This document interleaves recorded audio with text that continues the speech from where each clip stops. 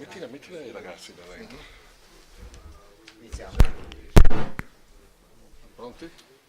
Pronti? Attenti, via.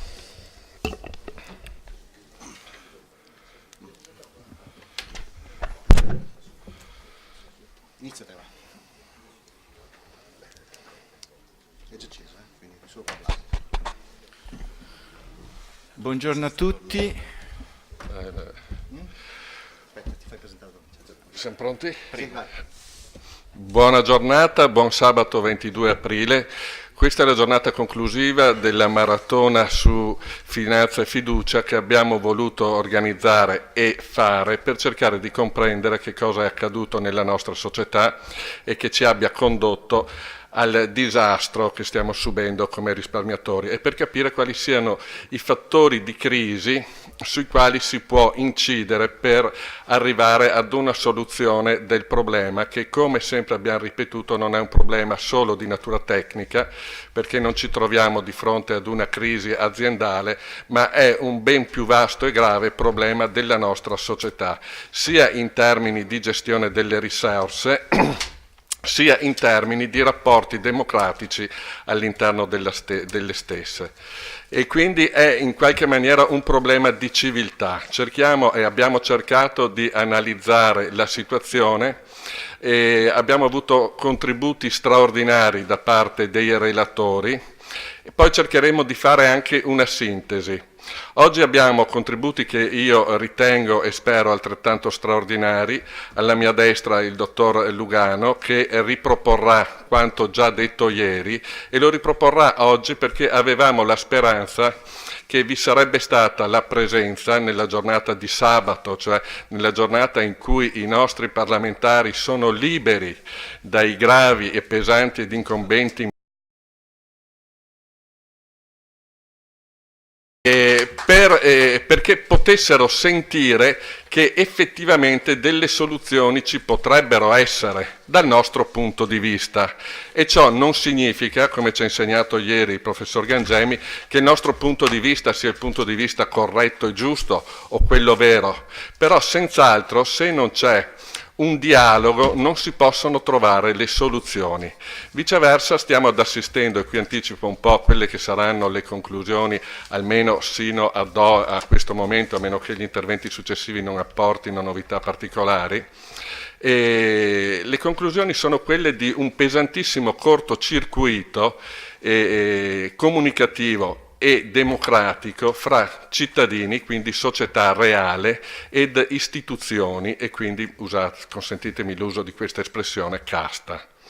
Lascio la parola dunque per primo al dottor Lugano che nuovamente illustrerà la proposta di soluzione del problema della crisi delle banche popolari venete, ma io non amo chiamarla crisi delle banche popolari venete, perché questa è la crisi dei risparmiatori veneti, perché le banche in se stesse poco rappresentano, perché sono persone giuridiche e per loro fortuna non hanno la possibilità di soffrire. La banca non soffre, la banca non piange, la banca non perde il sonno.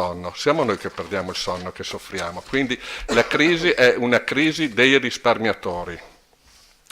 Il professor Zen, per adesso è una crisi di risparmiatori. Il professor Zen ci ha detto una cosa estremamente importante: fare il banchiere è il più bel lavoro del mondo, perché si gioca con i soldi degli altri. Noi ci troviamo di fronte ad un mondo di banchieri che si diverte e ne trae grande vantaggio economico a giocare con i nostri soldi senza rendere conto a nessuno. Riteniamo che questa situazione debba essere risolta, ci debbono essere responsabilità, ci debbono essere atteggiamenti differenti nel momento in cui si va a toccare aspetti intimi della persona, quale il risparmio. Ma non solo. E ci diceva il professor Goisis che un altro passaggio importante di questa crisi, che è sottovalutata e non viene compresa dal resto della società, che direttamente non è inciso dal dramma della perdita del risparmio, che vi è una regola sociale nel momento in cui vi è degenerazione nei rapporti, che sinteticamente e forse anche banalmente si può riassumere nell'espressione oggi a me, domani a te.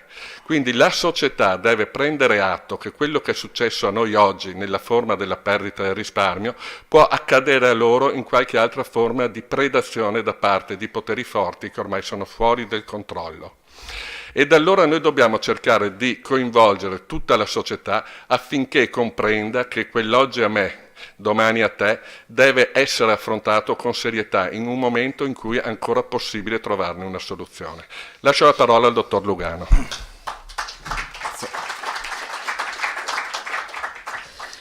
Io vi ringrazio e questa soluzione, solo una parola per quanto riguarda quello che ha detto l'avvocato Orman relativamente al fatto che il lavoro del banchiere è il più bello del mondo perché si rigestiscono i soldi degli altri. In un certo senso è vero, ma dipende dal banchiere, perché ci sono banchieri e esistono gestori del denaro di terzi che sentono più la responsabilità del denaro di terzi di quella che sarebbe il denaro proprio. Purtroppo questa categoria di operatori nel tempo è stata messa da parte e praticamente darwiniamente eliminata. È rimasto solo il più forte nel senso di gestire il denaro dei terzi con la massima indifferenza, senza pensare che dietro questo denaro di terzi, che sia credito, che sia risparmio, ci sono delle persone. Invece il banchiere dovrebbe sapere che ogni euro che lui ha, che dà in prestito o che ottiene come risparmio, sono la vita e il sudore di persone che gliel'hanno consegnato. Fatta questa breve premessa, vediamo la situazione attuale della banca.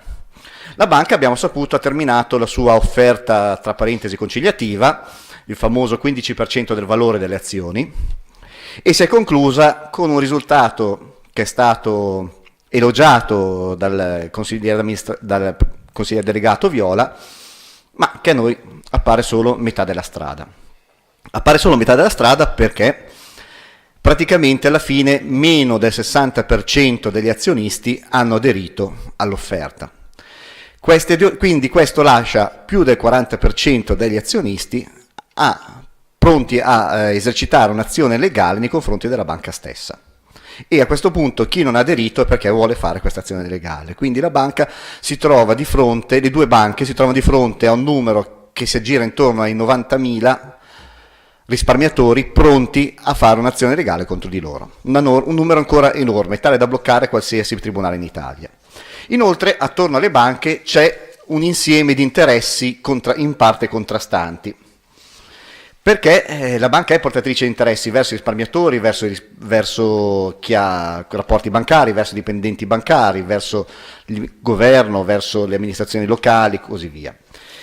Per farla breve, noi abbiamo una serie di attori che possono essere così riassunti. Abbiamo come attore la banca stessa, che cerca di sopravvivere a qualsiasi costo, anche in modo insensato, perché parliamoci chiaro, una banca che non ha più fiducia dei risparmiatori, quindi non ha più fiducia dei propri ex azionisti, viene come pare in questi giorni a dismettere praticamente quasi la metà dei propri dipendenti, è una scatola vuota, però è una scatola vuota che vuole sopravvivere.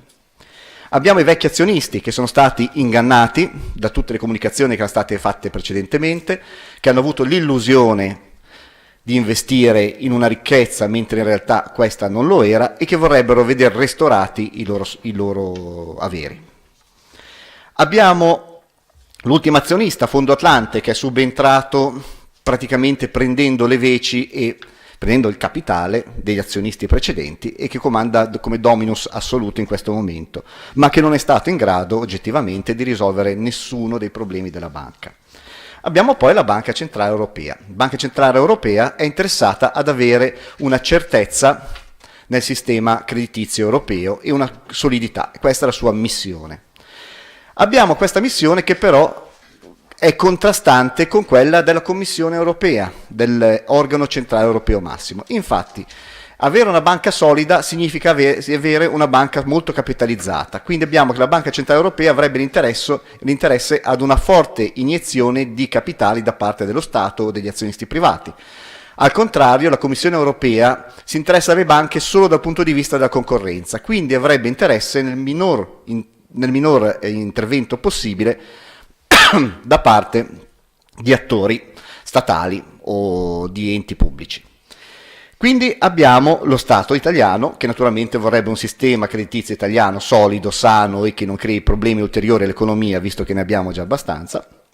E abbiamo le amministrazioni locali che non vorrebbero che tutta questa crisi si trasformasse in una moria di aziende locali con ricadute devastanti sull'economia veneta, sull'economia del Trevigiano, del Vicentino e così via. Ora, sono tante finalità, tante persone che hanno interessi, tanti attori che hanno interessi diversi, tanti attori che hanno interessi anche spesso tra loro contrastanti, perché abbiamo visto a livello europeo la Commissione europea ha un interesse che è l'esatto opposto a quello della Banca Centrale Europea. Abbiamo il Fondo Atlante che è in opposizione in questo momento totale a quello che è la posizione dei precedenti azionisti.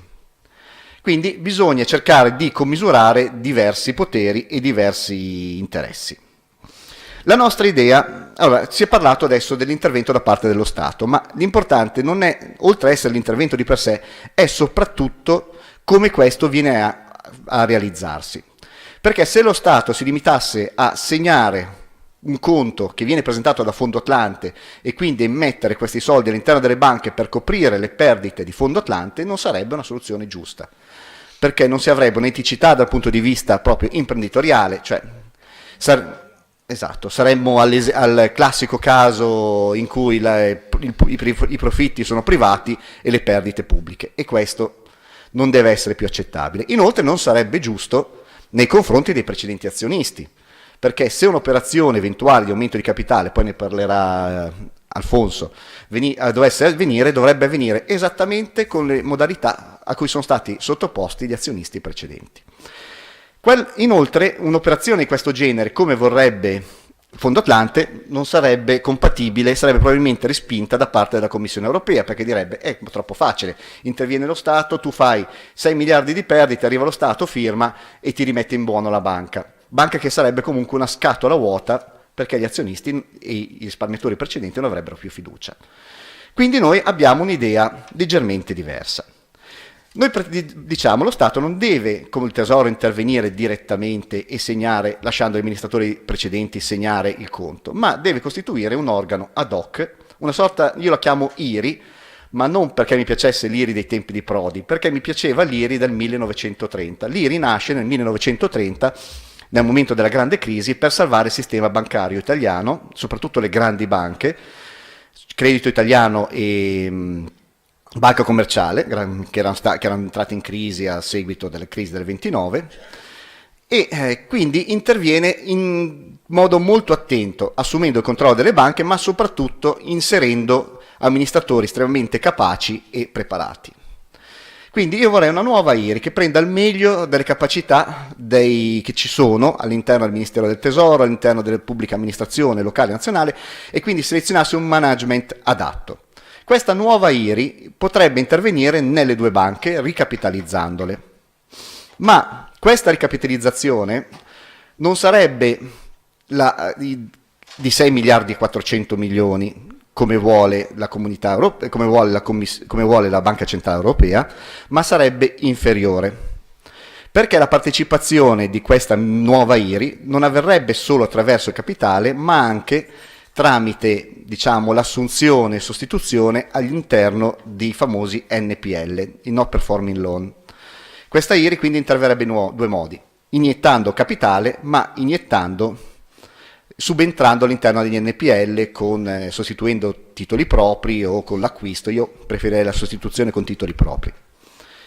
Salto qualche tecnicismo perché ci sarebbe un discorso da fare sul miglioramento dell'attivo che ci sarebbe, sul ricalcolo dell'RWA, il risk weight assets e così via, perché non credo che sia questa sede quella adatta per andare nei tecnicismi molto profondi. Comunque, a questo punto noi avremmo una banca che non avrebbe più problemi di NPL, non avrebbe anche un altro problema, questi NPL che sono le sofferenze, cioè sono crediti di aziende e di persone che non riescono in questo momento a pagare, non andrebbero a essere venduti a speculatori che ne chiederebbero rientro in modo immediato, mettendo aziende in crisi o portando via la casa alla gente, ma andrebbero in gestione a un ente pubblico che avrebbe un compito molto particolare, quello di massimizzare nel tempo il ritorno dai crediti stessi. Cosa vuol dire questo per essere rapidi? Allora, ultimamente, quando sono stati ceduti delle sofferenze, sono state cedute a dei costi molto bassi, a dei prezzi molto bassi. Ad esempio abbiamo il caso recente della cessione degli NPL di Unicredit, è stato fatto al 14%. Eppure l'ABI mi dice che se una banca gestisce bene le proprie sofferenze recupera il 42%. Gestire bene significa dare tempo alla controparte, aiutarla a rientrare e così via. Perché se io vado da una persona e dico entro una settimana devi darmi indietro il denaro che ti ho prestato, questa non te lo darà. E tu quindi al massimo recupererai una piccola percentuale di questo credito. Se io invece questa persona l'aiuto, gli do il tempo, la permetto di lavorare, non le metto i bastoni tra le ruote, è più probabile che questo credito venga incassato. Quindi questa IRI subentra, come ho detto, in due modi. Uno nel capitale, due sostituendosi negli NPL. Questa nuova IRI fa una terza operazione verso i vecchi azionisti e gli dice: cari azionisti, io so che avete avuto un danno e ormai questo danno è accertato. Se voi rinunciate a fare causa alle banche, io vi restituisco il 100% dei vostri investimenti. Ma come? Non vi do cash il 100% dei vostri investimenti perché non potrei. Vi do un titolo trentennale o quarantennale per l'esatto valore. Questo titolo io lo vedo come una caratteristica particolare, un titolo di scarso valore unitario e trasferibile al portatore. Questa caratteristica gli permetterebbe di circolare come una vera e propria moneta complementare, grazie anche all'appoggio delle autorità locali che non credo potrebbero negare per vari motivi appoggio a un'operazione del genere, di circolare come moneta complementare nell'ambito del Veneto. Questa moneta complementare rilancerebbe tra l'altro l'economia del Veneto perché quest'area si troverebbe con un paio di miliardi di denaro, realmente di denaro spendibile in più da spendere. Quindi si rimetterebbe in moto tutta l'economia locale. Questi soldi naturalmente dopo i 30 anni dovrebbero essere restituiti. E come verrebbero restituiti? Con l'impegno da parte delle banche a restituire ogni anno il 3% del valore, praticamente dare l'utile del 3% alla IRI, all'IRI precedente. Quest'utile cumulato nel tempo permetterebbe allo scadere dei 30 anni di restituire completamente il denaro. In questo modo noi avremmo soddisfatto diverse parti. La Banca Centrale Europea sarebbe soddisfatta perché il sistema bancario andrebbe avanti, sarebbe solido. I risparmiatori sarebbero soddisfatti perché avrebbero una formula di rientro immediata, anche se intermedia rispetto, però tra avere zero e avere una moneta complementare che può essere spesa è meglio una moneta complementare. La banca sopravviverebbe. Lo Stato sarebbe contento e sarebbero molto contente le amministrazioni locali perché ci sarebbe un rilancio completo dell'economia. L'unica figura che secondo me non sarebbe molto contenta sarebbe Fondotlante perché la sua operazione speculativa non andrebbe in porto, ma non si può accontentare tutti nella vita, qualcuno purtroppo deve rimanere scottato. Quindi, e nello stesso tempo sarebbero contenti anche i debitori in difficoltà della banca stessa, perché invece di vedersi obbligati ad un rientro immediato e brutale, potrebbero concordare un rientro scaglionato nel tempo, paradossalmente pagherebbero di più, ma lo pagherebbero nelle modalità a cui possono far fronte. Quindi e tra l'altro accontenteremmo anche la Commissione europea, perché una soluzione del genere minimizzerebbe l'intervento dello Stato nel patrimonio delle banche. Sarebbe il minimo possibile. Chiaramente è una soluzione estremamente complessa, non è una cosa facile, non è segnare come dicevo prima, un conto, non è firmare un conto e pagare, è una soluzione che richiede capacità, richiede volontà, richiede onestà e questo la rende quindi molto difficile. Però è una soluzione possibile. Io adesso lascerei la parola all'amico Alfonso che andrà avanti su questo discorso, parlerà anche degli NPL. Mi permetto un brevissimo intervento perché l'avevi dimenticato ieri, l'hai dimenticato anche oggi perché lo dai per scontato e tutto questo rimetterebbe in moto un rapporto di fiducia nei confronti delle banche che ci consentirebbe, in quanto partecipi al successo della banca, di ritornare clienti e quindi di riportare quel flusso monetario ed operativo che oggi manca completamente a quelle banche. Di fatto sono banche dal punto di vista operativo decedute. Esatto. Questo è un passaggio fondamentale, Esatto. perché ci chiedono la fiducia, ma in cambio di che cosa? Esatto, perché a questo punto, in questo momento la banca è di Fondo Atlante, un fondo speculativo venuto per comprare e poi vendere la banca stessa, per fare un utile a breve termine.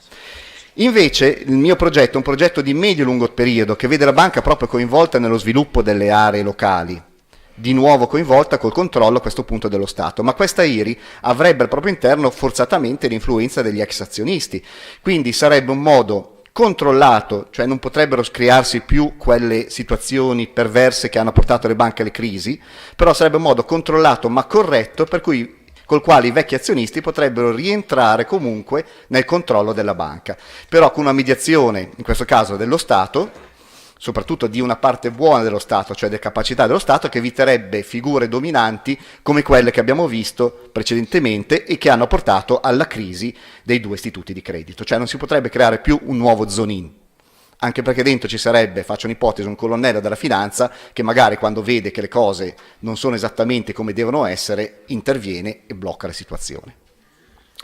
Grazie dottor Lugano, chiarissimo. Se per caso arrivasse qualche esponente della politica, se per caso, noi siamo, e voi ve ne accorgeste, fatecene cenno, perché siamo qui pronti per far ripetere per la terza volta una proposta che già abbiamo spedito mesi or sono al governo e alle forze politiche, sulle quali mai si è aperto neppure, non un dialogo, ma neppure un riscontro di ricevimento della proposta.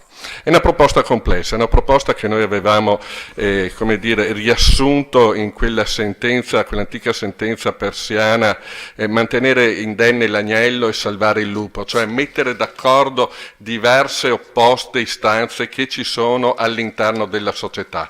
Però questa è l'abilità della politica, questa è la capacità di chi vuol gestire la società. In questo momento è necessario che riemerga questa abilità. Passo la parola al dottor Scarano. Questa è la mia idea, poi passo io a Alfonso, tanto è qui. Prego. La mia idea è l'esatto contrario di quello che si è fatto finora. Finora quello che si è fatto con Atlante è pochi, maledetti e subito. Io invece dico tanti, benedetti e in un tempo lungo, perché è nel lungo periodo che si crea la ricchezza. L'illusione della speculazione del ho il denaro subito adesso è un'idea malsana guidata dall'avidità, e l'avidità non è mai, quando è troppa, non è mai una cosa positiva. Invece il tanti, benedetti e dopo, perché questo lavoro sarebbe estremamente complesso, ma darebbe degli risultati di lungo periodo non solo sull'istituto ma su tutta l'economia, e se l'economia tira, gli istituti di credito che ne vivono e ne sono a servizio verrebbero ad essere anch'essi arricchiti. Grazie e vi passo l'ottimo Alfonso Scarano.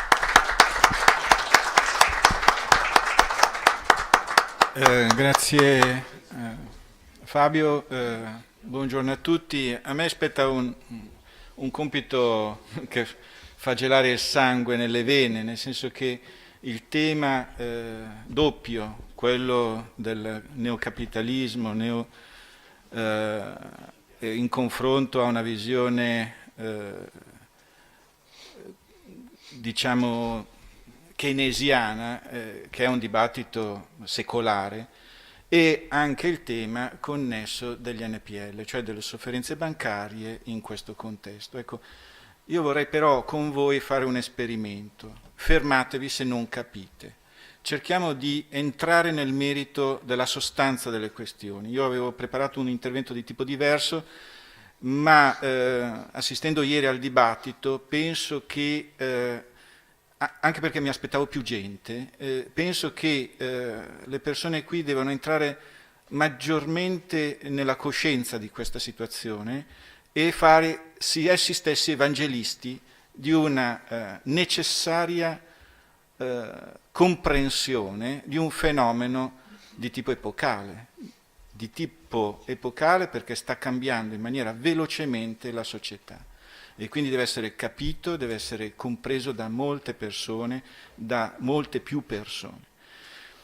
Allora, anche perché, e poi lo svilupperemo in seguito, per adesso ha perso i soldi chi ce li aveva.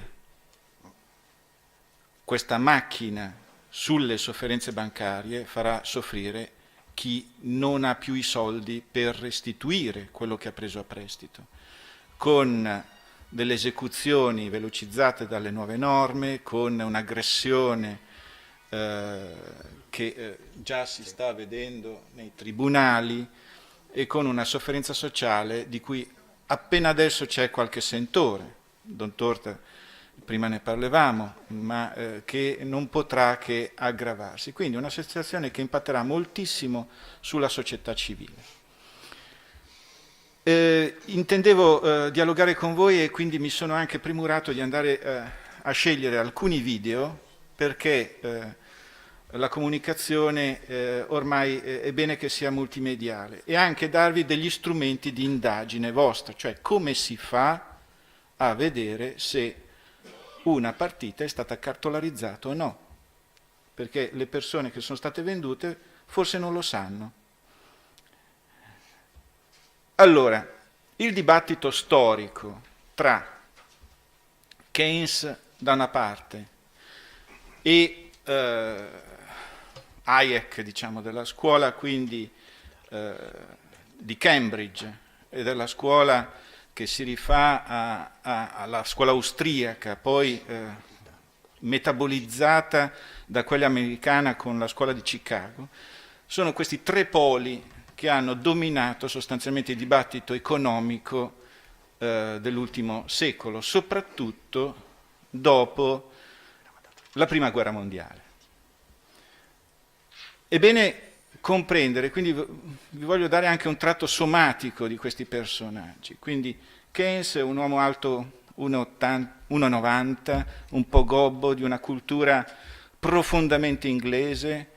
Sua madre è stata la prima sindaco di Cambridge, da una famiglia quindi molto acculturata, che gira nell'ambiente di Cambridge con questi circoli. Chi è stato in un Oxford, Cambridge, comprenderà quell'atmosfera intellettuale, però fin dall'inizio Keynes ha avuto la possibilità di applicare, di sporcarsi le mani, perché è stato immediatamente da giovane coinvolto in alcune questioni molto importanti, cioè all'inizio della Prima Guerra Mondiale il governo inglese doveva aprire linee di credito di tipo enorme con i finanziatori americani. Le guerre si fanno con i soldi. E quindi Keynes è stato in prima persona incaricato di gestire un ufficio fondamentale che è quello della negoziazione con i grandi banchieri e le grandi fonti di capitale americane per finanziare la Prima Guerra Mondiale. E quindi ha lavorato per la guerra pur essendo un pacifista, pur odiando la guerra, anche perché a Cambridge c'erano queste liste degli studenti che morivano nelle trincee. Quindi era un personaggio acculturato, profondamente addentro alle questioni economiche e profondamente addentro anche un meccanismo economico epocale per l'epoca, gestendolo molto bene, molto bene. Lui ha fatto risparmiare molti soldi al governo inglese perché sapeva negoziare, era brillante, aveva un modo fascinoso di parlare, era un personaggio che si imponeva per le sue qualità.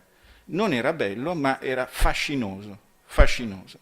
Tutti hanno scritto che quando lui metteva un po' in soggezione, però era anche intelligente, interessante. Quindi nella prima fase Hayek, che è 16 anni più giovane di Keynes, era affascinato da questo personaggio. Quindi abbiamo un Hayek che è l'emergente della scuola austriaca, che scrive a Keynes una richiesta quasi banale. Lui aveva appena avuto l'incarico di creare una sorta di sistema di elaborazione dati e di raccolta dati dell'economia, scrive a Keynes dicendogli: ma mi puoi dare questo libro? Quindi uno che non si è ancora affermato, quasi sconosciuto, scrive a Keynes che era ormai un personaggio, perché passata la guerra lui, dopo l'esperienza dei trattati di Parigi, fa un libro che lo lancerà all'attenzione di tutta la letteratura, l'interesse economico, perché denuncia l'agghiacciante gestione dei negoziati di Parigi, che porteranno poi di fatto alla Seconda Guerra Mondiale, perché essendo così penalizzanti quei negoziati e così feroci nei confronti della Germania, hanno condotto l'ascesa, di fatto, l'ascesa del nazismo come elemento solutore.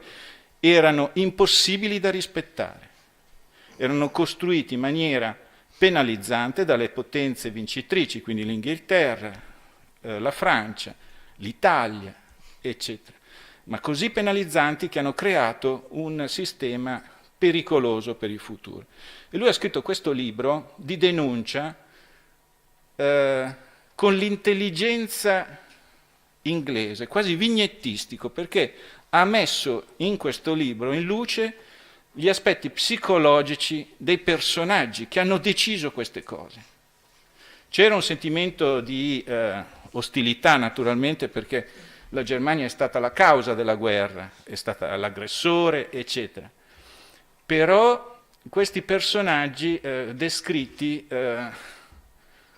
in maniera quasi caricaturale li mettevano in mostra nella loro vera essenza.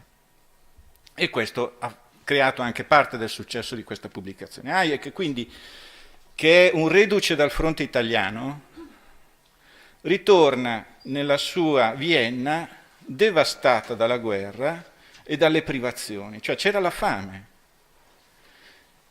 E era un von Hayek, quindi anche la upper class aveva sofferto durante questa situazione di guerra,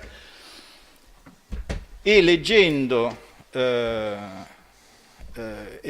Keynes comprendevano che Keynes comprendeva la loro situazione, e quindi in una prima fase di questo contatto tra due che poi si sarebbero combattuti, come dire, intellettualmente su versanti opposti, c'è stato una sorta di contatto intellettuale molto forte, soprattutto da parte dell'austriaco nel comprendere e nell'accreditarsi anche in Inghilterra, anche perché questo dibattito è venuto fuori attraverso l'intermediazione di un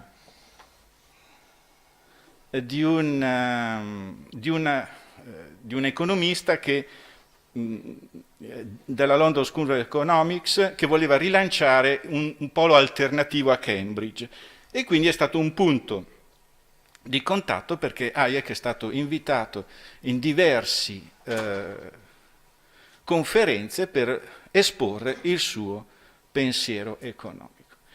I due sostanzialmente, io la semplifico, e non mi vorranno i cultori della materia, ma per far capire, i due si scontrano su come affrontare la problematica dei cicli economici. Ormai si era capito che c'erano degli alti, c'erano dei bassi, c'erano degli alti, c'erano dei bassi. Come si affrontano i problemi di cicli economici? Hayek dice: il mercato fa da solo. La scuola austriaca dice: lasciate il mercato si autoregola, il prezzo fa la sostanza. E nel tempo mette a posto le cose, è inutile intervenire. Se interviene lo Stato, secondo questa scuola di pensiero che poi si è sublimata nel concetto di neoliberismo, tu alteri, crei delle distorsioni, non va bene, meglio lasciare che il mercato si pulisca da solo. Keynes, è una nota che però preliminarmente devo fare, Hayek non si è mai sporcato le mani con lavori pratici, è sempre stato accademico, anche perché è stato preso sotto l'ala protettiva di von Mises, che era il grande professorone di economia a Vienna, e lui è stato sempre un dipendente statale, sostanzialmente. e intellettuale. Invece abbiamo visto prima come Keynes si sia sporcato le mani con problemi molto pratici. Allora, Keynes dice no, lo Stato deve intervenire, perché sì, a lungo termine forse metterà a posto le cose, ma la famosa frase di Keynes è: nel lungo termine siamo tutti morti. Siamo tutti morti. Cioè lo Stato ha un dovere anche morale di intervenire, perché non può stare con le mani in mano quando, ad esempio, in un problema di ciclo economico tu hai disoccupazione, sottoimpiego di mezzi di produzione e una situazione, come dire, assolutamente penalizzante per l'economia. Come mai tu sottoutilizzi i mezzi di produzione, lasci una grande disoccupazione e quindi fai inceppare o lasci inceppato un motore economico? No, lo Stato deve intervenire anche a pioggia, perché questa liquidità di investimenti statali in opere pubbliche, che poi è la traduzione più volgarizzata dell'intervento statale, comunque mette in moto il ciclo economico. Allora, quindi due visioni che si scontrano anche ferocemente, due visioni che hanno un substrato tecnico piuttosto sofisticato, perché si basa sull'analisi degli andamenti dei tassi di interesse, sui tassi di disoccupazione, sull'inflazione. Però io sorvolerei su queste tecnicalità, perché forse possono nascondere l'elemento più essenziale. Lo Stato, secondo Keynes, deve intervenire, secondo von Mises e secondo Hayek no. Allora, a un certo punto, dopo la Prima Guerra Mondiale, c'è stato un po' di ripresa economica fino al 24, ma poi è venuta la batosta del 29. E il 29 ha insegnato a tutti quanto un mercato, anche lasciato da sé, possa generare una bolla. La crisi del 29 è riassumibile in maniera brutale, forse troppo brutale, nel fatto che l'accesso al credito molto facile consentiva a chiunque di andare a debito e investire in borsa. Cioè uno raddoppiava lo stipendio, diventava una cosa quasi un gioco da tutti, era il trading in formato moderno, cioè uno viene catapultato nella borsa e pensa di essere il più bravo del mondo perché guadagna con sue logiche facilmente. E quindi si è creata una bolla speculativa formata da facile credito, borsa che cresce e molta gente che ci crede. Molta letteratura dice che questo è stato favorito da alcuni grandi banchieri che casualmente prima della bolla, e pare ormai assodato storicamente che ci erano anche stati degli incontri tra i grandi banchieri che hanno, diciamo, programmato l'orologio nel momento dello scatto del disastro del 29, si sono sganciati. Ad esempio, il banchiere Morgan pare un punto di riferimento di questo sganciamento della grande finanza nel momento più propizio. Nel 29 succede il disastro, cioè in poco tempo gli indici borsistici hanno perso una quantità, hanno perso moltissimo e le persone hanno perso totalmente le loro sostanze perché a debito non erano più in grado di rientrare. La cosa si è avvitata e quindi abbiamo creato e si è creata una situazione terrificante di una enorme disoccupazione, le fabbriche vuote e i famosi voli dai grattacieli, gente che disperata si lanciava dai grattacieli. Allora, questo è stato un elemento per cui la teoria keynesiana dell'intervento ha preso il sopravvento, cioè si è capito, non subito però, non subito, che l'intervento dello Stato era assolutamente necessario. E la figura che ha come dire, condensato questa necessità di intervento dello Stato è stato Roosevelt. Roosevelt con i suoi piani di intervento statale, quindi le dighe, le strade, i soliti interventi di impianto e di intervento pubblico. In realtà nell'intervento e nella opera di Roosevelt viene un po' tralasciata il fatto che ha affrontato il problema delle banche in maniera molto molto capace e impattante. Ne ha fatte fallire sostanzialmente la metà, per una settimana ha tenuto gli sportelli bancari tutti chiusi e ha iniziato quella comunicazione dei discorsi al caminetto in cui spiegava agli americani di economia. Perché trovate lo sportello della banca chiusa? Ve lo spiego. Perché si è creata una situazione difficile in cui la banca... E ha spiegato che cosa? Ha spiegato che i funzionari pubblici andavano nelle banche, guardavano cosa c'era dentro nelle banche, capivano se le banche erano piene di roba buona o di una roba poco buona. In funzione delle cose che trovavano nelle banche c'erano linee di credito che finanziavano le banche e in quel momento le banche con i camion che portavano i soldi appena stampati aprivano gli sportelli. Questo fenomeno di Roosevelt e del suo impatto sul sistema bancario nel pensiero di molti amici, colleghi, deve essere assolutamente rivalutato, perché è stato un modo coraggioso, di sensibilità politica, di affrontare un problema epocale. Roosevelt ha su tutta una sua storia, famiglia americana,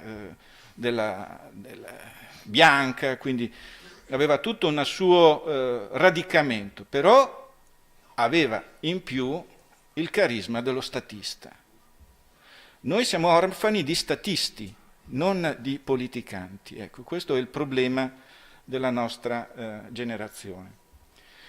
Allora, ha fatto fallire metà delle banche, le ha riaperte con il contagocce, con cum grano salis, e ha fatto una riforma bancaria, quella del 30,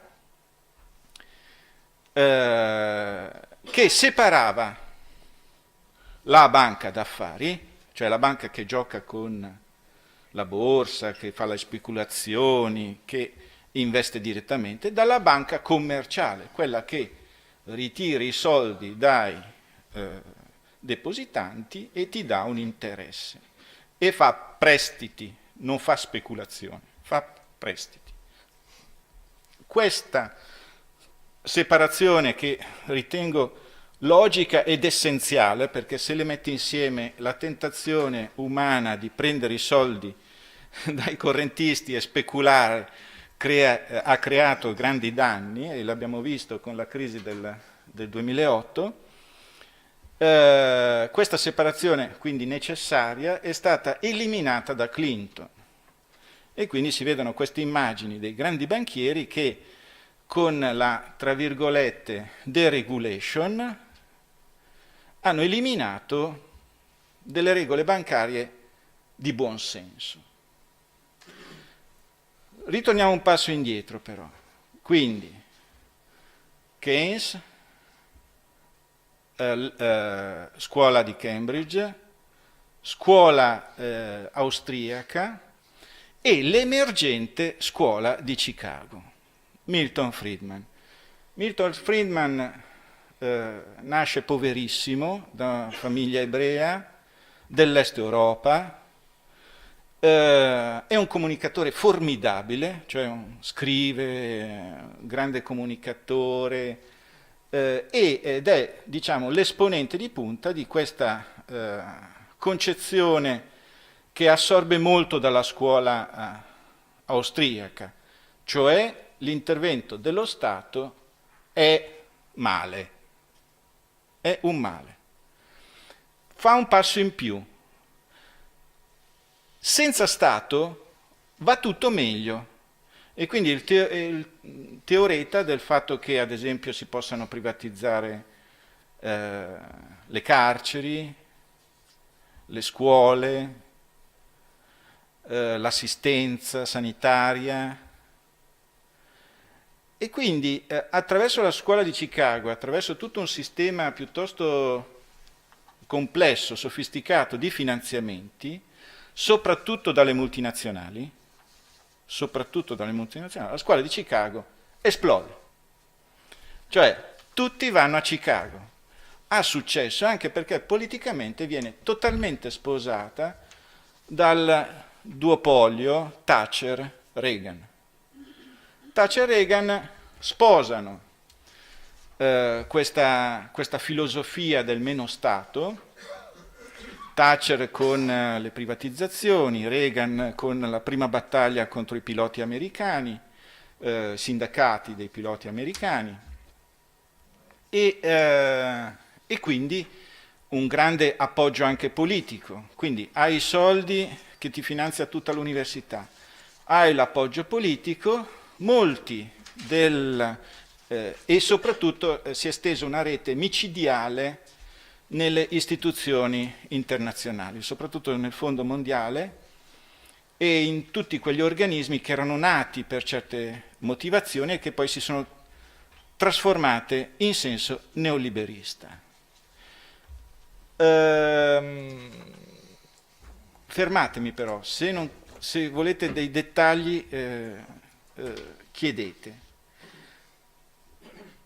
Allora, a un certo punto io nella mia vita su una bancarella prendo un libro, apro questo libro perché mi piaceva andare con mio papà a spulciare nei libri usati, eccetera, lo apro e trovo scritto: da tempo sono convinto che la sovrastruttura finanziaria, per come si è andata evolvendo nei paesi capitalisticamente avanzati, favorisca non già il vigore competitivo, ma un gioco spregiudicato di tipo predatorio fatto a danno di innumerevoli inconsapevoli risparmiatori, in un sistema normativo che di fatto consente e legittima la ricorrente decurtazione o il pratico spossessamento dell'altrui peculio.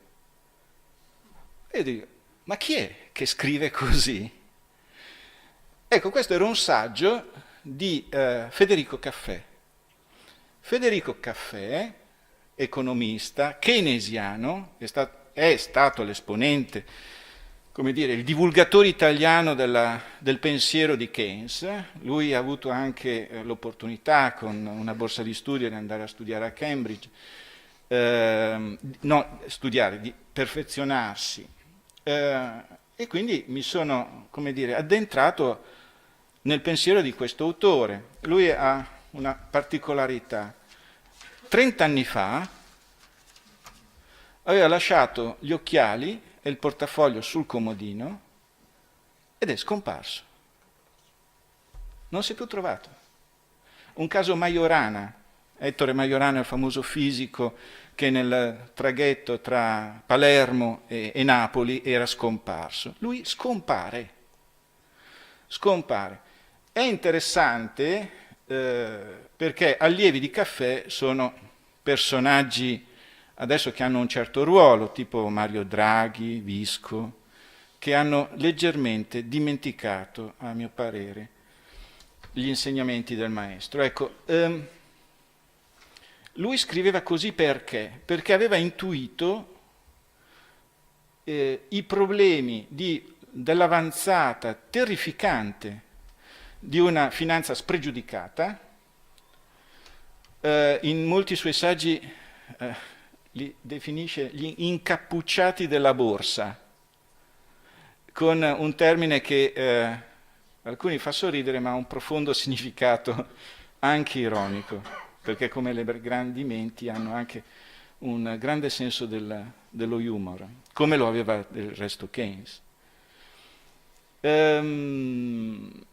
Allora, Perché vi cito questo? Vi cito questo perché queste frasi mi hanno fatto riflettere, hanno cambiato anche un po' il mio modo di guardare i fenomeni economici. Per me la borsa era una cosa interessante, positiva. Io sono ingegnere, mi ero affezionato a studiare i mercati borsistici, però ne ho dovuto declinare tutta una stortura, anche per l'intervento piuttosto importante e devastante dei grandi sistemi delle multinazionali finanziarie. Cioè, questo sistema e questa teoria neoliberista consente una situazione per le multinazionali ideale. Fanno quello che vogliono, perché hanno una capacità e una potenza di fuoco, hanno una capacità e una potenza di negoziazione che trattano direttamente con gli stati, che possono piegare le volontà degli stati. Una cosa interessante, alcuni allievi della scuola di Chicago, i cosiddetti Chicago Boys, i giovinetti di Chicago, sono andati consulenti di Pinochet appena si è innestato nel suo governo, perché Pinochet era pure un dittatore, ma del tutto digiuno di economia. Quando ha ammazzato Allende si è dovuto sobbarcare il peso di gestire un paese. E allora Friedman gli ha fatto da consulente, gli ha mandato i suoi allievi, poi in alcuni scritti ha preso delle distanze, facendo una separazione tra un intervento del tutto tecnico sull'economia rispetto al meccanismo criminale della sua repressione e della sua dittatura. Però una distinzione a volte di lana caprina, che uno potrebbe considerare di lana caprina. Molte situazioni sono state cavalcate dalle multinazionali in maniera importante. In America Latina si è assistito in maniera molto, molto visibile questo cinguettio tra le multinazionali americane e i sistemi autoritari.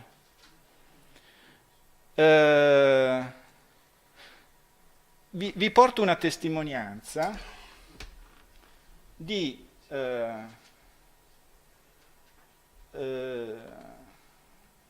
allora era necessario? No. Sorry. Il mercato della carta Vi porto alcuni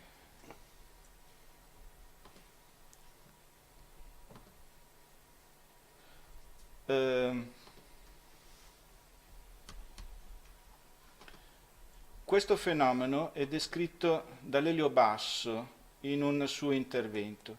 Allora, Lelio Basso, deputato socialista, senatore, padre della Costituente, lui è ispiratore soprattutto del terzo articolo della Costituzione, quello sui diritti. A un certo punto lui interviene, è stato convocato da Bertrand Russell, matematico e filosofo inglese, nel primo tribunale Russell, un tribunale di opinione che affrontava i crimini degli americani in Indocina. Da quell'esperienza, il presidente del primo tribunale Russell era Jean-Paul Sartre. Nel prosieguo di questa esperienza di un tribunale di opinione, cioè di un tribunale senza i poteri di un tribunale, ma che facesse maturare la coscienza su certi fenomeni, hanno sviluppato il tribunale Russell 2. Ecco come Basso presenta... Di cosa si occuperà la prossima sessione di Bruxelles del Tribunale Russell? La prossima sessione, che si terrà dall'11 al 18 gennaio a Bruxelles, si occuperà essenzialmente di un tema che ho già accennato, cioè soprattutto il ruolo che hanno avuto e che hanno tuttora in questa vicenda latinoamericana le grandi società multinazionali, perché quello che è emerso dalla prima sessione è l'asservimento di questi governi militari alle multinazionali ed è il fatto che in generale questi colpi di Stato avvengono laddove c'è un governo che minaccia o che offende gli interessi delle multinazionali. Per il Cile è un esempio clamoroso, ci sanno il ruolo che ha avuto l'ITT in particolare, ma anche la società del rame, l'Anacon della Kennecott, ma per altri stati meno conosciuti, ma nel Brasile per esempio c'è una grandissima attività delle multinazionali e abbiamo avuto delle dichiarazioni pubbliche aperte di dirigenti di grandi società che hanno detto che il Brasile è il paese ideale per le multinazionali perché è un paese dove la classe operaia non può scioperare, dove i sindacati non possono discutere di salari, dove non ci sono elezioni libere, quindi non c'è pericolo di avere dei governi di sinistra e quindi dove noi possiamo investire tranquillamente i nostri capitali con la sicurezza che le condizioni sociali e economiche non muteranno e che noi ricaveremo tutti i profitti necessari. Ecco, questo è parso a noi nel corso della prima sessione, e questo è il problema che approfondiremo, naturalmente il giudizio lo daremo alla fine, non lo possiamo anticipare, ma è parso a noi che valesse la pena di studiare questo problema per vedere in quale misura c'è questa incidenza delle multinazionali sulla vicenda di queste dittature militari. Se fosse provato che queste dittature militari sono l'espressione dei grandi interessi delle multinazionali, risulterebbe allora chiaro che i governi di questi paesi hanno alienato l'indipendenza economica dei loro popoli perché li hanno privati della possibilità di disporre delle proprie risorse naturali, che è oggi un diritto riconosciuto dall'ONU a tutti i popoli, e li hanno privati della possibilità di decidere della pianificazione del proprio futuro, perché i centri di decisione da cui dipende l'avvenire economico di questi paesi si trovano nelle sedi dei consigli di amministrazione delle multinazionali, che possono essere a New York o in qualunque altra città del mondo. E quindi avremmo dei popoli che sono privi di indipendenza economica e secondo quella che oggi l'interpretazione accettata da tutti, soprattutto dall'ONU, la privazione dell'indipendenza economica significa in fatto anche privazione di indipendenza politica. Quindi avremo dei governi che hanno alienato, distrutto l'indipendenza politica dei loro popoli e quindi saremo di fronte ad un atteggiamento criminale di questi governi. Questo è l'obiettivo fondamentale della sessione che terremo a Bruxelles. Senatore, un'ultima domanda. Perché ha deciso di far parte del Tribunale e addirittura di presiederlo? Potrei dire che le motivazioni sono varie. Potrei dire come politico, che ha impegnato gran parte della propria vita, più di 20 anni, a combattere in Italia, nel suo paese, una dittatura fascista. Potrei dire come giurista e come autore, uno degli autori della Costituzione italiana, che conosce i limiti del diritto e delle possibilità di risolvere sul piano strettamente giuridico questi problemi, ma soprattutto come uomo che si sente partecipe di tutte le sofferenze umane e che si sente offeso nella sua dignità ogni volta che è offesa la dignità di un altro uomo. Per questo ho accettato l'incarico di promuovere questo tribunale e poiché i colleghi mi hanno fatto l'onore di eleggermi presidente in luogo di Jean-Paul Sartre che presiedeva il primo, ho accettato come un dovere che rispondeva a questi bisogni e mi sono sforzato di indirizzare l'attività del tribunale non solo all'accertamento dei fatti, ma anche, questo mi pare un punto essenziale, al tentativo di elaborare o perlomeno di offrire un contributo all'elaborazione di un diritto più moderno, più aggiornato dei popoli, cioè non soltanto degli stati, delle istituzioni organizzate, ma dei popoli che vogliono vivere, che si affermano oggi nel mondo, che emergono oggi alla luce della storia dopo essere stati per molto tempo repressi, di creare un nuovo diritto che garantisca per il futuro, per l'avvenire, una coesistenza, una possibilità di convivenza senza sfruttamenti, senza oppressioni, senza ingerenze esterne e quindi che praticamente sia un contributo al progresso e alla pace del mondo.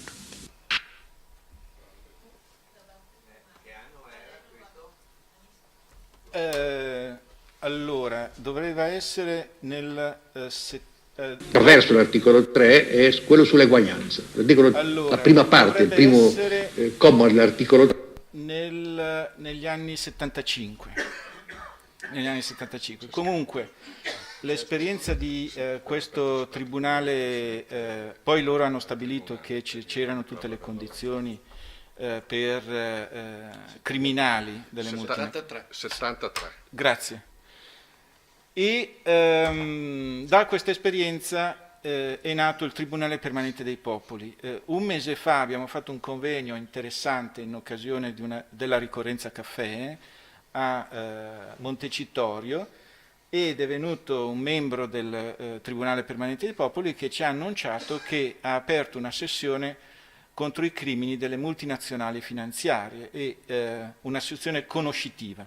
Di solito il Tribunale interviene su richiesta, cioè su una segnalazione. In questo caso si è mosso in maniera autonoma vedendo una situazione di un certo rilievo.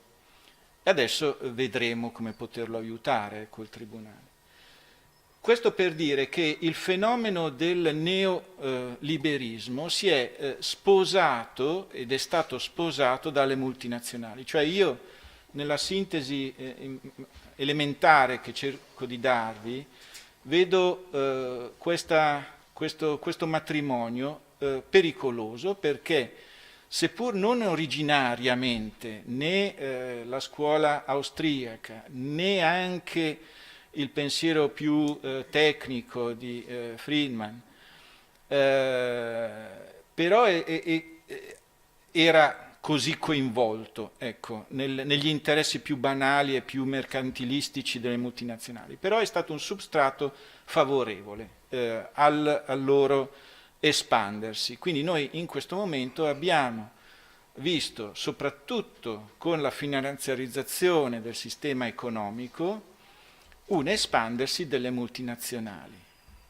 C'è un bellissimo studio di alcuni ricercatori svizzeri che dicono che una manciata di 200 multinazionali possiedono, adesso non ricordo esattamente, ma qualcosa come il 60-70% di tutto il quotato, tra virgolette, perché poi nel sistema delle partecipazioni di aziende quotate in borsa ci sono i controlli incrociati e quindi poche multinazionali possono controllare, anche con poco capitale in possesso del controllore, delle aziende molto più diffuse. Anche perché il fenomeno dei fondi comuni e dei fondi pensione hanno consentito austriaca, scuola di Cambridge, sublimazione americana nella scuola di Chicago. Tutto questo studio che aveva delle ragioni da una parte e dall'altra, perché se uno vede il carteggio Hayek-Keynes è interessante che Keynes stesse a sentire Hayek, era curioso di una visione diversa dalla sua e questo intellettualmente è interessante.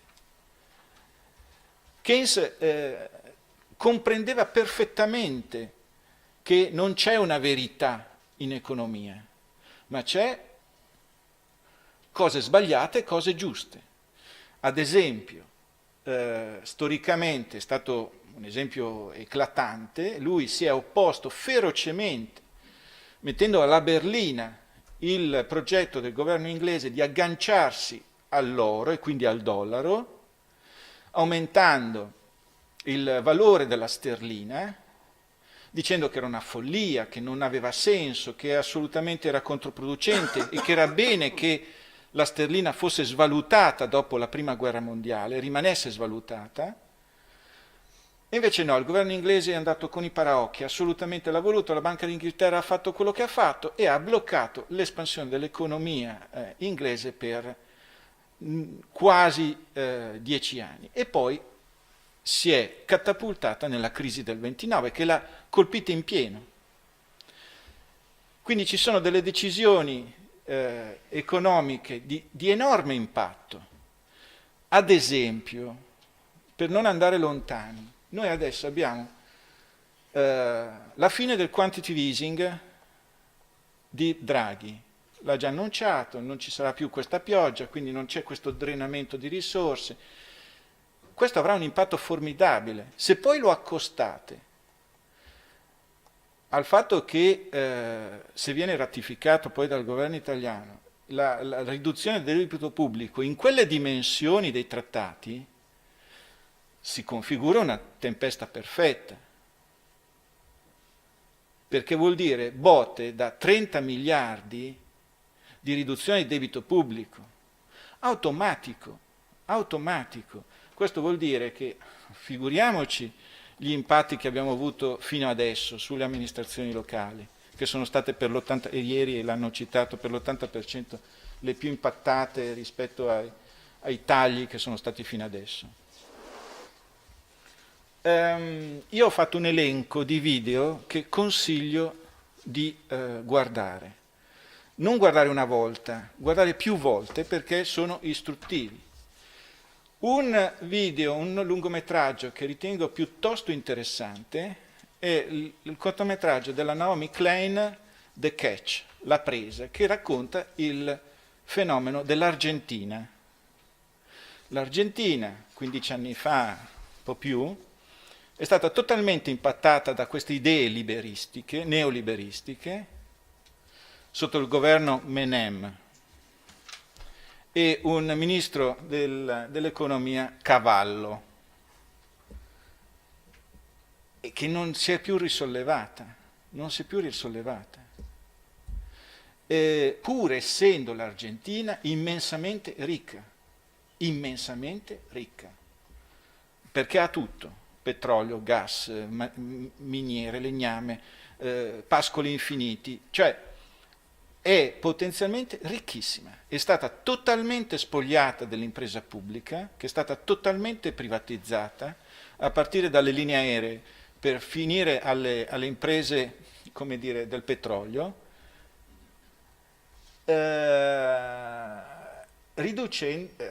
poi abbiamo visto parzialmente dei fenomeni, alcuni hanno avuto un danno perché i bond argentini sono defaultati, però l'impatto sociale è stato tremendo.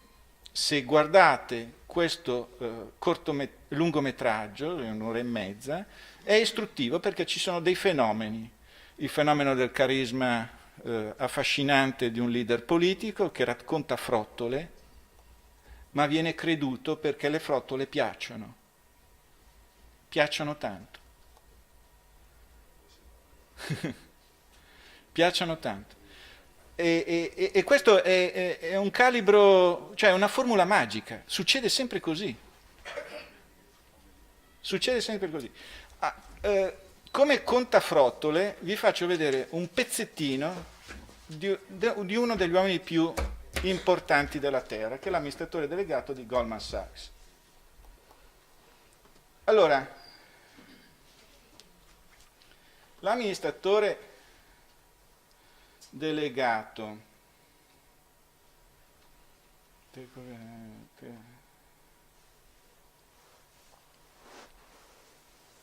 ops, no, ce l'ho qua, me l'ho scaricato.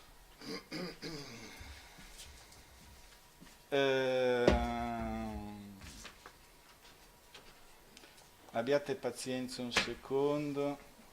Tanto che Alfonso, poi dopo vorrei farti un paio di domande puntando su anche una visione del mercato che è sempre un po' particolare, cioè il mercato è sempre visto in funzione. Allora, un'introduzione. Questo personaggio è andato sui giornali, sulla pubblicazione, perché ha detto che lui stava facendo il lavoro di Dio. Forse l'avrai sentito, Don. Il lavoro di Dio, solo che Goldman Sachs è stata beccata con le dita nella marmellata perché faceva un'operazione un po' poco bella, cioè truffava i clienti in maniera spudorata, cioè diceva ai clienti compra questo, mentre lei vendeva quello che diceva di comprare, cioè andava contro i clienti, li truffava. È stata beccata con le mani nella marmellata in maniera inequivocabile, poi ha pagato miliardi di penale. Questo è un lungometraggio francese molto bello che trovate in rete, che descrive il fenomeno Goldman Sachs. Il fenomeno Goldman Sachs è un fenomeno molto interessante di queste super multinazionali. Quest'uomo è un uomo che ha guadagnato nella sua vita qualcosa come 10 miliardi di dollari, lui. E lui li ha presi. In Goldman Sachs vige una sorta di regola di cultura della decimazione, cioè ogni anno il 10% viene mandato via. Il metro con cui si giudica l'operato all'interno del Goldman Sachs è il risultato economico, basta. Una che ha avuto molto successo in Goldman Sachs è stata una dottoressa greca che ha fatto il famoso derivatone della Grecia, che ha consentito al Goldman Sachs di guadagnare qualcosa come 350 milioni di dollari con una operazione. Così. È diventato amministratore delegato di una controllata di Goldman Sachs nel ramo assicurativo a Londra. Lei vive in un appartamento di qualche decina di milioni di sterline. No, forse poco meno di 10 milioni di sterline. Chi va in Goldman Sachs guadagna una follia. Goldman Sachs ha pagato di penali miliardi. Ecco, questo è il fenomeno, però vi vorrei sottolineare l'aspetto antropologico di queste persone. Lui sta mentendo e inventa una supercazzola, ma la spaccia così. See me on television, on general interest news shows prior to this. You know something? What? That was probably a mistake, but now we have a lot of work to do explaining to people what it is that we do, and we're starting from a whole. Mais comment trouver les mots pour défendre une banque qui a ruiné ses propres clients? Has there ever been a time when Goldman's investment advisors bought securities from Goldman for a client, and at the same time, Goldman was simultaneously shorting?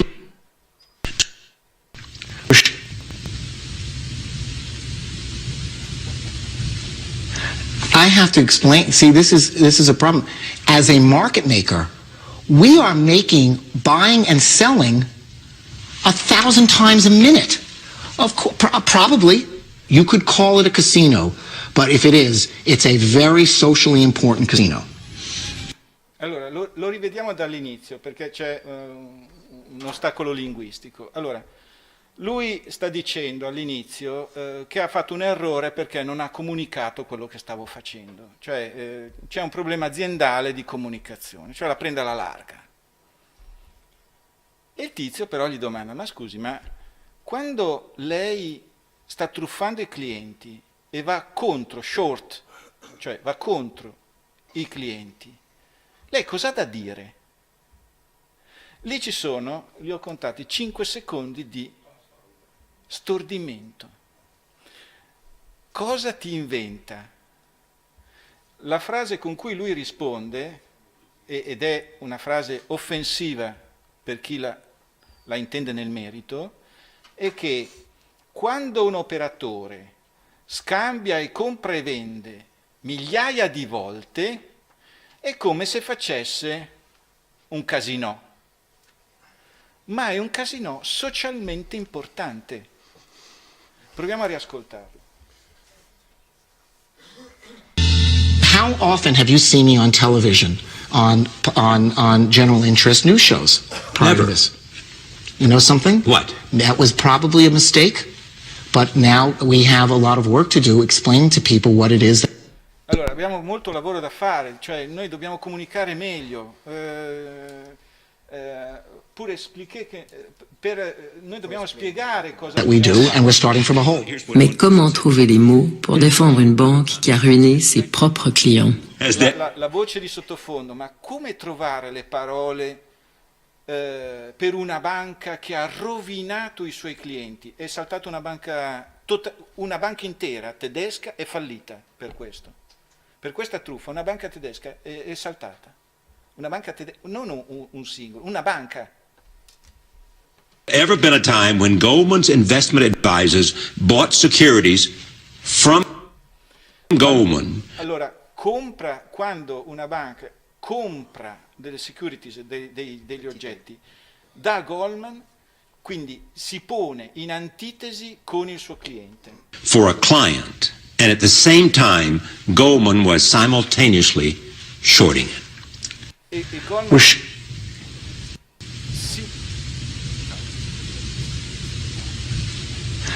I have to explain, see, this is a problem. As a market maker, we are making buying and selling 1,000 times a minute. Probably, you could call it a casino, but if it is, it's a very socially important casino. Thank you again. Allora, ancora più interessante per chi vuole cogliere questo aspetto sociopatologico di questi soggetti è le interrogazioni che il Senato americano ha fatto. Cioè, la burocrazia americana ha alcuni pregi, cioè convoca l'amministratore delegato lì e lo martella di domande solide. Le nostre interrogazioni parlamentari o le audizioni, diciamo, parlamentari sono l'acqua di rosa in confronto. Qui fanno proprio dei veri battibecco. Questi qui fanno una bruttissima figura dopo i fallimenti del 2008. E questo stesso soggetto balbetta davanti alla Commissione. Però è rimasto in sella alla sua Goldman Sachs imperterrito, è in sella ancora a Goldman Sachs. Un altro video che consiglio a tutti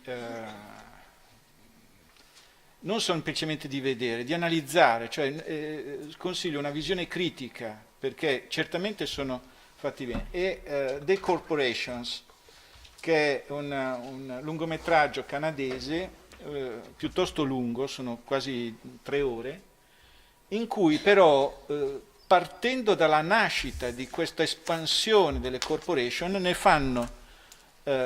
delineano tutto questo excursus bulimico. E interessante in questo lungometraggio è l'analisi che ne fanno come se fosse un soggetto fisico, cioè una persona fisica. E secondo i criteri dell'analisi clinica viene assolutamente definita come sociopatica, cioè la costituzione, la costruzione, il modo di operare delle multinazionali è sociopatico, cioè è malato. Cioè sono intrinsecamente malate, il loro comportamento è intrinsecamente malato. Un fattore è anche perché non hanno limiti, sono molto potenti. Mi chiamano a velocizzare. Io vi lascio tutto questo materiale, però vi voglio insegnare una metodologia. Cioè, come si fa a sapere se uno è stato venduto da una banca, il proprio credito cartolarizzato è stato venduto da una banca? Allora, si va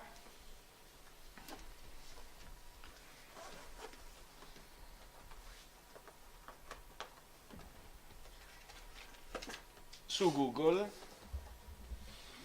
ad esempio, Lambra SPV, che è la cartolarizzazione. Qui, sulla Gazzetta Ufficiale, ci sono pubblicati tutti i codici.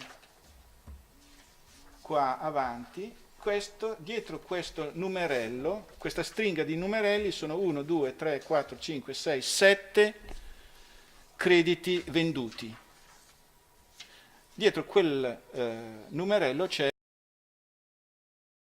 su Google la paroletta chiave SPV e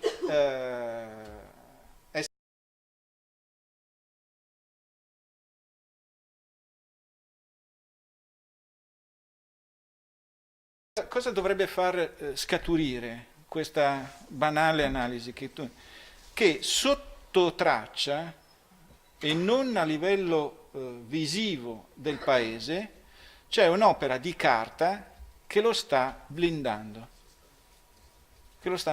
in numeri feroci. E finisco con alcune considerazioni sugli NPL. Allora, il fenomeno complessivo italiano dei non performance loans, se mettiamo insieme le sofferenze bancarie insieme agli incagli, è una cifra che gira e rigira sono i 350 miliardi. Unicredit ha venduto 2 mesi fa 17 rotti miliardi a poco meno del 14%, al 13% del valore nominale. Dietro queste posizioni ci sono centinaia di milioni e di migliaia, centinaia di migliaia di persone. Le banche venete hanno venduto un paio di miliardate, ne hanno in pancia 10 meno 2, 8. La questione ragionevole è dov'è la trasparenza? Cioè, perché, come si forma il prezzo? La BCE in questo momento sta mandando delle lettere feroci, dicono, alle varie banche: vendete, vendete, vendete subito. A chi? Chi è lì con i soldi disposti? Ecco, sono i grandi fondi internazionali speculativi. Un fondo, non a caso vengono chiamati fondi locusta. La locusta evoca una dannazione biblica. E questi... Quando partirà questo stupro e saccheggio nel Veneto? È già in corso. È già in corso. È già in corso. Quindi io vi sottolineo la necessità di una coscienza sociale e socializzare queste conoscenze. Il problema di molte di queste persone è che adesso incubano questo loro incubo all'interno dei perimetri della loro casa, forse. E invece è un problema sociale che esploderà inevitabilmente. Il sistema politico è totalmente inerte rispetto a questa deflagrazione e questo lascia sconcertati, perché è ovvio che gli arriverà addosso. È ovvio che gli arriverà addosso. Le amministrazioni pubbliche e locali saranno impattate ferocemente, saranno impossibilitate a reggere a centinaia, migliaia, decine di migliaia, centinaia di migliaia di famiglie che perdono casa. Questo non è terrorismo, è la forza dei numeri. Quando metti nel frullatore dei numeri, questi generano delle conseguenze. Come per una valanga, così per i numeri di finanza. 3 anni fa avevo proposto, vedendo un po', cioè noi siamo condannati come analisti finanziari a vedere un po' il futuro, e quindi siamo delle Cassandre un po', quindi con tutta la tristezza di sapere che Troia brucerà. Ecco. Però 3 anni fa avevamo pensato che fosse utile un sistema di prelazione. Cioè nel momento in cui la banca, per sue motivazioni autonome, decide di vendere all'ammasso i crediti, ci sia una legge che dice: va bene, tu vuoi fare così, però informi il tizio e gli dici il prezzo di vendita, dandogli X mesi per poter esercitare o meno questa prelazione. Era di buon senso questa norma. La banca avrebbe venduto a Tizio e a Caio, era per lei indifferente, si poteva anche pensare a riconoscere un quid in più, perché un conto è vendere all'ammasso e quindi con costi di gestione, come dire, industriali rispetto alla vendita al singolo, però comunque, per quanto fosse, era una soluzione semplice. Non c'è stato modo di far passare questa idea. La Banca d'Italia, che era stata interpellata comunque sul tema, ha detto che si sarebbe innestato un moral hazard, cioè un azzardo morale, per cui si sarebbe innestato un sistema per cui si sarebbe facilitata una situazione perché uno si indebitasse, però conscio del fatto che poi si sarebbe potuto riacquistare il suo credito a un prezzo inferiore. Però questa motivazione non reggeva la più banale constatazione che potevi fissare una data, cioè barriera, cioè prima di un certo momento si può fare, poi non più. Comunque non c'è stato modo. Allora, la BCE 1 mese e mezzo fa, 2 mesi fa, è uscito con un proprio documento corposo che indica e dà le raccomandazioni su come le banche europee devono gestire gli NPL. Uno sfoglia questo documento E c'è proprio a metà circa, una bella tabellina in cui dice che se il soggetto è abbastanza rischioso, è bene che la banca gli telefoni almeno una volta al giorno. È curiosa questa cosa, no? Cioè la BCE sta, come dire, raccomanda una sorta di stalking istituzionalizzato. Comunque in occasione dell'offerta dei 9 euro, eccetera, questo altro che una telefonata al giorno, mi hanno raccontato di cose turche, insomma. Però è la BCE è onnipotente da questo punto di vista. Però, e così concludo, l'effetto complessivo di questa spinta alla liquidazione degli NPL crea da una parte un buco in bilancio delle banche immediato, che deve essere risanato con aumento di capitale nelle condizioni peggiori, perché quelle attuali, in cui si possa fare. Crea un danno al mercato, soprattutto immobiliare, le cui conseguenze dobbiamo ancora vedere, e un ovvio impatto sociale, sulle cui conseguenze dobbiamo ancora vedere, perché voglio vedere un comune come vorrà con le sue strutture a poter reggere a richieste fuori controllo. Quindi, e concludo, siamo in un momento tipico di una situazione di sintesi di due interessi, dei soggetti che hanno perso gran parte del loro capitale investito e dei soggetti che e quindi hanno già subito un danno, e dei soggetti che staranno subendo, che verranno impattati da un prossimo danno con le esecuzioni di questi NPL. E i due soggetti sono accumulati dal fatto che erano clienti della banca.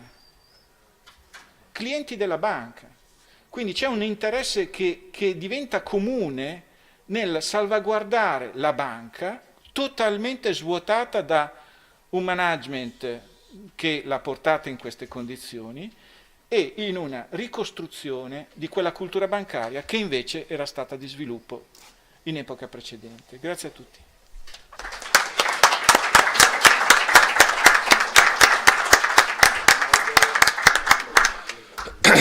Un applauso straordinario, dottor Scarano. Io ripropongo la domanda che avevo fatto anche ieri al dottor Lugano, che però avevamo rimandato ad oggi.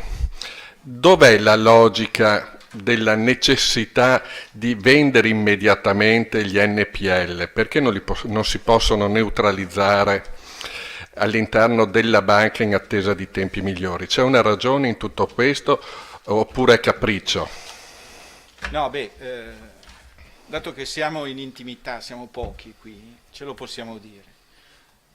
Gli unici che si possono avvantaggiare in maniera favolosa di questa situazione sono i fondi speculativi e alcuni conflitti di interesse di persone informate sui singoli beni, perché il rischio di infedeltà del funzionario bancario che conosce che il castelluccio là, che il comparto là, che il terreno là, che l'impresa là possa essere un bocconcino appetitoso e lo possa dirottare in tutto questo marasma è alta e non è controllata, perché è del tutto non trasparente. Quindi i fondi speculativi, allora Pinco e l'altro che hanno acquistato i 17,7 miliardi di Unicredit si trovano nella pancia probabilmente una quantità di crediti fuffa, cioè proprio carta straccia, e questi probabilmente sono quelli più grossi, cioè gente che ha già fatto fallire l'azienda, liquidato, portato via i soldi, cioè si è già blindato da un punto di vista anche giuridico, e però andranno ovviamente a a beccare la ciccia dove c'è. E la ciccia dove c'è dov'è? Sulle garanzie, ad esempio. Porca miseria. Quanti non si ricordano di aver dato una fideiussione? Era lì una scrittura. Questi se lo dovranno ricordare, anzi glielo faranno ricordare. Poi sulle piccole e medie imprese c'è un piccolo particolare: molti di questi crediti sono controassicurati dai confidi. I confidi sono strutture molto poco capitalizzate, questi saltano come un castello di carte, e molti di questi confidi sono controassicurati dalle amministrazioni, cioè le regioni, eccetera, eccetera. Quindi c'è un giro della carta per cui il pinco della situazione andrà a chiedere i soldi alla Regione Veneto. È complesso, ma bisogna comprenderlo, bisogna farsene un dovere morale di comprendere questa situazione, la gravità di questa situazione. Nella ragionevolezza, non nell'allarmismo, ma nella ragionevolezza. Perché se i soldi sono scomparsi perché erano fisicamente dentro le casse della banca e uno non li trova più, ma voi ci pensate se la società civile si mette a difendere gli espropri e fa i capannelli intorno alle situazioni o alle fabbriche? Perché se vedete il filmato della Naomi Klein, gli operai delle fabbriche argentine le loro soluzioni le hanno trovate, anche aiutati da una legge che consentiva in forma cooperativa di prendere possesso dei beni di produzione. Possesso dei beni di produzione. Altro che delocalizzazione. Guardatelo con interesse e confrontatevi, perché l'unione degli azionisti, sia nella forma di soli azionisti, o sia nella forma di soli debitori, ceduti, cartolarizzati, o nella forma composta, perché uno è il paradosso che poi uno è investitore, gli si è volatilizzato il capitale ed è diventato debitore, quindi c'è questa forma mista che è la peggiore.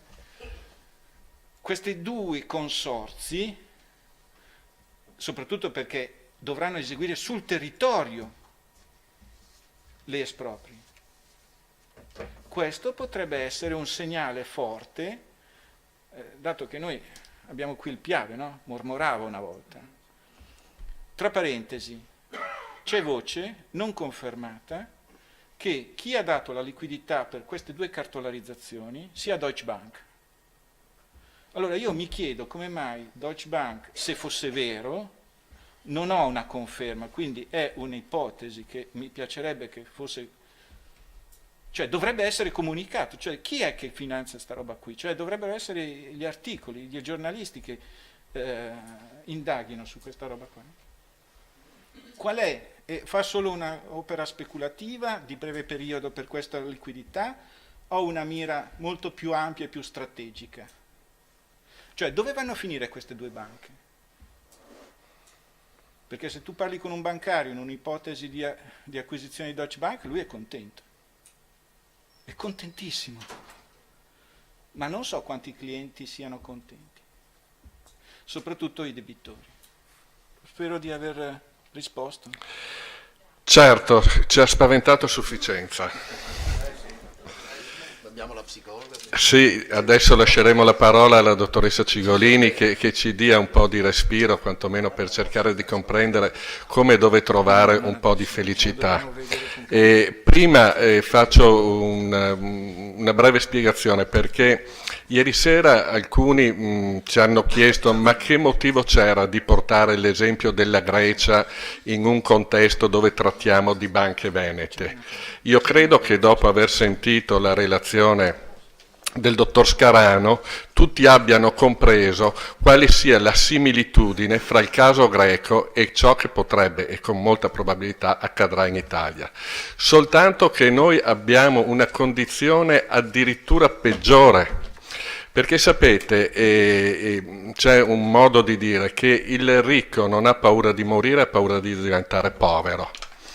Noi siamo mediamente ricchi. A noi la povertà farà molto più male di quanto abbia fatto male ai greci, che erano molto più poveri di noi. Quindi prestiamo grande attenzione e riflettiamo sulle parole del dottor Scarano, perché questa non è una profezia, questo è ciò che si verificherà. Lascio la parola alla dottoressa Cigolini del centro Inoltre, che ci aiuti perché ne abbiamo bisogno dal punto di vista psicologico. Non arriva. Allora lascio il posto. Hai bisogno del computer. E allora avvicinati, prego. Allora. Arriva fin in fondo. Arriva? Ma quello è. No, ma ha bisogno del computer allora. No, quello signora, perché questo è quello di Alfonso. Dopo vi farò le cose peggiori. Non ci si può allungare 5 minuti. No, me l'ha fatto tutto. Arco cane che rivede. Cosa hai detto? Abbiamo saltato la scaletta perché sono arrivati con 2 minuti di ritardo. Eccolo qua.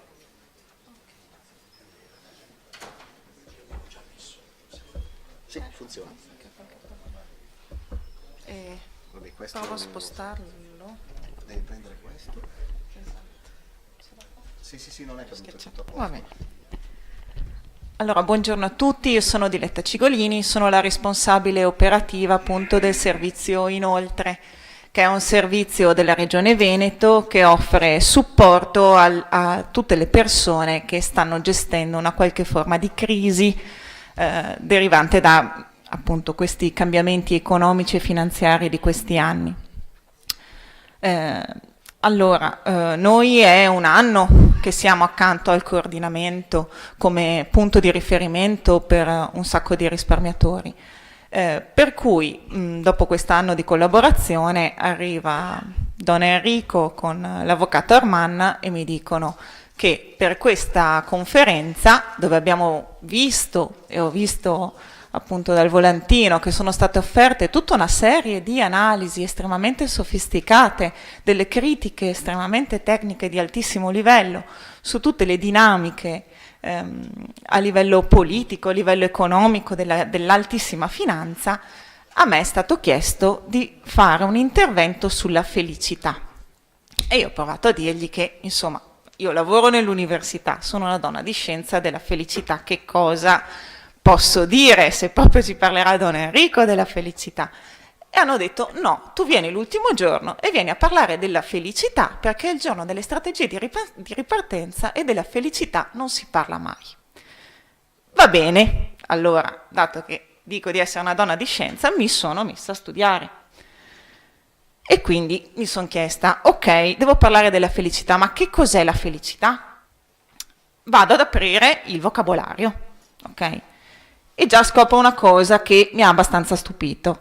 La radice etimologica di felicità è una parola greca, che è phoe, che è la base di tutte quelle parole che vogliono dire produttivo, ricco, fecondo, quindi che genera dei frutti. E già qui io mi ero immaginata la felicità come uno stato, non come la felicità come qualcosa che mi permette di fare delle altre cose. E quindi già qui ho detto, va bene, però questa è la radice antica. Apriamo il dizionario, apriamo il solito Treccani e vediamo che cosa cavolo mi dicono. Prima definizione, stato e sentimento di chi è felice.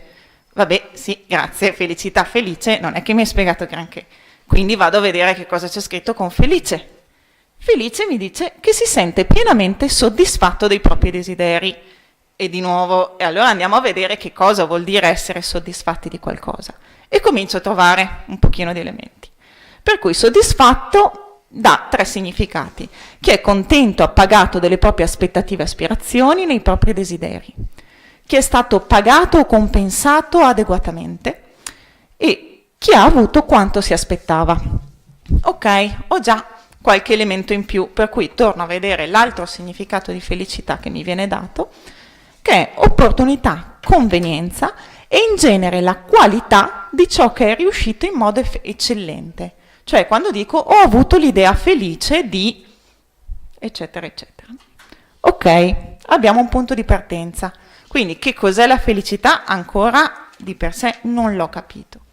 Però ho capito che quantomeno dipende dalle mie aspirazioni e le mie aspettative, dipende da quello che faccio e dipende da come mi rispondono gli altri. E qui la situazione si complica ulteriormente, perché allora quando parlo di felicità non sto parlando di qualcosa che riguarda me, non è uno stato mio, è qualcosa che dipende da come mi rispondono gli altri, è qualcosa che dipende da quelli che sono i miei desideri e le aspettative, oltre che da quello che faccio per cercare di essere felice. Che vuol dire che la felicità non può essere mia, è qualcosa che sta nel mezzo di tutti. Ok, allora se sta nel mezzo, proviamo a capire nel mezzo dov'è che posso trovare la felicità. Abbiamo detto che ci sono questi 3 punti e la felicità è quel qualcosa che sempre non so che cos'è, che sta nel mezzo. Quindi dipende da quello che faccio. Quindi che cosa considero per decidere cosa faccio? Quanto mi sto mettendo in gioco e quanta responsabilità mi sto assumendo nell'offrire il mio contributo, quello che posso fare. In che rapporto mi metto con gli altri? Come li considero? Ok? Poi la risposta degli altri che a loro volta che cosa considerano quando mi rispondono, che cosa riescono a capire di quello che è, quello che io sto facendo, quello che io voglio ottenere, e dai desideri e dalle aspettative che valgono sia per me che per chi mi risponde. Quindi cosa voglio ottenere? Dove voglio arrivare? Perché sto facendo questa cosa? In qualche modo, quando abbiamo questi 3 tasselli qui, sappiamo che in mezzo c'è la possibilità di trovare la felicità. Il che vuol dire che però se quello che faccio dipende da tutte queste variabili, la risposta degli altri pure, e i desideri e le aspettative possono cambiare, vuol dire che non c'è un punto dove c'è la felicità. Vuol dire che la felicità continua a spostarsi di qua e di là. Se continua a spostarsi vuol dire che la posso trovare, nel senso che nella mia vita posso avere dei momenti in cui trovo la felicità, ma non posso mai dire che ce l'ho e sarà la felicità per sempre, ok? Non posso possederla. Allora, però ci ho pensato un attimo, ho detto, ma siamo sicuri? Perché comunque va detto che almeno alcune di queste variabili della felicità posso controllarle. Cioè, in Veneto, 5 anni che esiste il servizio inoltre, abbiamo incontrato una miriade di imprenditori e abbiamo proprio potuto vedere con mano che abbiamo anche delle eccellenze incredibili. Ci sono persone che si sono realizzate, che offrono dei servizi che sono al top della gamma. Quindi diciamo che quello che stai facendo è di qualità talmente alta, hai un brevetto unico nel suo genere, ha talmente tanto valore, che quello possiamo dire che è il massimo. Okay? Dall'altra parte la risposta degli altri è tendenzialmente adeguata, tant'è che queste persone riescono, sono aziende estremamente importanti, queste persone riescono, queste imprese, ad arricchirsi, a produrre valore. Okay? Quindi forse, sono detto, proviamo a vedere il rapporto tra la felicità e la ricchezza. Ci sarà qualcuno che l'ha studiato? Sì, c'è qualcuno che l'ha studiato. E quello che viene fuori, questo è un economista che in America ha fatto questo grande studio, ha preso per moltissimi anni un sacco di persone che avevano un sacco di soldi e ha studiato il rapporto tra la felicità, che non so come l'abbia studiata perché noi ancora non abbiamo capito che cos'è, e la ricchezza. E c'è scritto che sì, vanno di pari passo. Cioè, man mano che io aumento la mia ricchezza dal punto di vista economico, aumenta il mio grado di felicità fino a un certo punto. Dopodiché, se la ricchezza continua a salire, la felicità neanche rimane stabile, la felicità comincia a scendere. È talmente assurdo che l'hanno chiamato proprio il paradosso di Esterlin. Ok? D'altronde lo sappiamo dai tempi di Aristotele, no? Che non è la ricchezza il bene, la ricchezza non dà la felicità, ok, non è la ricchezza il bene che noi cerchiamo, ma la ricchezza è uno strumento, è utile per fare qualcos'altro, ok? Marilyn Monroe, altrettanto saggia, che risponde, d'accordo, però se devo piangere preferisco farlo in limousine piuttosto che sul metro. E allora dobbiamo capire che a questo punto cosa siamo arrivati a dire? La felicità è nell'interazione con gli altri. La ricchezza è uno strumento per queste relazioni. Perché? Perché se ho la disponibilità economica è più ampio il ventaglio delle cose che posso fare, dei contributi che posso offrire a tutti gli altri. Banalmente, se ho i soldi e voglio vedere gli amici, posso anche vederli andando fuori a mangiarmi una pizza. Se non ho i soldi per permettermelo, o facciamo la serata a casa, se no non li vedo quando loro escono, per fare proprio una cosa molto molto banale. Ok? Ma allora, se la ricchezza è uno strumento per queste relazioni, per renderle sempre più ampie, la felicità, allora cos'è? L'obiettivo? Ma ci siamo anche detti che se la felicità è nel mezzo ed è una cosa così variabile, allora chiediamoci di chi è questa felicità. E ritorniamo al triangolino, per cui mi sono detta, ok, abbiamo detto le variabili sono 3, quello che faccio io, come mi rispondono gli altri e i desideri, le aspettative che abbiamo. Ora, chiaramente questo discorso vale per tutti, no? Per cui quello che faccio io e quello che fa ciascun altro è come contribuiamo noi. Dall'altra parte, la risposta che gli altri ci danno, e gli altri siamo anche noi quando rispondiamo agli altri, vuol dire che dipende da come interagiamo tra di noi. E i desideri e le aspettative, qui la cosa un pochino si complica, perché se continuiamo a considerare desideri e aspettative ciascuno i propri, questa cosa continua a rimanere assolutamente dipendente, personale, quindi specifica di ogni persona. Quindi andiamo anche a vedere quanto nella specificità dei propri desideri, però quanto abbiamo in comune, quanto è comune questo nostro obiettivo per cui noi interagiamo. Ora, quanto più sono ricche le possibilità che abbiamo noi di contribuire, quanto più sono sofisticate e flessibili le modalità che abbiamo per interagire fra di noi e quanto più l'obiettivo comune è ampio, tanto più sono le possibilità che in qualche modo andiamo a trovare una coincidenza fra le 3 variabili che ci dà la felicità. Quanto più invece facciamo tutti la stessa cosa, interagiamo tutti nello stesso modo, gli obiettivi sono frammentati, tanto più lo spazio che abbiamo a disposizione per avere questa felice coincidenza di intenti e trovare un momento di felicità, tanto più è bassa.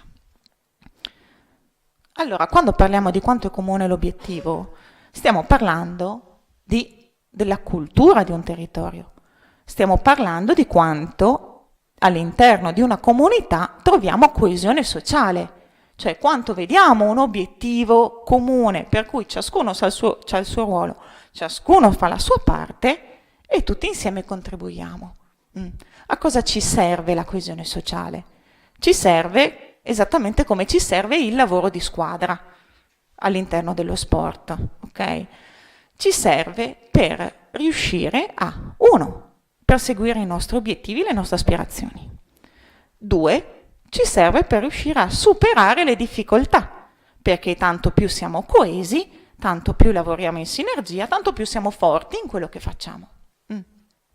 Quindi questa è proprio la dimensione culturale di cui abbiamo parlato fino a questo momento. E questo ce lo mettiamo da parte perché ci servirà dopo questo post-it. Allora, è una questione di spazio, cioè più spazio abbiamo, più abbiamo la possibilità di trovare la felicità. Come facciamo ad aprire questo spazio che abbiamo a disposizione? Grazie alla ricchezza delle risorse, ok? Abbiamo detto che quello che facciamo, il come contribuiamo, è contribuire, essere risorsa. Quindi tanto più sono varie le risorse che stiamo mettendo in gioco, tanto più apriamo questo spazio. Con lo spazio a disposizione possiamo arrivare a trovare questi momenti di felicità, queste interazioni di felicità. Infatti viene anche detto la felicità è un maglione largo e lungo, ok? Perché? Perché ci si sta dentro comodi, ma per essere comodi abbiamo bisogno di spazio, abbiamo bisogno di poter variare. Allora, a questo punto giunti, ho cominciato a capire qual è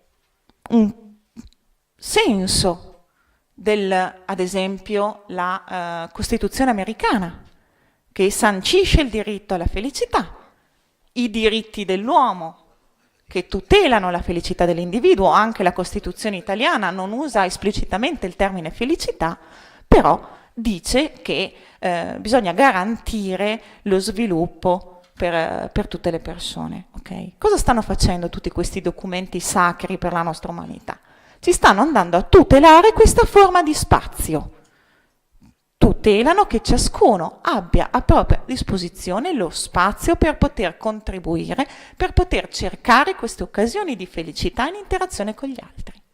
Quindi tutelano questo, tengono aperto il più possibile questo spazio per evitare che vada tutto a restringerci in un'unica chance che riduce moltissimo le nostre possibilità di essere felici. E ora veniamo a noi, per cui questo che abbiamo visto nella slide prima è quello che succede quando va tutto bene, ok? Che cosa succede nel momento in cui parte una crisi? Come è successo nel rapporto con le banche? Come contribuiamo? Il risparmiatore dice: io ti affido la mia ricchezza. La banca dice: io la prendo e la metto in circolo. L'obiettivo comune che abbiamo è quello di valorizzare le risorse in circolo per raggiungere obiettivi più ampi, aumentare la ricchezza e quindi aumentare la prosperosità, che ci ricordiamo ha lo stesso etimo di felicità. Come interagiamo? Come ci mettiamo d'accordo? Ci mettiamo d'accordo con un contratto, quindi una serie di normative, un vincolo sociale, e interagiamo grazie alla fiducia. Cioè la dimensione relazionale comunitaria per cui, d'accordo, io adesso firmo questa carta qua e mi fido che tu faccia esattamente quello che c'è scritto su questa carta qua. Però poi succede che quello che fai, banca, è diverso da quello che dici. Infrangi la relazione sociale perché mi hai truffato. E io allora azzero la relazione comunitaria. Io di te non mi fido più. Punto. L'obiettivo che prima avevamo in comune è disgregato perché chiaramente tu stai proseguendo i tuoi obiettivi e il mio obiettivo allora diventa che tu devi pagare, io devo essere risarcito. Punto. Questo come minimo sindacale. Ok, in uno scenario di questo genere, quanto spazio di felicità ci resta? Quanto si chiude il triangolino? Quante poche sono le possibilità che abbiamo di andare a intercettare un'occasione di felicità. Però allora ricordiamo, piccola nota, grazie di aver fatto vedere questo video di Goldman Sachs, perché l'amministratore delegato, se pensiamo a come contribuisce, quello che ha detto, sì è un casinò, ma è un casinò di grande importanza sociale. Sì, lo stai mettendo come fosse una scusa, per me è un aggravante, certo che è di grande importanza sociale. Mi stai dicendo che all'interno del triangolino quello che stai facendo tu è praticamente un gioco d'azzardo. Ci rendiamo conto? Ecco. Però, se teniamo questo scenario qua, la felicità non ha lo spazio, non abbiamo lo spazio per incrociarci, ok? Però abbiamo detto prima che la dimensione culturale del nostro obiettivo condiviso è una dimensione che ci dà molte possibilità di contribuire, perché noi non siamo solamente dei risparmiatori, noi siamo anche dei genitori, contribuiamo come cittadini, contribuiamo come figli, come sportivi, alla partita di carte, amici, lavoratori, eccetera, eccetera, eccetera. Dove finisce tutta questa ricchezza? Che è ricchezza tanto quanto la ricchezza economica, se stiamo parlando in termini di felicità e di prosperosità. E qui la situazione si complica moltissimo, ok? Però ve la lascio comunque come suggestione. La frase nascosta è: chi dice che è impossibile non dovrebbe disturbare chi ce la sta facendo. Perché? Quando parliamo di felicità, quando parliamo di salute, quando parliamo di fiducia, stiamo parlando di idee, stiamo parlando di cose assolutamente ineffabili. E quindi mi sono detta, benissimo, chi altro si è messo a studiare come andare a gestire, come andare a poter lavorare con queste cose assolutamente ineffabili? La fisica quantistica. Non entreremo qui nei dettagli che in questa sede non ci interessano particolarmente, ma ad esempio c'è questo Young, estremamente famoso per un esperimento che ha fatto. Lui voleva studiare la luce, ok? Stiamo parlando del 1800. Questa cosa qui, che adesso vi rappresento, è stata, ci siamo sbattuti per più o meno 150 anni prima di riuscire a trovare una quadra a sta cosa. Che cosa dice studiando la luce? Cioè, io provo, ok, voglio capire come è fatta la luce, però la luce, esattamente come le idee, è talmente ineffabile che faccio fatica di per sé a vederla, a capire che cos'è. Però ne vedo molto chiaramente gli effetti, ok? Quindi guardiamo un pochino gli effetti. Si è reso conto, sintetizzo molto, se no in 6-7 ore dopo volentieri ne approfondiamo la questione, si è reso conto che a seconda di come si guardava la luce, se la guardavo con gli occhi aperti, la luce si comporta come una serie di minuscoli sassolini che vanno a colpirmi gli oggetti. Se invece tengo gli occhi chiusi, la luce si comporta come un'onda, non c'è nessun sassolino. Ora, stiamo parlando di una cosa concreta. Questa non è la scienza delle parole come la psicologia, la sociologia, eccetera, stiamo parlando della scienza dei numeri. È stato studiato per 150 anni e sappiamo che funziona esattamente così. La realtà di che cosa è fatta la luce cambia a seconda di come la guardiamo. Sembra assurdo, ma è vero, ok? E quindi mi sono detta, ma se riusciamo a fare una cosa del genere con le cose ineffabili ma materiali, vuoi che non riusciamo a fare la stessa identica cosa con il valore che diamo, quindi il significato che è ancora più ineffabile della luce, ok? Vuoi che non riusciamo a fare la stessa cosa anche noi, col significato che diamo alle cose? Quindi, cosa vogliamo che ci sia successo? Come vogliamo andare a guardare la crisi bancaria, il crack delle banche? Che significato vogliamo dare a questa cosa per noi all'interno del nostro spazio di felicità, del nostro spazio di salute? Ora, qua era occhi aperti, occhi chiusi, nessuno chiaramente dice che bisogna andare a occhi chiusi, anzi.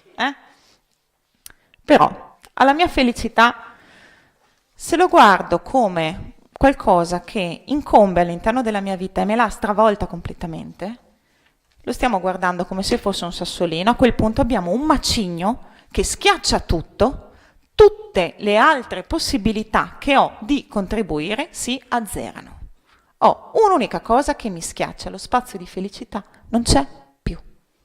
Se continuiamo a vederla così, se continuiamo a vederla come obiettivi disgregati, come tradimento della fiducia, come impossibilità, che per molto tempo è stata costruita, l'impossibilità di agire da parte di una fetta di popolazione enorme che è stata bloccata in condizioni di passività. Oppure andiamo e allora a quel punto la guardiamo come se fosse un'onda. Se la guardiamo come fosse un'onda, l'animazione era meglio nell'altro, scusate, non voleva essere questo terremoto, allora l'onda diventa un'occasione di cambiamento. Ok? Quando ci diciamo che sembra impossibile, ma non bisogna disturbare chi ce la sta facendo, è perché noi questa cosa ce la stiamo facendo a farla.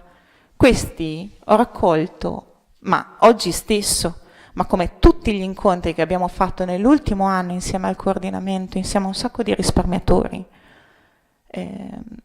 ci siamo resi conto che la crisi, per quanto sia una dimensione finanziaria, sia una questione tecnica, sia una questione di dinamica, sia una questione di giustizia, di diritto, eccetera, eccetera, eccetera, però ci sta obbligando a interrogarci su tutta una serie di questioni, perché parliamo di consapevolezza, parliamo di indipendenza, parliamo di libertà, parliamo anche molto più semplicemente di persone che tutte le serate che ho visto c'è sempre stato un sacco di gente e un sacco di persone. Ho chiesto: ma lei signora di solito andava a questi incontri di dibattito? Ah no, mai fatto io prima volta che esco di casa, pieno inverno, devo fare 30 km per andare in un paesino sotto la neve, perché c'ho qualcuno che si mette lì di buona volontà e mi spiega che cosa sta succedendo.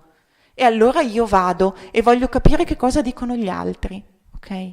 Questo chiaramente non sta andando a gestire o cambiare in nessun modo la questione bancaria, però sta riaprendo completamente lo spazio di salute e di felicità che ci stiamo concedendo e che stiamo concedendo agli altri. Per questo, poi come inoltre, l'urgenza della crisi ci impegniamo proprio per considerarla occasione di cambiamento. Crisi e cambiamento. È un cambiamento improvviso, un cambiamento che non possiamo gestire, che non sappiamo gestire, di cui dobbiamo trovare il modo per gestirlo, ok? Ma quindi è anche l'occasione per andare a interrogarci su tutta una serie di cose che viceversa rischiamo di dare per scontate.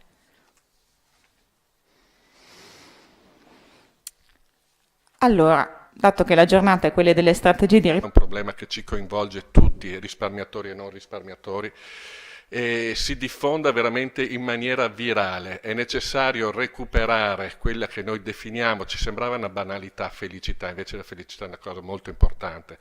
Noi riteniamo che recuperare la felicità e attraverso il meccanismo che ci ha spiegato, quindi attraverso il meccanismo culturale e il meccanismo comunitario, che sono i soli due veicoli che ci possono condurre a quel risultato in questo momento, sia un messaggio importantissimo da diffondere in tutti i modi. Grazie dottoressa, veramente un grazie sentito di cuore, per il coraggio anche di affrontare un tema così impegnativo.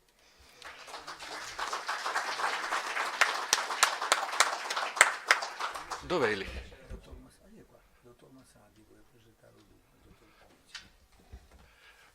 Prego, il prossimo se non ci sono domande, sì, allora ancora un attimo, prego professore. Scusa il microfono che altrimenti poi abbiamo la difficoltà con... in considerazione dell'età abbiamo un'organizzazione che è sempre un po' così ballerina. Il tavolo ballerina.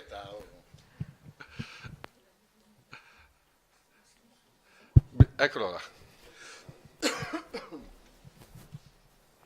Grazie. Grazie una semplice osservazione. Ecco, analizzando la sua esposizione mi viene da pensare che, per come è stata descritta, la felicità intanto è qualcosa che va condivisa, non si può essere felici da soli. E soprattutto mi viene da considerare anche che non ci si salva da soli, a proposito delle banche. Dobbiamo fare un'opera di responsabilizzazione tutti quanti e unirci anche alla luce della relazione che ha fatto il dottor Scarano. Ma poi mi viene da considerare che la felicità, secondo me, analizzando anche quello, è qualcosa che è in movimento. È qualcosa legata a un moto. Quindi il moto ci propone anche il cammino verso gli altri e quindi alla relazione umana. Relazione umana che può essere di tipo amoroso, di tipo amichevole, di tipo comunitario, quindi è qualcosa che ci apre, ma l'apertura agli altri che è essenziale in questo stato di cose, perché altrimenti diventerebbe una felicità che comporta isolamento, che non è più felicità, non si può essere felici da solo. Ma aprirsi verso gli altri vuol dire anche aprirsi a quella che può essere tragicamente una forma di tradimento, perché la moglie ti può tradire, l'amico ti può tradire, la comunità ti può tradire, quindi il tradimento. Ma allora si dice, ma allora cosa fai? Non ti apri agli altri? No, Secondo me bisogna cercare relazioni con gli altri, quindi il confronto, lo scontro ma anche sulle idee, e cercare di recuperare attraverso la cultura che lei diceva, l'opera culturale, l'opera di coesione, fare in modo che certe situazioni non avvengano. Soprattutto, ecco, noi parliamo a livello delle banche, che chi ci ha tradito non sia più messo in condizioni di tradirci, e soprattutto di recuperare nei confronti della banca, come ha detto il dottor Lugano, con quelle proposte che per me sono eccezionali. Con quelle proposte, se andasse a buon fine, recupereremmo la fiducia dei stessi azionisti che riporterebbero la banca ai livelli che era prima, perché la banca era un luogo sacro, io parlo per me, era un luogo sacro quando si andava in banca. Adesso vai in banca e dici, ma chi è che mi dà una coltellata qua? Ma ragazzi, ma potremmo andare avanti? Se non ricostruiamo la fiducia, siamo finiti anche come società, non dico solo nei rapporti azionista-banche, ma nei confronti anche fra di noi. Se lo scopo è regare l'altro, ma quanto possiamo durare così? Chi è il prossimo?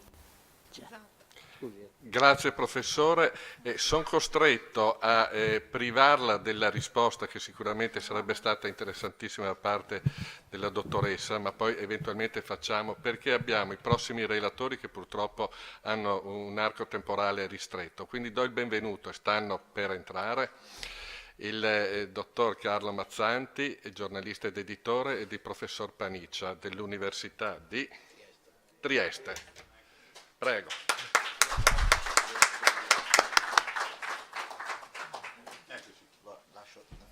Accomodatevi e benvenuti. Grazie mille.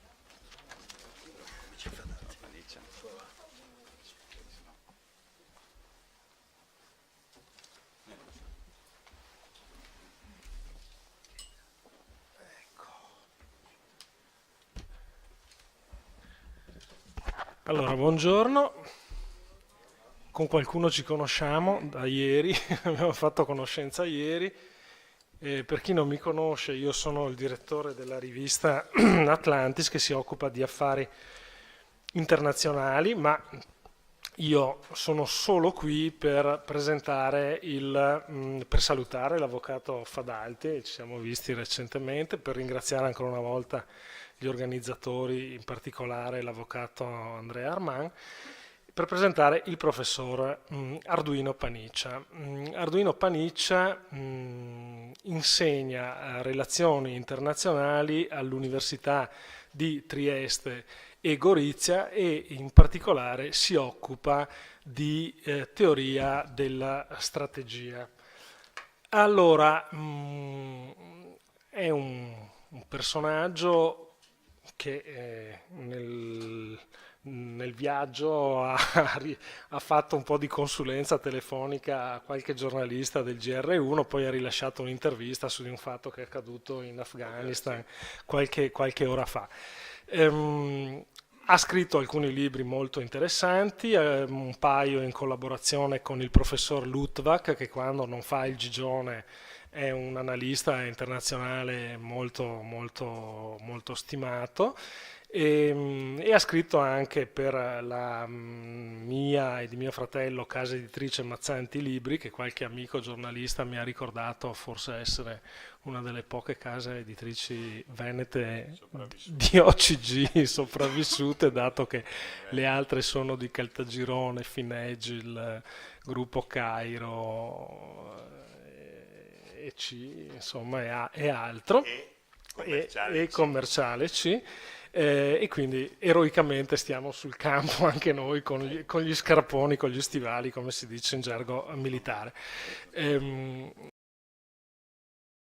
Adesso arriva il professore, ci parla della storia del mondo, cosa c'entra con i nostri problemi che abbiamo qui.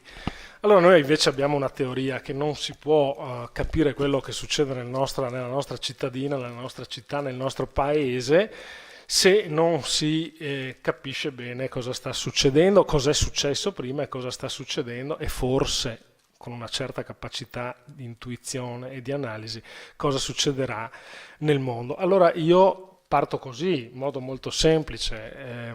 Professor Paniccia, proviamo a inquadrare le nostre vicende da cui il titolo del convegno, inquadrandolo in uno scenario internazionale. Bene, buongiorno, grazie a tutti. È un piacere non solo essere in questa è una sala di riunione molto bella, e poi ci sono degli amici, anche Oronzo con cui siamo tenuti, l'avvocato e altri con cui forse siamo incontrati in occasione di altri dibattiti e del lungo commento alle vicende che hanno contraddistinto la nostra area e direi la vita anche del nostro paese. In realtà, vedete, la globalizzazione non è un fenomeno così recente come pensiamo. La globalizzazione compie quest'anno 40 anni. Non voglio spaventarvi, sarò rapidissimo nel ripercorrere alcune tracce, ma dobbiamo capire che cosa è successo anche agli altri e cosa è successo fuori dalla nostra area, naturalmente, per riuscire a decifrare quello che stiamo vivendo e poi forse a tracciare anche qualche strategia per capire come venirne fuori.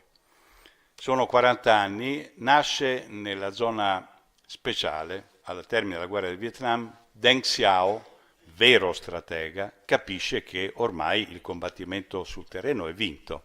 Hanno battuto gli americani, li hanno suonati, Saigon è caduta, l'Asia sta crescendo. E invece che proseguire, come molti avrebbero voluto, sulla strada militare, Deng Xiao invece capisce che è arrivato il momento di liberarsi del fardello maoista e apre le aree speciali. Questa è la grande e vera rivoluzione della globalizzazione, avviene nel 78. Naturalmente Mao è morto 2 anni prima, se no non sarebbe potuto accadere. Sono quindi 40 anni. E la globalizzazione non è sempre uguale. Anche questo dobbiamo capirlo per riuscire a decrittare quello che ci sta succedendo. La globalizzazione vive 2 fasi, dal 78 al 98, poi cade il muro e la seconda fase che stiamo vivendo noi adesso. Quindi non sono 40 anni omogenei, non è nata ieri, non è un fenomeno inarrestabile, è un fenomeno che ha avuto un picco e ora potrebbe anche declinare. Chiaro? Quindi nulla è scolpito sulla pietra della globalizzazione, perché la globalizzazione ha influito moltissimo sulle nostre vite, sui destini di quest'area in cui stiamo vivendo e su quello che succederà qui nel Mediterraneo. Quindi il primo concetto è che non c'è nulla di ineluttabile nella storia della globalizzazione. La globalizzazione ha già marciato per molti anni, ha già fatto un sacco di danni, ha certo favorito sicuramente delle aree, ma non ha favorito noi. Uno dei principi che dobbiamo dire è che sì, certo, la storia della globalizzazione è una grande occasione di cui abbiamo riempito le nostre pagine, i nostri giornali, le nostre università, è una storia. Certo, è servita molto ai cinesi, un po' meno a noi veneti. Quindi scolpito nella pietra non c'è ancora niente e quindi cerchiamo di capire che potremmo ancora decidere i nostri destini e potremmo ancora decidere il nostro futuro se ci decidessimo ad avere anche un po' di strategia. Naturalmente la globalizzazione è una causa di molte cose che sono successe, compreso quelli di cui avete parlato in questi giorni, molto più approfonditamente, molto di più di quello che non potrei fare io, riguardo alle vicende del sistema bancario, in cui non voglio entrare, anche perché non è la mia materia, ma che naturalmente è stata molto influenzata. Perché? Perché la seconda parte della globalizzazione, quella dopo la caduta del muro, è stata molto diversa dalla prima e molto meno piacevole. Siamo andati a finire dentro una grandissima crisi del 2007, che è stata una crisi finanziaria, ma che la presidenza Trump sta ridisegnando, e qui dobbiamo fare molta attenzione, come una crisi che ha preso atto da una vicenda industriale, cioè la crisi di un manifatturiero di un intero paese. Vi sembrerà incredibile, ma l'area del nord-est e gli Stati Uniti d'America vivono dei problemi molto simili. Viaggiando nell'America profonda, cercando di capire che cosa è successo lì e quello che sta dicendo Trump e vedendo come sono ridotte delle infrastrutture, come sono ridotte delle aziende, come sono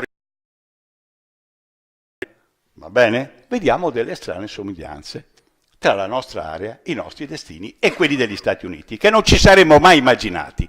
Il nostro destino quindi non assomiglia a quello cinese, padrone della globalizzazione, ma assomiglia a quello americano. Per così cominciamo a capire anche dove dobbiamo guardare e dove dobbiamo andare, perché se guardiamo sempre dalla parte sbagliata Non è la via della seta il nostro destino. Il nostro destino è capire cosa vuole fare Trump e capire che cosa faranno gli Stati Uniti d'America, ben prima di capire cos'è la via della seta, di cui pagine e pagine e pagine e libri e pagine dei giornali ci riempiono. Ma l'interscambio con la Cina è pari a quello con la Turchia. Dopo 40 anni che ci stiamo raccontando dell'amico cinese, abbiamo un interscambio pari a quello della Turchia. Quindi riflettiamo bene sulle valanghe di parole e di cose che ci vengono dette. Questo perché? Perché non esiste la possibilità di tracciare una rinascita ed una strategia se non colpiamo alcuni elementi cardine. Il primo, cercherei rapidamente in questo nostro incontro, in questa mezz'ora, di mettere dei paletti per non lasciare poi, come facciamo spesso in Italia, molte riunioni interessantissime, ma senza paletti. Non dico che dobbiamo stendere il verbale, però alcuni punti fermi li dobbiamo mettere. Primo, la globalizzazione a 40 anni non è scritta nella pietra. Secondo, la globalizzazione ha due fasi, una più piacevole, dove i cinesi camminano come razzi e entrano dentro l'accordo dei GATT e del WTO prendendosi 110 pagine di deroghe. Le avete mai lette le deroghe? Io quando vado all'università dico ai miei colleghi di diritto internazionale, di relazioni internazionali, che mi parlano sempre del fatto che sono appena andati a Shanghai, dico, ma andando a Shanghai in aereo, avete letto le 110 pagine di deroghe? Che hanno consentito ai cinesi di fare tutto e di metterci in mezzo a dei grandi problemi? Quando mai l'abbiamo consentite 110 pagine di deroghe? Hanno marciato, poi la caduta del muro, la grande speranza, Fukuyama appena scrive addirittura la fine della storia, nel senso che dava per scontato che aveva vinto la democrazia e il liberalismo e quindi si apriva una grande era di felicità, non era vero, non si è aperto proprio un accidente, di così si è aperta un'epoca durissima e poi la crisi del 2007. Ma ripeto, la crisi del 2007 americana fa assomigliare molte parti locali, il localismo degli Stati Uniti, a delle vicende che ricordano molto le nostre. Bene, l'ultima recente globalizzazione, come l'ha definita il grande sociologo sveglissimo, scomparso qualche tempo fa, Zygmunt Bauman, quello che aveva definito la società liquida, con un termine bellissimo perché ci dà l'idea di una società dove cadono tutti i valori, cadono tutti i riferimenti e che impedisce che vengano ricreati dei valori e dei riferimenti. Questa è la liquidità. Non solo è caduto, ma viene impedito anche che nel futuro si possa ricreare qualcosa. Quindi una società nella quale cammini liquido, ha detto, la camicia di forza dorata della globalizzazione. Che cos'è la camicia di forza? Quello che definisce lui il gregge, la mandria elettronica che cammina non verso la produzione, non verso la costruzione di cose materiali tangibili, ma verso la speculazione. E mentre diciamo, l'Asia in qualche modo rimane con la sua produzione immensa, con la fabbrica del mondo, sicuramente un punto di riferimento, la mandria viaggia a caccia della speculazione e a caccia all'interno di questa società. In questo contesto, presi dall'entusiasmo, noi facciamo Maastricht. Facciamo Maastricht e oggi, in cui siamo stati declassati per la prima volta, il punto più basso della situazione del paese, B, guardiamo indietro di 20 anni, di poco più di 20 anni, e rileggiamo, anche qui sempre la vicenda, i 3 punti parametri di Maastricht fondamentali. Cosa dicono i parametri fondamentali di Maastricht? La coesione sociale e non la differenziazione economica, l'integrazione tra i paesi europei, la politica di difesa e sicurezza comune. 3 obiettivi a distanza di pochi 20 anni completamente cannati. Abbiamo una vera coesione in Europa? Abbiamo una politica di sicurezza e di difesa comuni? Abbiamo un'integrazione che ha evitato le speculazioni? Ma neanche per sogno. Abbiamo fatto 2 Europe. Questo comincia a riguardarci più da vicino, sia come area, sia come destino. Qual è l'area che ha contato adesso? Un'area germanica, alleata strettamente ai francesi, che impedisce qualsiasi tipo di movimento a chi ha la camicia di forza dorata, un'area da 200 milioni di persone, con degli stati satelliti a stile Unione Sovietica. Che cos'è la Slovacchia? Il Regno di Danimarca è così indipendente dalla Germania? L'Olanda è così lontana dagli interessi tedeschi, con i suoi porti che portano tutte le merci tedesche in giro per il mondo? Quest'area centrale si è data una moneta. Non vi dico il nome, perché verrebbe da dire marco, no, euro. Quest'area germanica si è data una bella moneta, l'euro, ma noi, dell'area sud, che senza riuscire a dirlo perché in Europa non lo vogliono sentire, abbiamo un'Europa paradossalmente baluardo dei diritti umani e baluardo delle difese di tutto quello che noi abbiamo voluto a partire dalla pace, circondata completamente da conflitti. Ma ci aspetteremo che un paese nella Cina dove sparano a 25.000 persone all'anno negli stadi e poi fanno pagare le pallottole ai parenti succedessero delle cose ai confini, ma neanche per sogno. Succede tutto al confine con l'Europa, dalla Lituania all'Ucraina, ai problemi della Turchia, alla guerra nel Mediterraneo, al Nord Africa completamente destabilizzato. Amsterdam, secondo voi, stanno facendo questi ragionamenti che facciamo noi oppure stanno pensando a prendere un po' di merci da Berlino da portare in giro per il mondo? Allora capite che la situazione dobbiamo un po' vederla. Certo, sembreranno delle analisi dure, certo, vogliamo avere delle speranze, però dobbiamo anche guardare finalmente in faccia alla realtà. Cioè capire che dopo 20 anni di Maastricht e dopo 40 di globalizzazione qui bisogna che cambiamo i paradigmi se non vogliamo finire male. Il caso delle banche del Veneto è emblematico. Siccome non sei più in grado di essere nei primi posti del manifatturiero, siccome non sei più in grado di essere la regione leader, ma sei passata al 150° posto su 262, perché Maastricht ha poi questa cosa folle, mette in competizione le regioni europee fra di loro. Una cosa suicida, nel senso che il Delaware, tornando al paragone con gli Stati Uniti, che quando lo dico tutti mi dicono ma che stai dicendo? No, è piano. Il Delaware e l'Ohio possono mettere sistemi fiscali, protezioni del lavoro, sicurezza diverse, ma hanno la bandiera americana, sono americani, è uno Stato che ormai è da centinaia di anni una superpotenza. Ma l'Europa che mette in competizione le regioni europee fra di loro non ha nulla di questo tipo. Non trovi poi la coesione, quindi diventa uno sbandamento. Togli la sovranità di stati nazionali, quindi limiti i poteri dell'Italia, con grande felicità di buona parte della nostra classe politica, così dice colpa dell'Europa. Entri con il 70% delle leggi, quindi influisci sulla vita dei paesi, poi sei evanescente. Quando tu trovi, vai in Europa, chi trovi? Juncker? Aiuto. Quindi, capite, abbiamo fatto delle cose completamente dissonanti e molto pericolose. Paletti, quindi, l'Europa di Maastricht, un sogno, i 3 punti fondamentali di Maastricht completamente andati, l'Europa che ignora il Mediterraneo, il destino di un paese che del Mediterraneo ha fatto la sua storia. Quest'area ha fatto poi dell'Adriatico la sua storia. Qualcuno ha più sentito parlare dei Balcani? Capite che la rinascita del nord-est non può avvenire con le sanzioni alla Russia e senza i Balcani. Capite che siamo morti noi, no? In quest'area. Siamo un'area di confine, siamo schiacciati al nord dalla Germania, che si è preso tutto, compresa l'Austria, compresa la Slovacchia, compresi i sloveni, che quando vedono un italiano dicono ma scusa, sei italiano, ma non mi fido tanto, bisogna che mi metti qui l'assegno subito, pronto. La banca, aiuto, la banca del nord-est. Vedono i tedeschi che sono sugli attenti, comandi. Sì, diciamole queste cose, perché sono le cose che viviamo tutti i giorni. Questo è poco accademico, ovviamente, quello che sto dicendo in questo modo, però è molto realistico. Insegna a Gorizia, capite? Vedono un tedesco, sono sugli attenti. Allora, questi paesi qui, a nord, i Balcani sono spariti.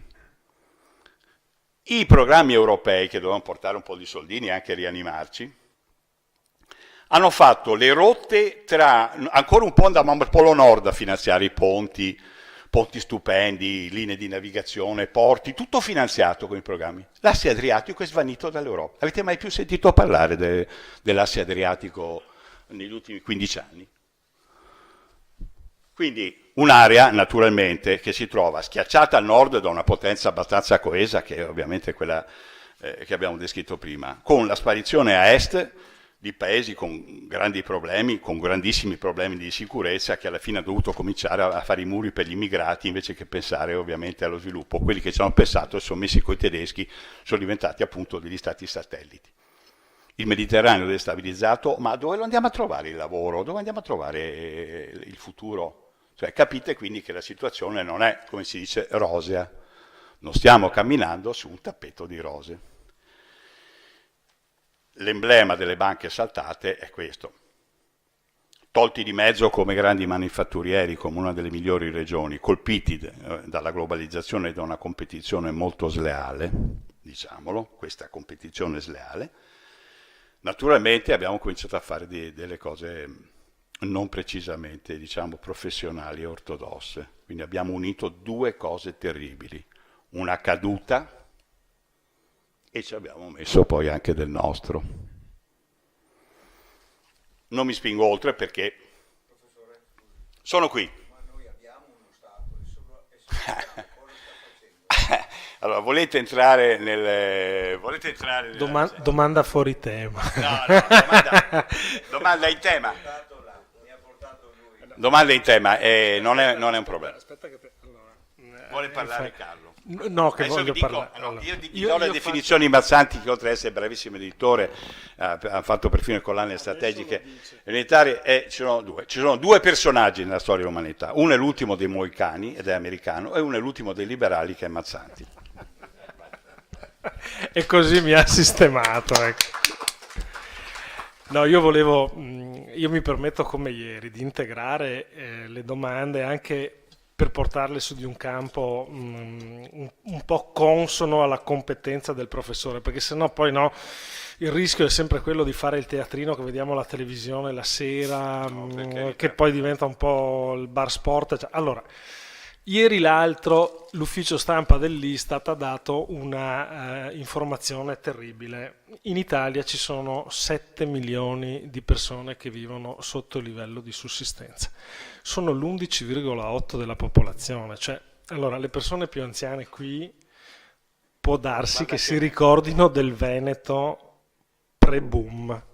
Io me lo ricordo bene perché con mio papà, quando andavamo a fare la domenica pomeriggio le visite, mio papà era un chirurgo, quindi si prendeva la domenica pomeriggio per, pensate, allora andare a visitare, fare le visite di controllo dei pazienti che erano stati operati e dimessi, e trovavamo delle case con la terra battuta, insomma, il bagno fuori, anzi direi che le case di campagna erano per la maggioranza così. Sinceramente dagli anni 80 agli anni 90 non avrei pensato neanche lontanamente, no, che si tornasse a dei dati di questo genere. Chiedo scusa se mi dilungo, ma la premessa è fatta apposta. Questo si sposa col BBB, il BBB di ieri.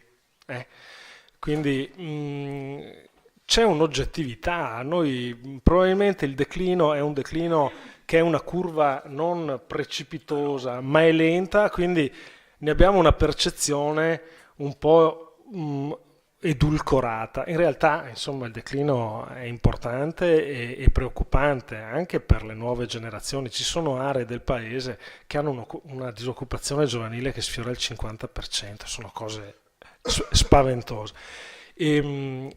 La parola immigrazione, che era una parola che era legata ormai a degli studi sull'800 e il 900, sta tornando una cosa d'attualità. Allora, fatte queste premesse, sottolineato quello che ha detto il professore prima, e cioè che il quadro della situazione della globalizzazione non è più quello che 20 anni fa era lo schema di fondo sul quale operare una serie di operazioni politiche, economiche, no? Ma adesso è radicalmente cambiato. Allora, ecco la domanda. Cioè, una classe dirigente, per tornare al ieri ne abbiamo parlato in senso etico, oggi ne parliamo in senso strategico. Ecco, qualcuno ieri poi ha detto è una guerra, il professore sta ripetendo, sì, effettivamente è una guerra economica anche. Allora, diciamo che la domanda abbiamo uno Stato, abbiamo un paese, e naturalmente abbiamo ancora, per fortuna, uno Stato, un paese. Naturalmente questo non può durare all'interno nelle condizioni che abbiamo appena descritto. D'altra parte noi abbiamo tentato un'operazione molto delicata che è quella di trasformare uno Stato sovranazionale come l'Unione Europea.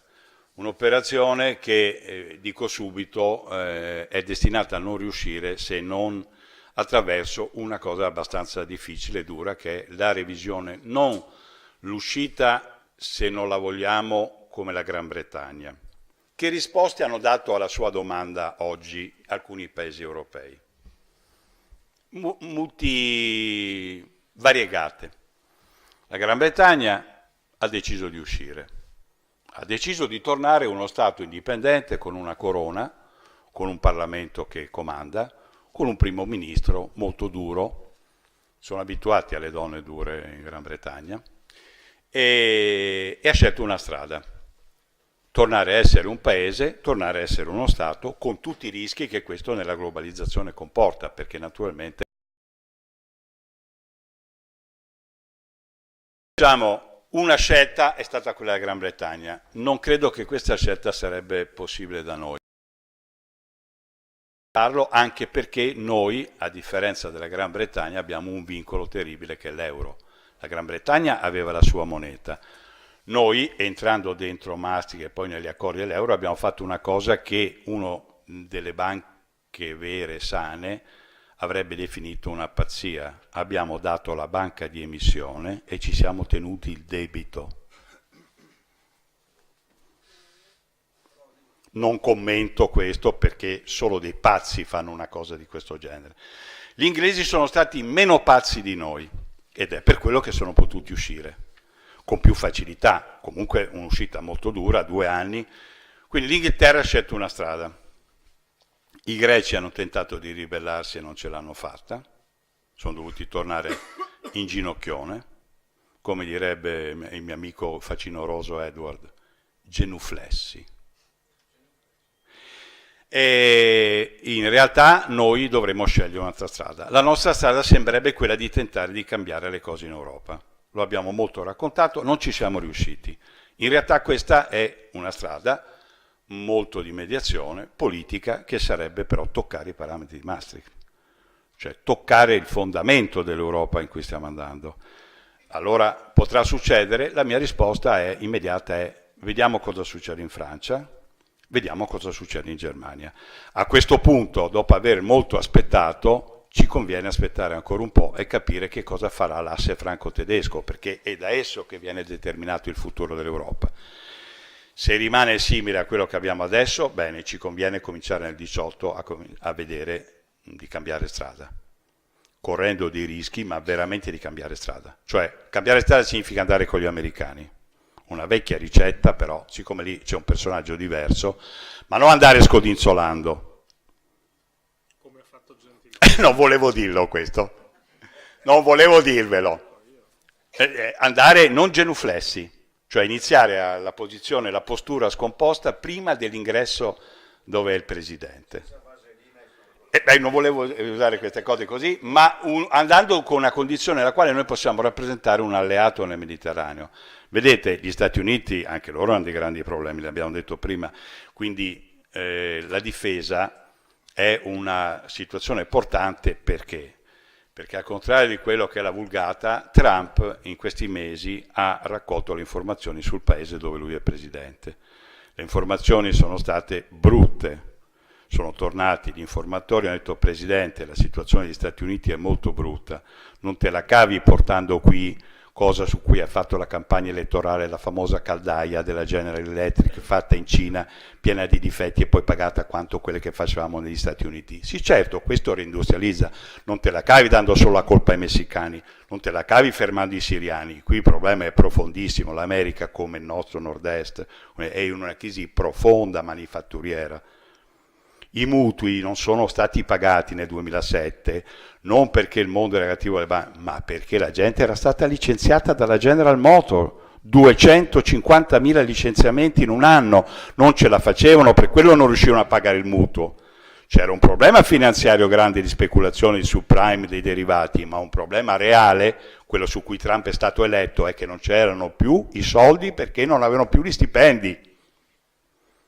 Non mettiamo, perché la storia della finanza pur non è così, c'è un problema, e Trump è stato eletto su questo. e il presidente manifatturiero. Però i consiglieri gli hanno detto: Presidente, non riesce a farlo solo portando le caldaie. E allora il vecchio Trump, Donald, cosa ha fatto? È andato dai suoi amici militari, ovviamente, come tanti presidenti americani, e ha detto: ma se facessimo un piano, ha cominciato a dire che la marina americana, che è enorme, è piccola e ci vogliono 2000 navi per rinforzarla. Avete notato, è sempre vicino a quelli dell'aviazione quando lo vedete nei filmati, non è coi Marines come l'altro, è sempre con quelli dell'aviazione, che è l'arma molto tecnologica che lo sta preparando a fare tutti i nuovi aerei e tutte le nuove bombe per portarle. Trump quindi sceglie una strada classica, molto da potenza, perché è una delle poche strade che gli rimangono, altrimenti mettersi sulla strada della reindustrializzazione del paese e della rianimazione degli stati che lo hanno votato è una strada bella dura e di tempo ne passa. Qual è il pericolo della strada di Trump? Che poi coinvolgerà anche i nuovi stati come la Gran Bretagna, che è diventata di nuovo una potenza che viene messa a tavolino assieme ai russi, agli americani e ai cinesi, uscendo dall'Europa, capite? L'Europa non c'è e c'è la Gran Bretagna, robe da matti. Qual è questa strada pericolosa? È che quando tu cominci a fare tutte le navi, tutti gli aerei, tutte le bombe, poi a un certo punto le tiri, inevitabilmente. Quindi la strada di Trump è una strada nuova e vecchia.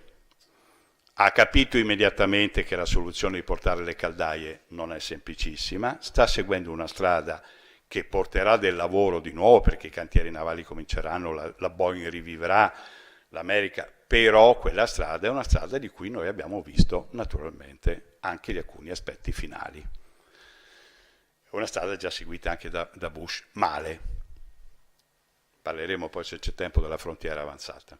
La frontiera avanzata era in Pakistan, per capirci. Dov'è la frontiera adesso? Sul Mediterraneo. L'idea strategica non era così stupida come abbiamo criticato e pensato. Dov'è la frontiera adesso? Alle nostre sponde. Quindi gli americani sì, sono dei personaggi così, ma avevano portato la frontiera 3.000 chilometri più là, verso la Cina e l'India, per capirci. Dov'è la frontiera adesso, dopo 20 anni di AFPAC? Stamattina hanno attaccato in Afghanistan, per questo hanno fatto l'intervista, e alla fine è tornata sul Mediterraneo. Quella strada è una strada però molto pericolosa. Primo, perché puoi prendere tante botte, come in Iraq e come forse anche in Afghanistan. E secondo, perché il nostro continente europeo non è fatto per quelle cose.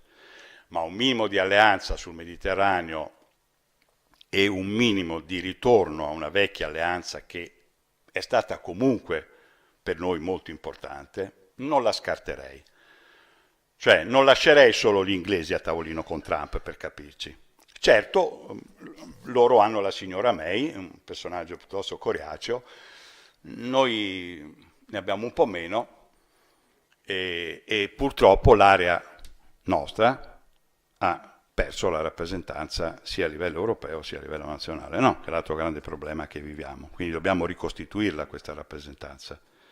Cioè dobbiamo capire che il futuro ha ancora delle possibilità, che l'Italia e il nord-est non sono completamente tagliati fuori, che tutto appunto non è scritto, scolpito nella pietra, per cui possiamo solo piangere e cercare di lamentarci. No, possiamo fare delle cose, basta cominciare a dircele, fine delle palle, basta raccontarci le palle, fine, basta, una roba un po' vergognosa, e 2, cercare di avere la forza di coinvolgere i giovani, non solo i vecchiacci, come direbbe il mio amico Lutra, come me, e lui, che sei ancora più vecchiaccio di me, perché lui va sui 76, io sui 72, quindi siamo una bella lotta, coinvolgere i giovani completamente a parte, e sono in campo Santa Margherita a bere spritz. Cantano dottore, dottore, cioè, può andare un paese avanti senza i giovani? E quindi ci sono molte cose, però il destino non è scritto sulla pietra e quindi dobbiamo cercare di trovare alcune strategie. Naturalmente, ripeto, quelle europee in questo momento è inutile perché dobbiamo capire cosa succede in Francia e in Germania, quelle con gli Stati Uniti d'America, secondo me, c'è anche la possibilità poi di poter, come dire, capire che cosa succede con i cinesi, che vogliono arrivare comunque con la via della seta. La via della seta loro però prevede intanto dei giochi delle 3 carte da napoletan cinesi. Vengo a Trieste, parlo col sindaco, nello stesso momento il mio rappresentante sta parlando a Capodistria e l'altro sta parlando a Fiume. Allora, no, così non va bene. L'altro è al Pireo. Allora, dove lo vuoi fare il molo? Lo vuoi fare a Trieste, lo vuoi fare a Venezia, lo vuoi fare al Pireo, lo vuoi fare a Capodistria, lo vuoi fare a Fiume? Dove lo vuoi fare il molo? Perché in tutti questi posti insieme non va bene. Allora non sei un alleato, sei il giocatore delle 3 carte. Simpatico. Bravo, simpatico, insomma, non è che sì, già siamo simpaticone, vediamo quando lo vedi. Infatti Trump, per mandargli il messaggio molto chiaro, ha detto: intanto tiro la bomba, la blue bomb, la madre di tutte le bombe mentre sei qui con me. Pensate il momento in cui, mentre stavano mangiando, Trump ha detto al presidente cinese: oh, sai, abbiamo tirato la più grande bomba dopo quella nucleare in Afghanistan, che sarebbe anche dalle parti tue perché è al confine anche con la Cina.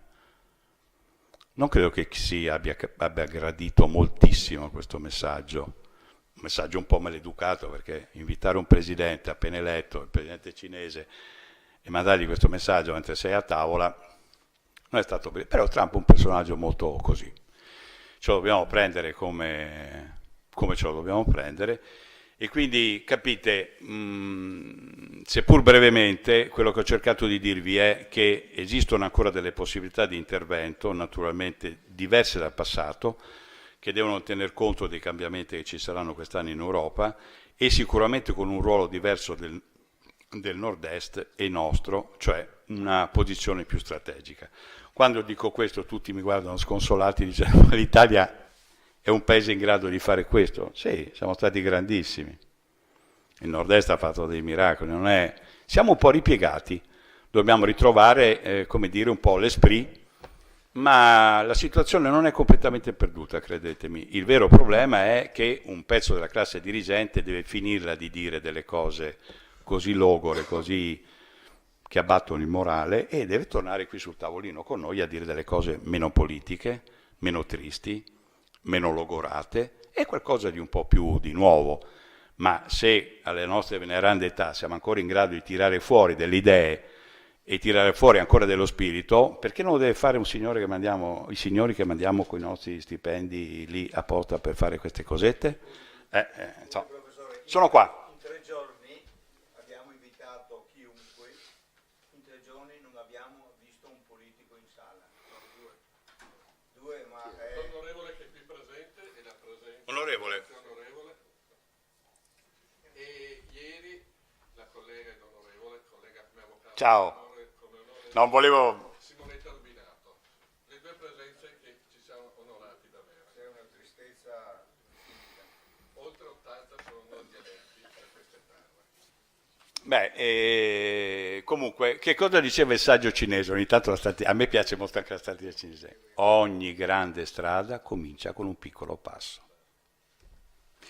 Il nostro Sun Tzu, che sì, i cinesi hanno una strategia molto sofisticata. Io li ho criticati, devo dirvi, però li leggo moltissimo, leggo molto. Poi ci sono dei nostri come Julien, il francese, che scrive delle cose sui cinesi eccezionali. E l'ho detto, dobbiamo stare molto attenti perché la loro tecnica è una tecnica raffinatissima che ci coglie di sorpresa, tutta la tecnica asiatica con cui noi dobbiamo confrontarci, perché lo scontro che viviamo non può essere risolto solo con l'embrassons nous, con i baci, no, è uno scontro, è quella che abbiamo detto prima, usiamo questa parola forte, una guerra economica, all'interno dell'Europa, ma anche all'esterno. Poi c'è anche la guerra, il conflitto guerreggiato, i terrorismi, eccetera. Ma loro, come dice Julien, il più grande conoscitore degli asiatici, che sono dei nostri veri competitivi, bisogna fare attenzione perché sono molto sofisticati. Nel combattimento anche economico, nella competizione, che io ho definito anche il gioco a 3 carte, il cinese dice, non la frase storica che conosciamo, il vero comandante è colui che vince prima di combattere. Il cinese dice una cosa ancora più sofisticata e profonda che noi dobbiamo capire. Il nemico va trasformato. È una cosa, cioè avere a che fare con questi personaggi, noi oggi ci sentiamo un po' allo stato, non dico primordiale, ma allo stato molto, molto vecchio.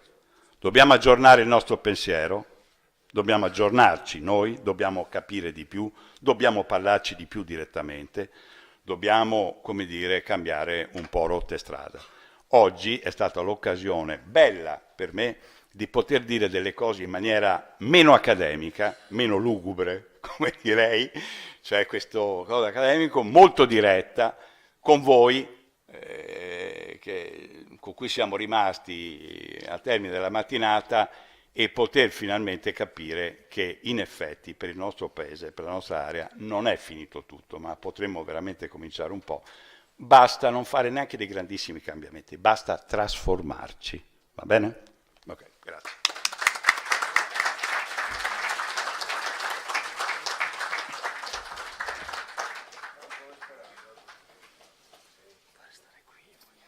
No, io come Garibaldi non ho il poncio, non ho la barba, non ho gli occhi azzurri, ho un po' più di anni di Garibaldi, però dico la parola mitica, obbedisco. Quello che mi dite... La passione per le donne? No, quella ma non volevo... Cioè, diciamo che era l'altra caratteristica importante di Sì, Garibaldi. di Garibaldi, sì, lui era lì secondo me più attraente. Grazie professore, non smettiamo di imparare e non smettiamo di comprendere. Col professore condivido un aspetto, tanto per sorridere un attimo prima di lasciare la parola all'amico Luigi Fadalti, perché anche egli vede in questa abitudine di bere spritz in piazza uno dei grossi ostacoli al miglioramento della nostra società.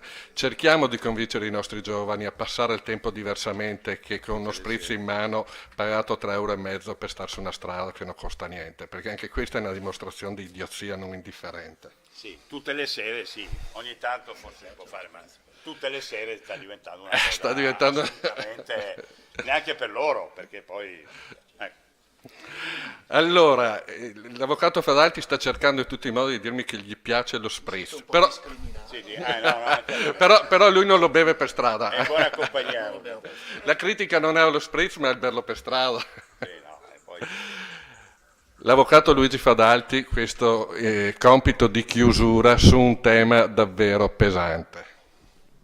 Ma io voglio solo fare 4 chiacchiere sui mali che affliggono la nostra società, perché credo che il problema vero sia la negazione del rapporto fiduciario, che è stato sempre alla base delle relazioni umane e che è una caratteristica del popolo veneto.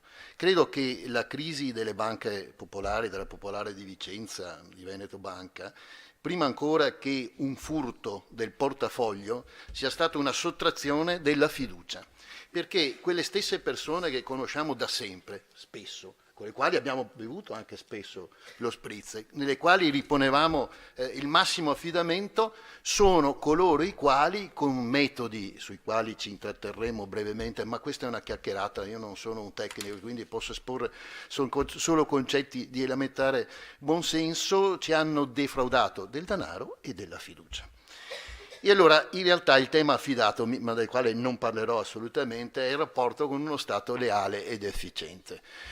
Cosa sia lo Stato è già difficile da definire, visto oltretutto le considerazioni che sono state prima esposte su come si è modificato in tempi repentini il mondo. Su cosa sia la lealtà e l'efficienza, prego, è ancora più difficile da dire. Io vorrei solo osservare che, a mio modestissimo giudizio, uno Stato è leale ed efficiente quando è secondo giustizia.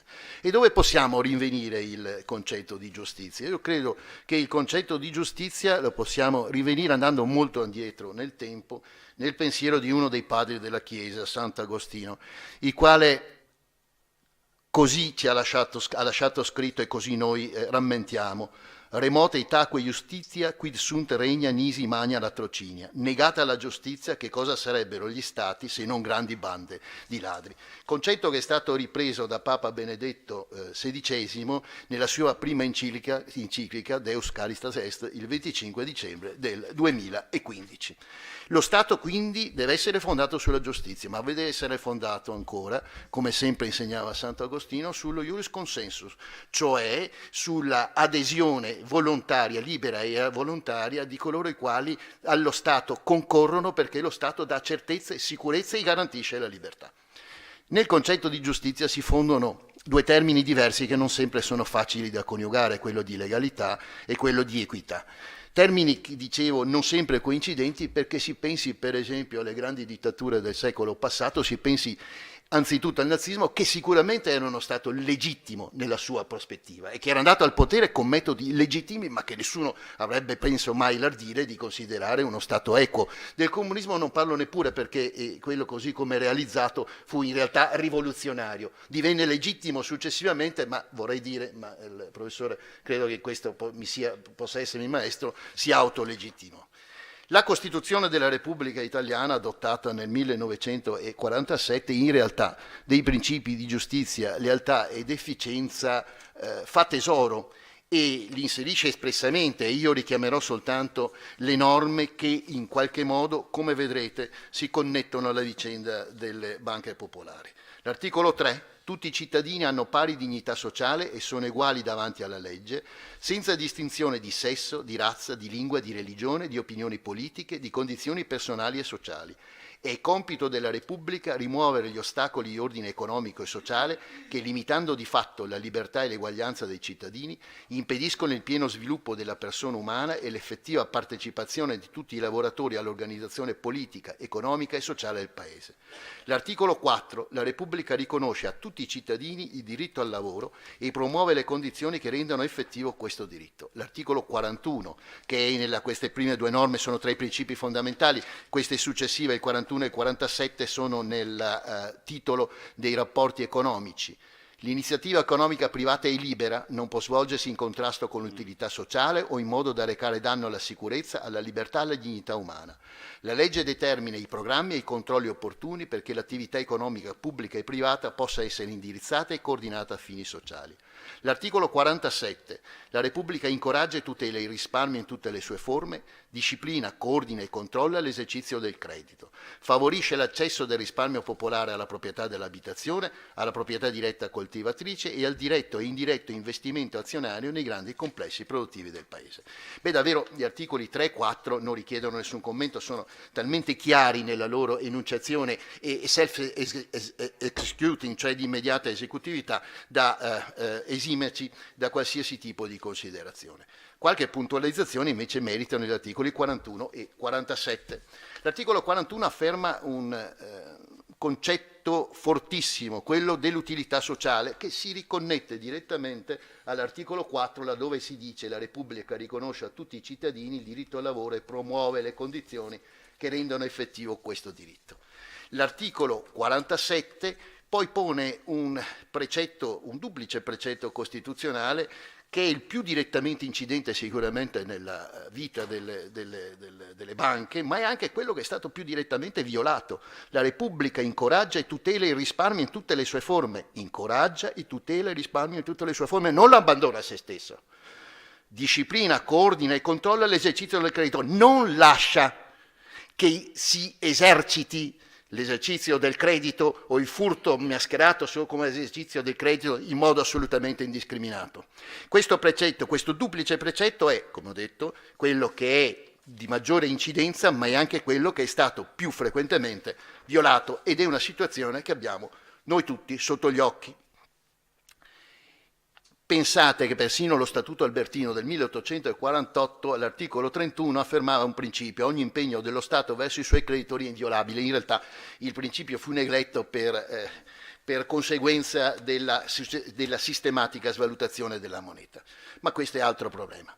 La domanda che ci dobbiamo porre a questo punto, letti i principi costituzionali e cercato di rendere comprensibile il concetto di giustizia, è se, con riguardo a Veneto Banca, Banca Popolare di Vicenza, perché in realtà il tema di questo convegno, lo Stato abbia davvero operato innanzitutto, e se ha operato in modo leale ed efficiente, ovvero secondo giustizia.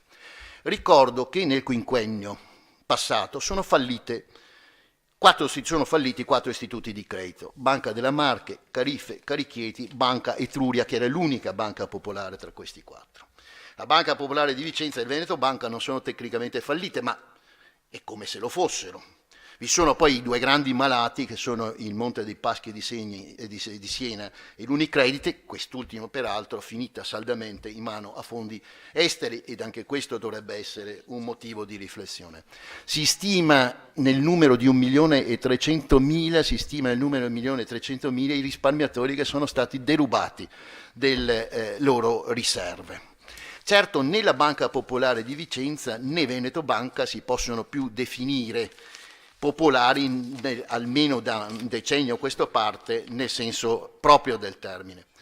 Eppure questo territorio ha grandi tradizioni solidaristiche. La Banca Popolare di Vicenza è stata fondata nel 1866, il primo sportello della Banca Popolare di Montebelluna, quella che diventerà poi, per effetto di successive acquisizioni e modificazioni, Veneto Banca, è del 1877. Nel 1841 a Venezia nasceva Luigi Luzzatti, poi senatore del Regno e ministro, il quale ha dato l'impostazione alle banche popolari. E vi leggo testualmente: per Luzzatti l'accesso al credito non deve assumere, scriveva, la natura propria di una sovvenzione che uomini premuti dal bisogno ricevono dai loro più esposti concittadini, ma deve soddisfare allo stesso tempo esigenze di risparmio volontario e offerta di capitali a basso costo, accumulazione finanziaria e attenuazione del rischio, lotta all'usura e prospettive di sviluppo. Vi pare che nell'ultimo decennio la Banca Popolare di Vicenza e Veneto Banca si siano comportati in questo modo? Nel 1859 a Padova nasceva Leone Wallenburg, che ha importato in Italia il modello delle Raiffeisen tedesche e anche austriache, e che nel 1883 con altre 31 persone ha fondato a Loreggia la prima cassa rurale. Ma allora, se questa è la tradizione di queste terre, se non a caso in queste terre sono nati i due costruttori delle banche popolari e delle casse rurali artigiane, poi diventate banche di credito cooperativo, che cosa è successo perché la Popolare di Vicenza e Veneto Banca abbiano perso quella che era la loro essenza storica? Credo che si possano fare delle osservazioni molto semplici. Si è avuto una gestione autocratica, per carità, non è soltanto di queste banche. Se andate a curiosare, per esempio, la Banca Popolare di Bari, altra grande malata, scoprirete che il presidente e i due vice direttori generali sono rispettivamente padre e due figli. Se andrete a vedere la Banca Popolare di Ragusa, sorprendentemente economicamente sana, scoprirete che mi pare che sia al quarto presidente sempre della medesima famiglia, che sulla popolarità di queste banche francamente fa riflettere. Però qui c'è stata una gestione, ripeto, autocratica. Pensate per quanti anni abbiamo avuto Zonina a Vicenza e per quanti anni abbiamo avuto Trinca a Montebelluna, e già avrete la risposta a questo interrogativo. Probabilmente anche clientelare, ma soprattutto del tutto opaca. E l'opacità, mi si permetta di dirlo, persiste anche ora che sono cambiati gli amministratori ed è cambiata la proprietà. Anzi, forse la banca è più opaca oggi di ieri, perché almeno ieri, bevendo lo spritz, che il professore e io gradiamo, trovandosi al bar, qualcosa dal dottor Trinca o dal ragionier Consoli si poteva venire a sapere. Adesso c'è l'omertà più totale. Ed è difficilmente capibile, tra l'altro, come siano giustificabili gli emolumenti degli amministratori di Veneto Banca, 2.100.000 euro per l'anno passato, e dei dipendenti apicali, i cosiddetti top manager, 2.700.000 euro. A tacere del ragionier Consoli, che ha preteso, l'abbiamo letto sulla stampa, pretende altri 3,5 milioni di liquidazione. Certo, sono dei dilettanti, perché se li paragoniamo a Lloyd Blankfein, il CEO di Goldman Sachs, che ha accumulato 10 miliardi di euro, sono dei dilettanti obiettivamente. Quello è professionismo, sono dei ladri di polli. Sono dei ladri di polli, perché il professionismo è quello, ma sta di fatto che comunque sono compensi che trovano una difficile spiegazione. Anche perché se noi li rapportassimo per volume, a parte questo sono fallite, ma se andiamo al passato, per volume di raccolta, per esempio a Unicredit o San Paolo, quegli amministratori avrebbero dovuto percepire 500 milioni di euro all'anno, che è una cosa che evidentemente collide con il buonsenso. Ci hanno parlato anche stamattina di non performing loans. Insomma, tradotto in soldoni, sono crediti che non si riesce a realizzare. Sono crediti che sono stati ragionevolmente conferiti a soggetti che erano radicalmente immeritevoli. Mi viene il terribile dubbio che magari qualche impiegato più o meno fedele, direttore di filiale, nel momento stesso in cui telefonava al cliente di quella filiale dicendogli: caro signore, lei è fuori, ed in realtà non me la sto inventando, di 100 euro, veda di rientrare nel conto, o nel momento in cui negava i 10.000 euro a chi andava a chiedere, che so, il finanziamento per far studiare i figli, in quello stesso momento quel direttore di filiale, e ricordo con un principio militare per cui gli ordini illegittimi non si eseguono, in quello stesso momento invece contribuiva a formare questi NPL. Ma chi sono i grandi debitori di Veneto Banca? Chi sono i grandi debitori? Non è possibile saperlo. C'è un velo omertoso che copre questi nomi e non è possibile saperlo. Io mi domando se non sia un diritto, ma neppure dei soci. Io non sono socio, devo dire, non ho mai avuto neppure rapporti con Veneto Banca. Con la Popolare di Vicenza ho sbattuto la porta 10 anni fa dicendogli: guardate, io ci sono e ci sarò ancora, voi non so, e ci ho visto lungo, ma chi sono questi debitori? Io credo che sia diritto di un cittadino sapere chi ha utilizzato la banca come un bancomat. Di un cittadino, perché il danno che è stato creato è un danno non soltanto a chi aveva riversato i propri risparmi in quella banca, ma è un danno al tessuto sociale. È un danno terribile, e gli scenari che ci si prospettano, come sono stati qui rappresentati stamattina, sono ancora peggiori. E allora, di fronte a tutto ciò, perché poi insomma saranno state anche chiacchiere, ma sono almeno 10 anni che sulla Popolare di Vicenza circolavano, mettiamo così, voci strane, almeno 5 anni che su Veneto Banca si sentivano segnali non propriamente rassicuranti. Di fronte a tutto ciò cosa ha fatto lo Stato? È stato leale ed efficiente e quindi giusto? Noi non possiamo dimenticarci che esistono una pluralità di controlli preventivi e di interventi repressivi. Abbiamo la Banca d'Italia, la Guardia di Finanza e la magistratura. Incominciamo dalla Banca d'Italia, che è uno strano essere anfibio. Perché è anfibio? Perché è un istituto di diritto pubblico, tale definito dalla legge bancaria del 1936, che in parte qua è sopravvissuta, ma ha dei soci.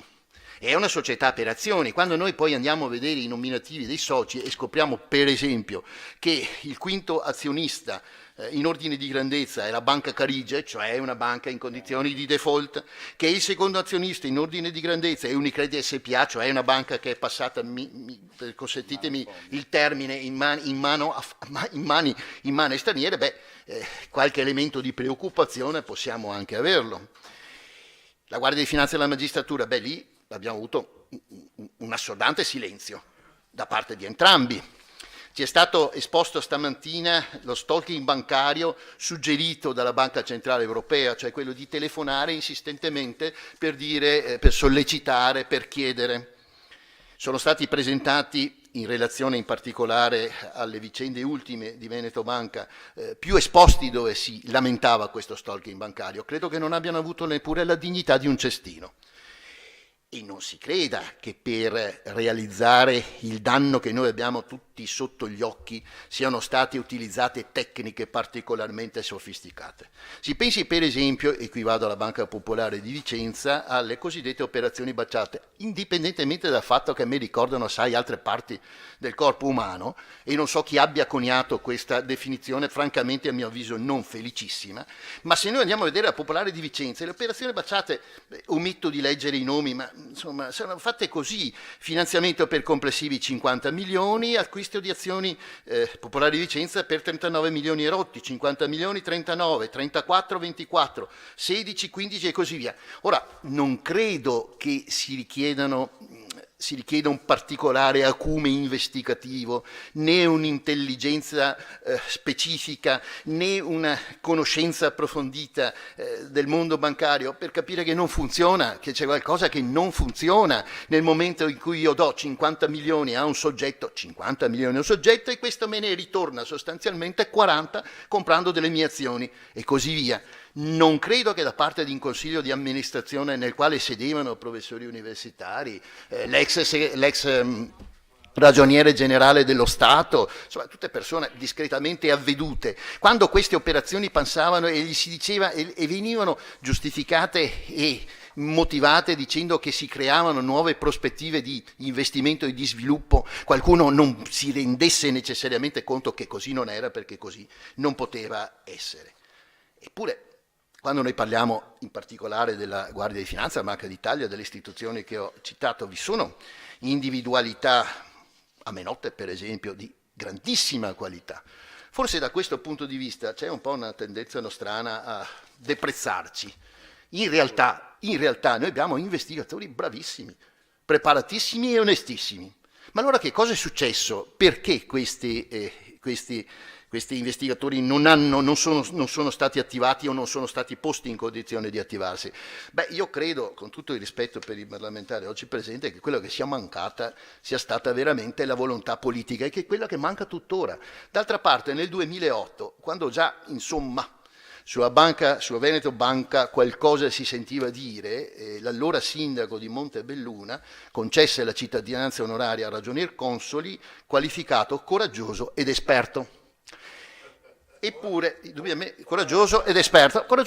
testuale,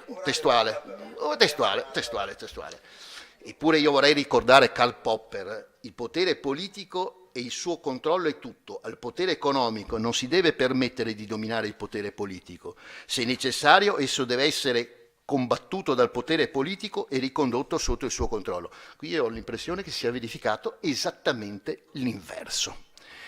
Popolare di Vicenza Veneto Banca è una cronaca di una morte annunciata, e qui, con un pizzico di vanità, sono costretto a citare me stesso, perché non sono un tecnico, ma sono dotato, credo, di un certo buonsenso. In un articoletto pubblicato a mia firma, pubblicato sulla Tribuna di Treviso il 16 aprile del 2016, intitolato "Ma Atlante non salverà Veneto Banca", facevo una mia ipotesi su quello che sarebbe accaduto, che è esattamente quello che sta accadendo, cioè un'operazione in macelleria sociale della quale credo nessuno potrà vantare meriti. Voi vi ricorderete un personaggio buffo di una trasmissione satirica televisiva, Zelig, Palmiro Cangini, che era l'assessore alle attività varie ed eventuali del comune di Roncofritto Superiore. Era un tipo un po' nervoso, che aveva alle spalle Bisio, che entrava sempre in scena, diceva delle cose assolutamente confuse e alla fine faceva questa affermazione: con questa cosa voglio dire, non lo so, però i miei fatti mi cosano. Beh, i fatti mi cosano, perché avevo scritto esattamente quello che è accaduto, quindi i fatti mi cosano. Ecco, i fatti mi cosano. Come Palmiro Cangini, io non sono una persona semplice, non sono un tecnico, ma d'altro canto, quando ricordo che Fabrizio Saccomani, direttore generale di Banca Italia prima e ministro poi, ebbe ad affermare qualche anno fa, piccolo e brutto, riferendosi alle banche, francamente qualche motivo di inquietudine mi viene, perché la conseguenza di questa perentoria affermazione è che le banche popolari, almeno qui, sono scomparse, ma direi che sono scomparse come banche popolari, cioè il concetto di popolare nell'accezione espressa da Luigi Luzzatti si è perso completamente. Le banche di credito cooperativo sono in crescente difficoltà. Localmente non possiamo neppure dimenticare l'eutanasia di Cassamarca. E allora il dubbio che mi sorge è: ma se le banche di credito cooperativo, che io preferisco continuare a chiamare casse rurali ed artigiane, e le banche popolari avessero continuato ad essere amministrate come era un tempo e avessero mantenuto le dimensioni di allora, ci troveremmo in questa situazione? E il direttore della Cassa Rurale Artigiana guardava fuori dalla finestra e vedeva l'artigiano che si impegnava 20 ore al giorno a produrre il miglior manufatto al miglior prezzo possibile. Guardava fuori dalla finestra e vedeva il commerciante impegnato a migliorare la qualità del prodotto che offriva. Sapeva che questo artigiano e questo commerciante erano meritevoli di tutela, e infatti fin quando questi istituti di credito sono stati amministrati con la diligenza del buon padre di famiglia, le situazioni che oggi abbiamo davanti agli occhi non si sono verificate. Certo, non mi si opporrà, ma il mondo è cambiato, la globalizzazione, la BCE, l'Europa, certo che ci sono stati dei fattori estrinseci, ma io credo che questa affermazione perentoria, piccolo e brutto, sia un'affermazione sbagliata. Luca Pacioli nel 1494, in un testo non a caso pubblicato a Venezia, Summa de Aritmetica, eccetera, esponeva per la prima volta in forma compiuta il sistema della cosiddetta partita doppia. Che cos'è la partita doppia? Sono due colonne, entrate e uscite, dare, avere, alla fine c'è un saldo, se il saldo è per me positivo vuol dire che la mia attività funziona, se il saldo è per me negativo vuol dire che devo tentare di rimediare, o se la situazione è tale da non consentire un rimedio vuol dire che devo chiudere. È un concetto semplice, mi pare molto semplice. E allora, quando per esempio mi perviene un invito a un convegno che ha questo titolo pomposo, le operazioni di finanza strutturata, cartolarizzazioni, factoring e covered bonds, evoluzione normativa, prospettiva e nuovi utilizzi, ecco, anche qui sinceramente mi viene qualche dubbio, così come quando mi si parla di contratti derivati, di derivati, che in realtà l'espressione corretta è contratti sui derivati, io ancora non sono riuscito a capire esattamente in cosa consistono, altro che è una scommessa nella quale vince soltanto chi quei derivati stavo usando una brutta espressione, diciamo ti vende. Abbiamo avuto l'esempio questa mattina del fondo BlackRock, degli ETF, che sono delle cose talmente evanescenti da non riuscire neppure a renderne una definizione comprensibile ai più. Voi avete presente i cartoni Walt Disney? Beh, insomma, abbiamo visti tutti, io continuo a vederli adesso perché ho una figlia di 5 anni, quindi li vedo, sono preparatissimo, potete interrogarmi, sono preparatissimo.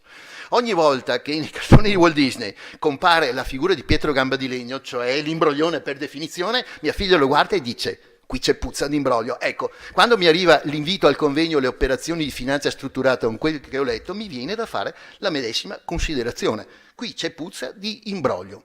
Ma anche quando vedo certi nomi, pensate, in Goldman Sachs, e abbiamo visto che cos'è Goldman Sachs, abbiamo visto quali sono i principi etici di Goldman Sachs, sono passati con i carichi di responsabilità, tanto per fare alcuni nomi, Mario Draghi e Mario Monti, l'attuale governatore della Banca d'Inghilterra, e un presidente non esecutivo è Barroso, che per chi non lo ricordasse era l'ex presidente della Commissione europea.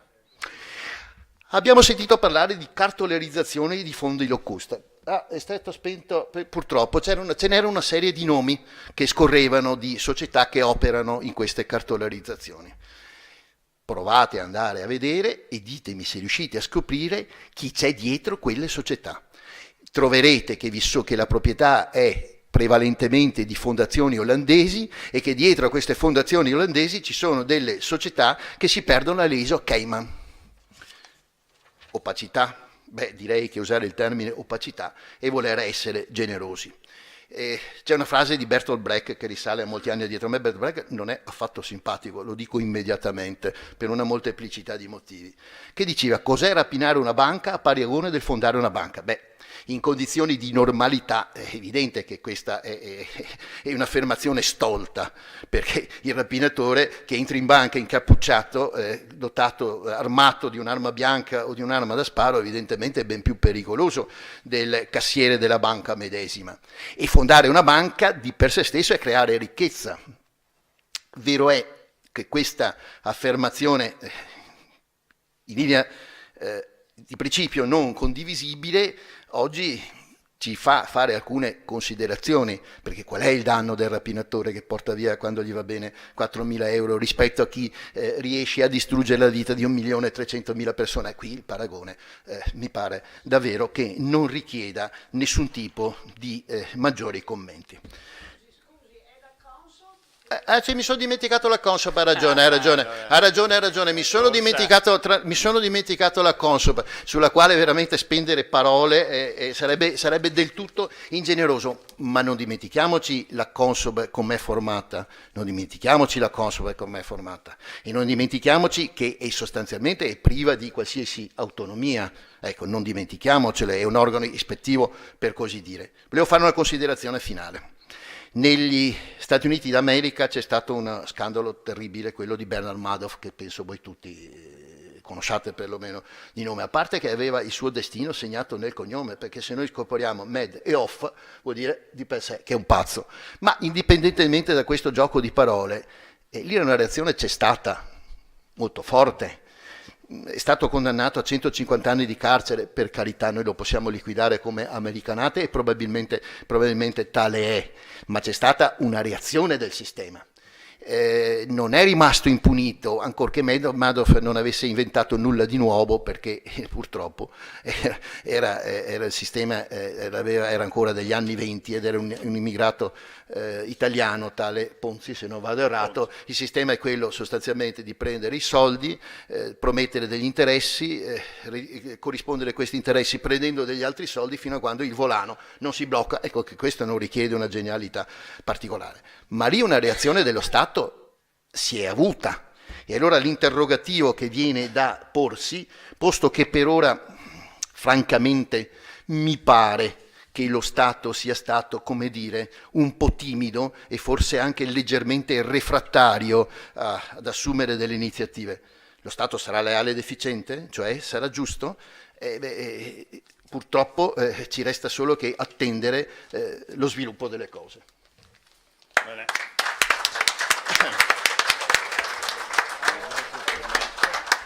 Professore. Mi scusi un secondo, come promemoria, solo per ricordare a tutti che lo sappiamo, negli Stati Uniti... Scusami che diamo un saluto al professor Panice ringraziandolo. Grazie ancora.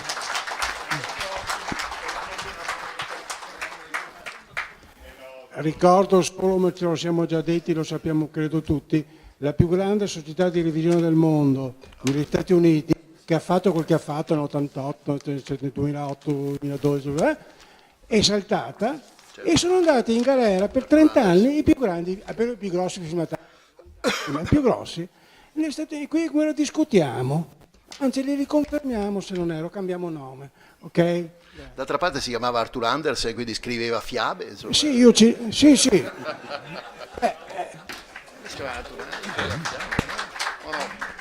Era il nome di chi l'ha fondata. Io ci ho lavorato per molti anni. Straordinario avvocato Fadalti, come sempre. Bene signori, adesso c'è un momento che ci è più ignoto rispetto alle relazioni le quali erano su dei temi convenuti.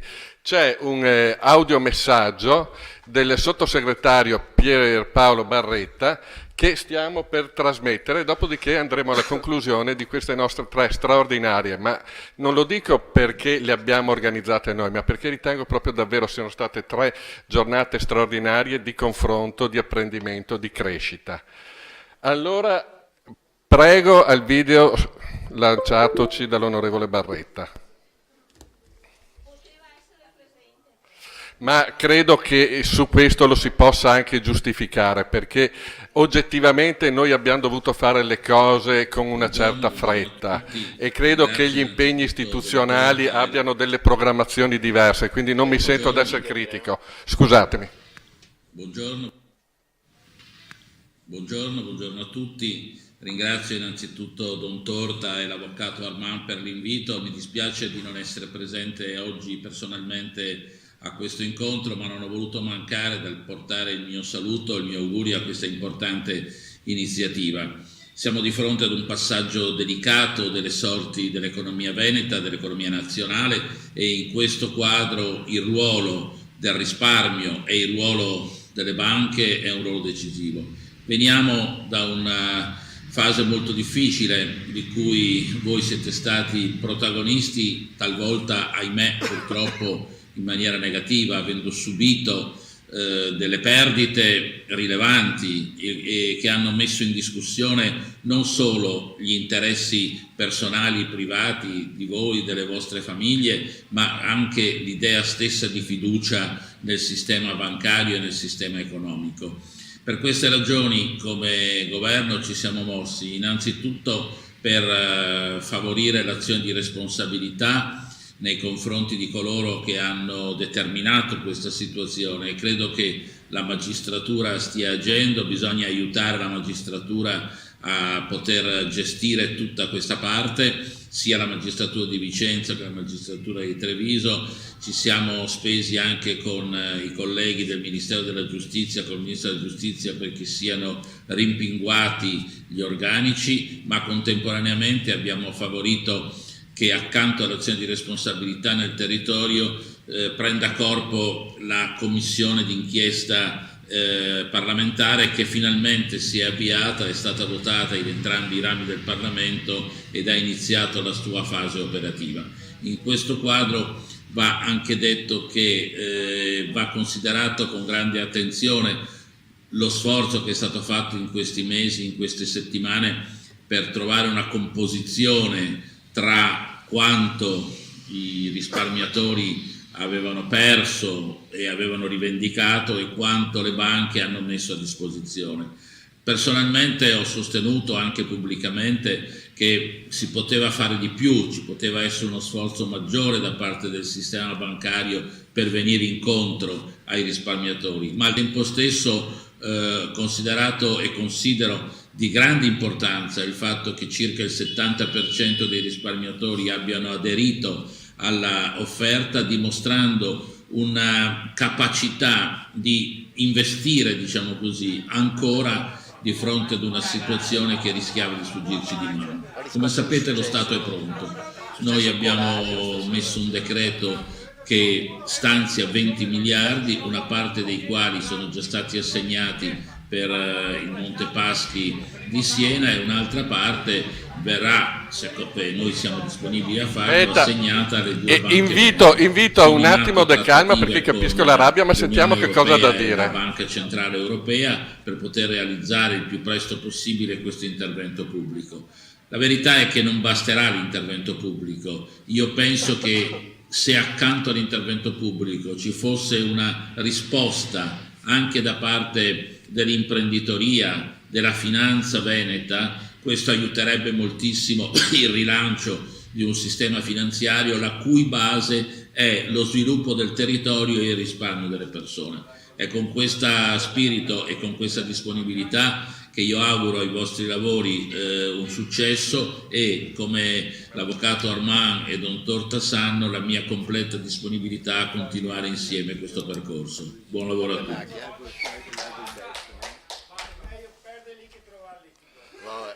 Vabbè signori, questo è ciò che abbiamo e ringraziamo l'onorevole Pierpaolo Barretta di ciò che ci ha inviato. Su un solo punto, prima di passare alle conclusioni, io esprimo una comunanza d'opinioni sul ruolo che dovrebbero avere gli imprenditori, cioè quella parte di imprenditori direttamente coinvolti nella vicenda di Veneto Banca e Banca Popolare di Vicenza, i quali stanno assumendo un profilo che non è coerente con tutti i ragionamenti che abbiamo sviluppato in questa sede, che si improntano su un filo di logica stringente, come ci ha invitato ad usare il professor Gangemi. Questi imprenditori pensano e sperano di riuscire ad accomodare i loro problemi all'italiana. Purtroppo siamo arrivati nella situazione, nella condizione in cui le cose all'italiana finalmente cominciano a non funzionare più. I nodi arrivano al pettine e non è attraverso le cosiddette fufigne che si trovano le soluzioni. Imprenditori qui non ce ne sono, imprenditori che si dichiarano grandi soci, ma probabilmente, come dicevo ieri, stamattina, sono molto spesso soci più piccoli di noi, ma ciò nonostante per senso d'appartenenza o perché sono iscritti a Confindustria ritengono di appartenere al gotha della finanza, ancorché dal gotha della finanza loro siano molto lontani e spesso sfruttati. Questi imprenditori nicchiano e cercano di sfruttare le pieghe del sistema. Stavolta purtroppo, tranne qualcuno che riuscirà a transare a condizioni favorevoli per meccanismi insondabili, ma stavolta non andrà così. E loro faranno perdere in qualche maniera a noi una parte di forza che potrebbe essere utile per la soluzione del problema. Ma questo è solo un piccolo punto polemico nei loro confronti. Beh, allora, è il momento di concludere, poi passeremo ad un povero rinfresco, perché persone povere possono offrire ciò che hanno, però lo offriamo con il cuore. Personalmente sono straordinariamente soddisfatto. Io do una conclusione, diciamo, pseudotecnica, poi la parola fine a questa 3 giorni la porrà Don Enrico, che è la nostra guida spirituale, che è qui presente e lo ringraziamo per tutto ciò che ha fatto. e siamo straordinariamente soddisfatti per i contributi che sono stati portati da tutti coloro che sono intervenuti, e non li elenco, li trovate scritti sul pieghevole che distribuiamo e potete anche raccogliere all'uscita, e che secondo me merita di essere conservato, perché ciò che è stato fatto è qualche cosa di nuovo, diverso e in qualche maniera straordinario, perché il contributo di conoscenza può cambiare la situazione. C'è una morale da ricavare da questi 3 giorni. Mi ero preparato un lungo appunto, però vedo che è l'1:30 e molti di voi sono un po' affaticati, quindi non vado... Va bene. Allora cercherò di essere sbrigativo. Allora io dividerei il riassunto di queste giornate in lotti differenti. Un primo, cioè un'analisi di che cosa è successo nelle nostre banche, e attraverso il contributo di tecnici veramente specializzati come il professor Zen abbiamo appreso che la situazione delle banche ha un'origine non recente ed è stata causata da una patologia interna che ha fatto venir meno quel principio, prima anche evidenziato da Luigi Fadalti, del rapporto di banca piccola con impresa piccola. Quindi ha fatto venir meno quello che era il ruolo fondamentale voluto da coloro che hanno concepito genialmente le banche popolari e il credito popolare, di essere al servizio della piccola e media impresa. I nostri imprenditori bancari si sono lasciati prendere dai 3 vizi, diciamo, capitali, ancorché questi non siano i vizi capitali, e su questo poi eventualmente sui vizi capitali ve ne può parlare ampiamente Don Enrico, però che sono vizi che appartengono a tutti noi: l'avidità, il potere, e per avidità, per potere, per ambizione si sono espansi oltre il dovuto. Quindi le nostre 3 banche sono andate oltre le dimensioni che erano, come dire, funzionali alla loro esistenza efficace e proficua. Il secondo punto, che è direttamente connesso col primo, e quindi troviamo una patologia interna delle banche nella, diciamo, inadeguatezza psicosociale degli amministratori. Non voglio parlare di professionalità perché io non ho le competenze per poter fare affermazioni in questo senso, ma l'altro serio problema è che teoricamente il sistema era stato concepito in maniera tale da creare dei meccanismi di controllo che avessero impedito che un folle portasse la barca contro gli scogli. E questi meccanismi di controllo si chiamano Banca d'Italia, si chiamano Consob. Allora il professor Zen ha usato espressioni nei confronti di Banca d'Italia che, per chi le avesse sentite, sono chiaramente esaustive. Ha parlato in termini totalmente negativi, però ponendoci, ancor più l'altro professore, mi devo aiutare con il Roverati, si è espresso ancora più criticamente nei confronti delle autorità di controllo, però il professor Zen ha posto degli interrogativi, ha dato delle spiegazioni che ci possono aiutare per comprendere perché ci siamo trovati in questa situazione. Praticamente ci ha detto, sì vabbè, però l'Italia funziona così. L'Italia è un pappocchio, dove la gestione delle banche attraverso la Banca d'Italia, che ha a cuore che il sistema funzioni, che la festa vada avanti, che la festa continui, che lo spettacolo continui, in qualche maniera, utilizzando le banche popolari come meccanismo ammortizzatore di crisi bancarie del sistema, le ha in qualche maniera poi gratificate con una, come dire, morbidezza di controllo in fase successiva. E questo sistema di connivenze ha creato e ha permesso, come avevamo previsto noi, perché vedo adesso la signora Perucca che annuisce, ma queste considerazioni le avevamo fatte 1 anno e mezzo fa.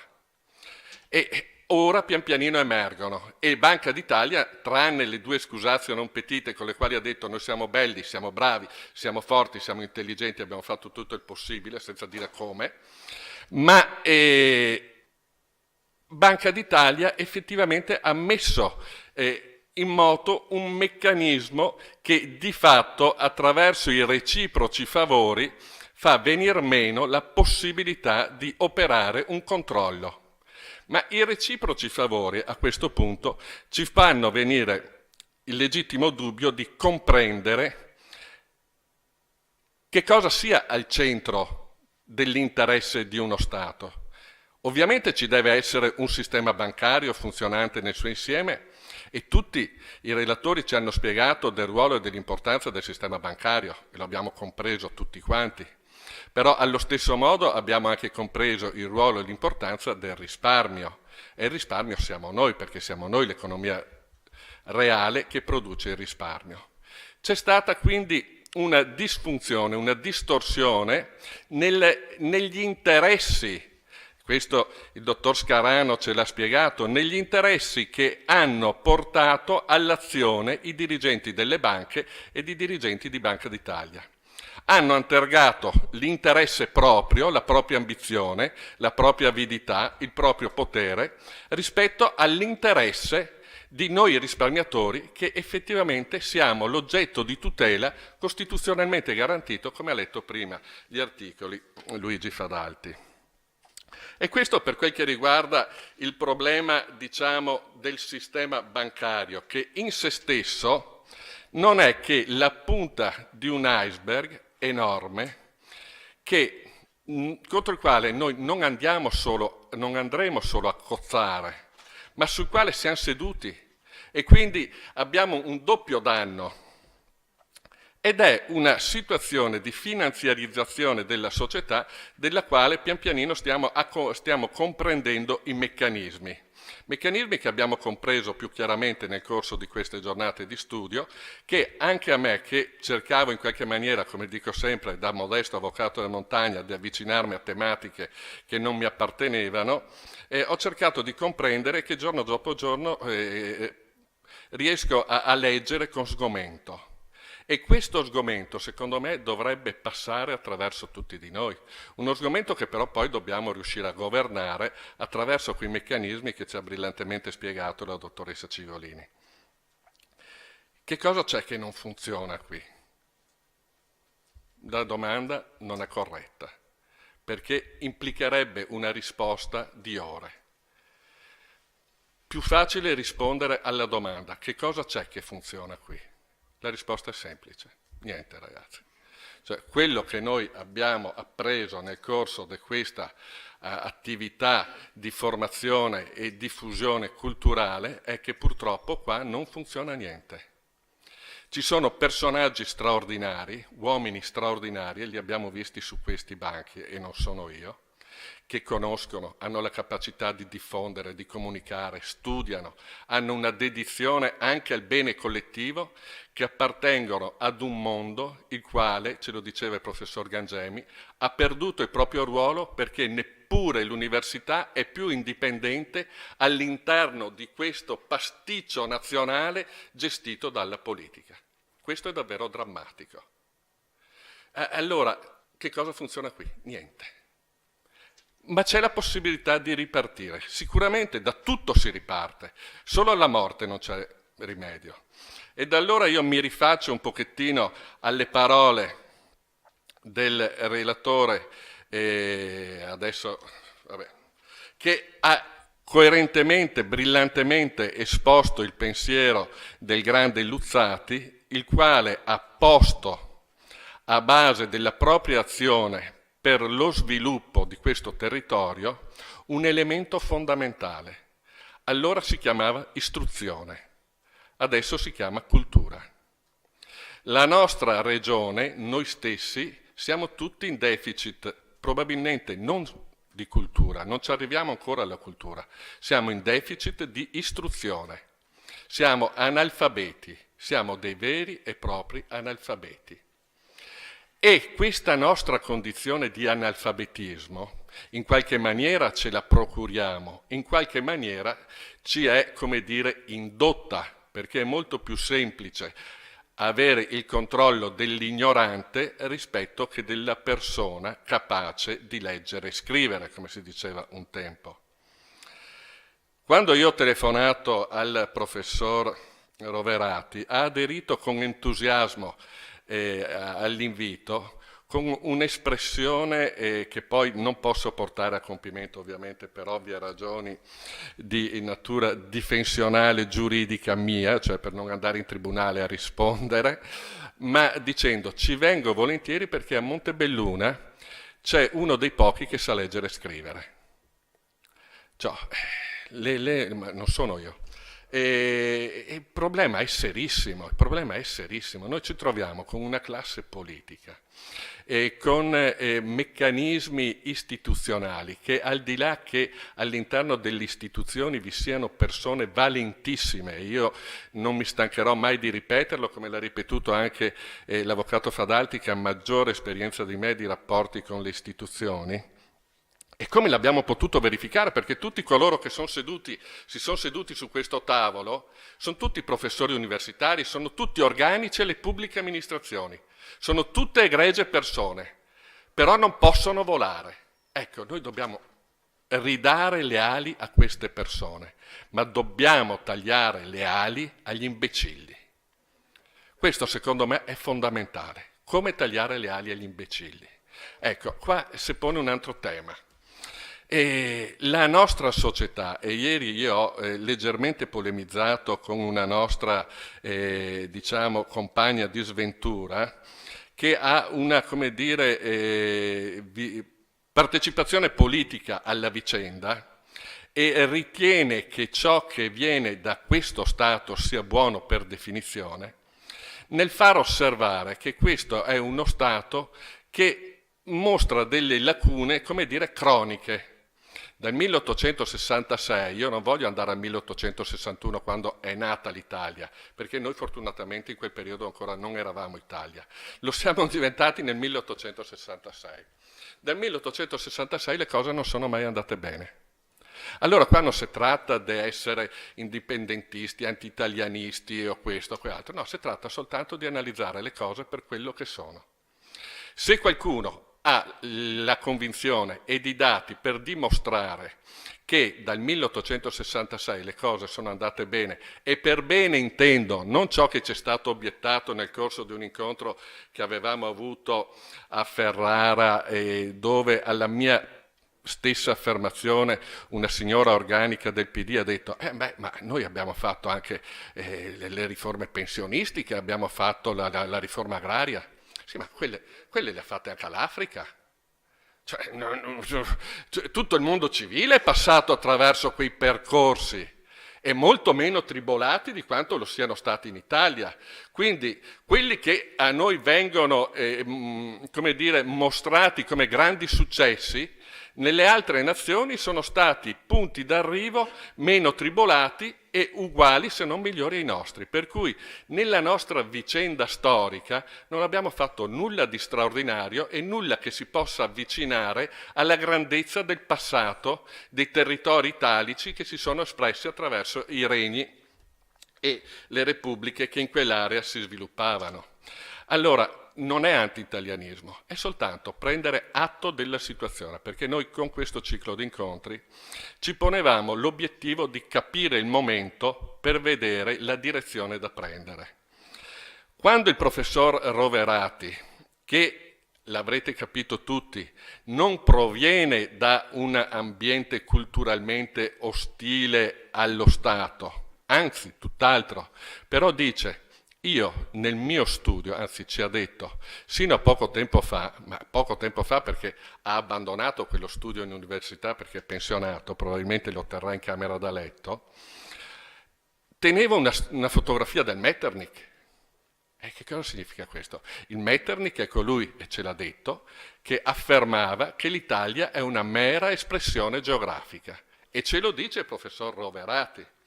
Allora, la fotografia è questo, non funziona nulla. Dobbiamo trovare una soluzione. Professor Goisis, straordinario secondo me, straordinario per la profondità dell'espressione, per il...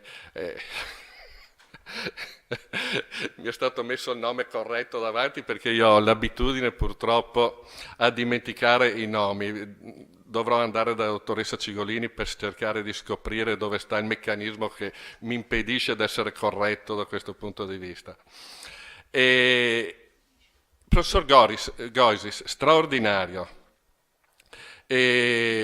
profondo sino al perdere la mente dentro alla sua analisi. Ci porta a delle riflessioni che conducono alla sola soluzione: ricreare la comunità, che è la stessa soluzione per andare verso la felicità che la bellissima analisi della dottoressa ha fatto prima. Non c'è un percorso differente da quello di ricreare la comunità. Ma come possiamo noi ricreare la comunità? Non certo partendo da una comunità di 60 milioni di persone, distanti 1500 chilometri l'una dall'altra, con gli Appennini in mezzo, con 1000 differenziazioni che sono la ricchezza dei popoli italici. Quindi una comunità, come dice spesso Don Enrico, uniti ma nelle differenze. Ecco, allora questa unione delle differenze ci porta ad un'analisi sul concetto del federalismo antropologico, sempre introdotto dal professor Gangemi. Perché un popolo autonomamente si dota di meccanismi difensivi federativi? Perché evidentemente è a disagio, altrimenti non ce ne sarebbe stato il bisogno, perché è l'esigenza che crea l'organo.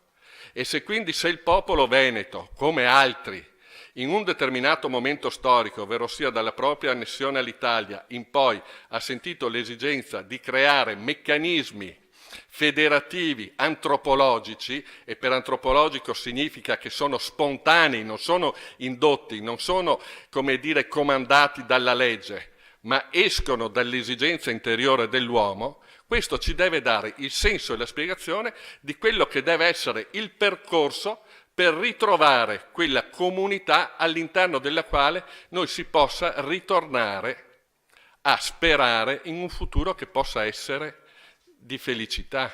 Certo, ci sono tutte le variabili. L'ultimo intervento, professor Paniccia, bellissimo, apre la mente e inquieta, non siamo nessuno, ma non è vero. E ce l'ha detto lui, non siamo nessuno ma siamo qualche cosa, perché noi nella nostra diversità di popoli italici abbiamo quelle caratteristiche che non appartengono per esempio ai francesi. Ci veniva anche detto, adesso mi sfugge il nome del pensatore, che la Francia può anche non essere uno Stato federale, perché la Francia da il Mar Mediterraneo al confine con l'Olanda, con il Belgio, è uguale dal punto di vista socioculturale. L'Italia no. La Francia ha una storia comune secolare, l'Italia no. La Francia ha una lingua che è stata, diciamo, canonizzata, non è il termine corretto, poi mi verrà in mente, da secoli, l'Italia no. E quindi l'Italia ha una struttura differente, dobbiamo prenderne atto. Ma su questo non mi voglio dilungare oltre, perché per coloro che hanno sentito tutti gli interventi la situazione era chiara. Voglio passare a qualche cosa che sta più a cuore a tutti quanti, cioè la soluzione del problema. La soluzione del problema non solo dal punto di vista sociale, che però, come abbiamo sempre sostenuto nel corso delle nostre riunioni, è un aspetto fondamentale, perché questo è un problema sociale, non è una crisi aziendale, questo è un vero problema sociale. Io vorrei dire che tra secolo, quando sento ancora le parole dell'onorevole Barretta, però non posso polemizzare con un video, vorrei farlo di persona con lui, ma le occasioni non si presentano.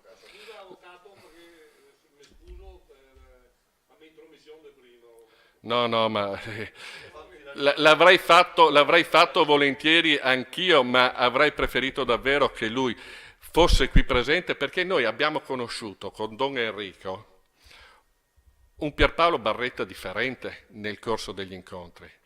Allora io mi chiedo, qual è, e là l'interrogativo è veramente inquietante, qual è la forza di quei poteri che piegano quel Pierpaolo Barretta che noi abbiamo incontrato ripetutamente, che è un uomo differente da quello che abbiamo visto ufficialmente sul video?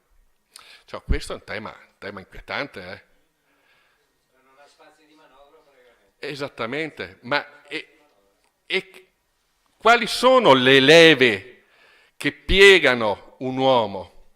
Perché noi sappiamo che ci sono le leve che possono comprare, e l'abbiamo visto. Abbiamo visto che molti dei nostri governanti sono entrati e usciti da centri di potere economico e centri di potere politico. Ogni commento è del tutto insufficiente, però sarebbe anche da capire perché secondo me l'onorevole Barretta non va alla ricerca della ricchezza. Noi l'abbiamo incontrato, l'abbiamo visto.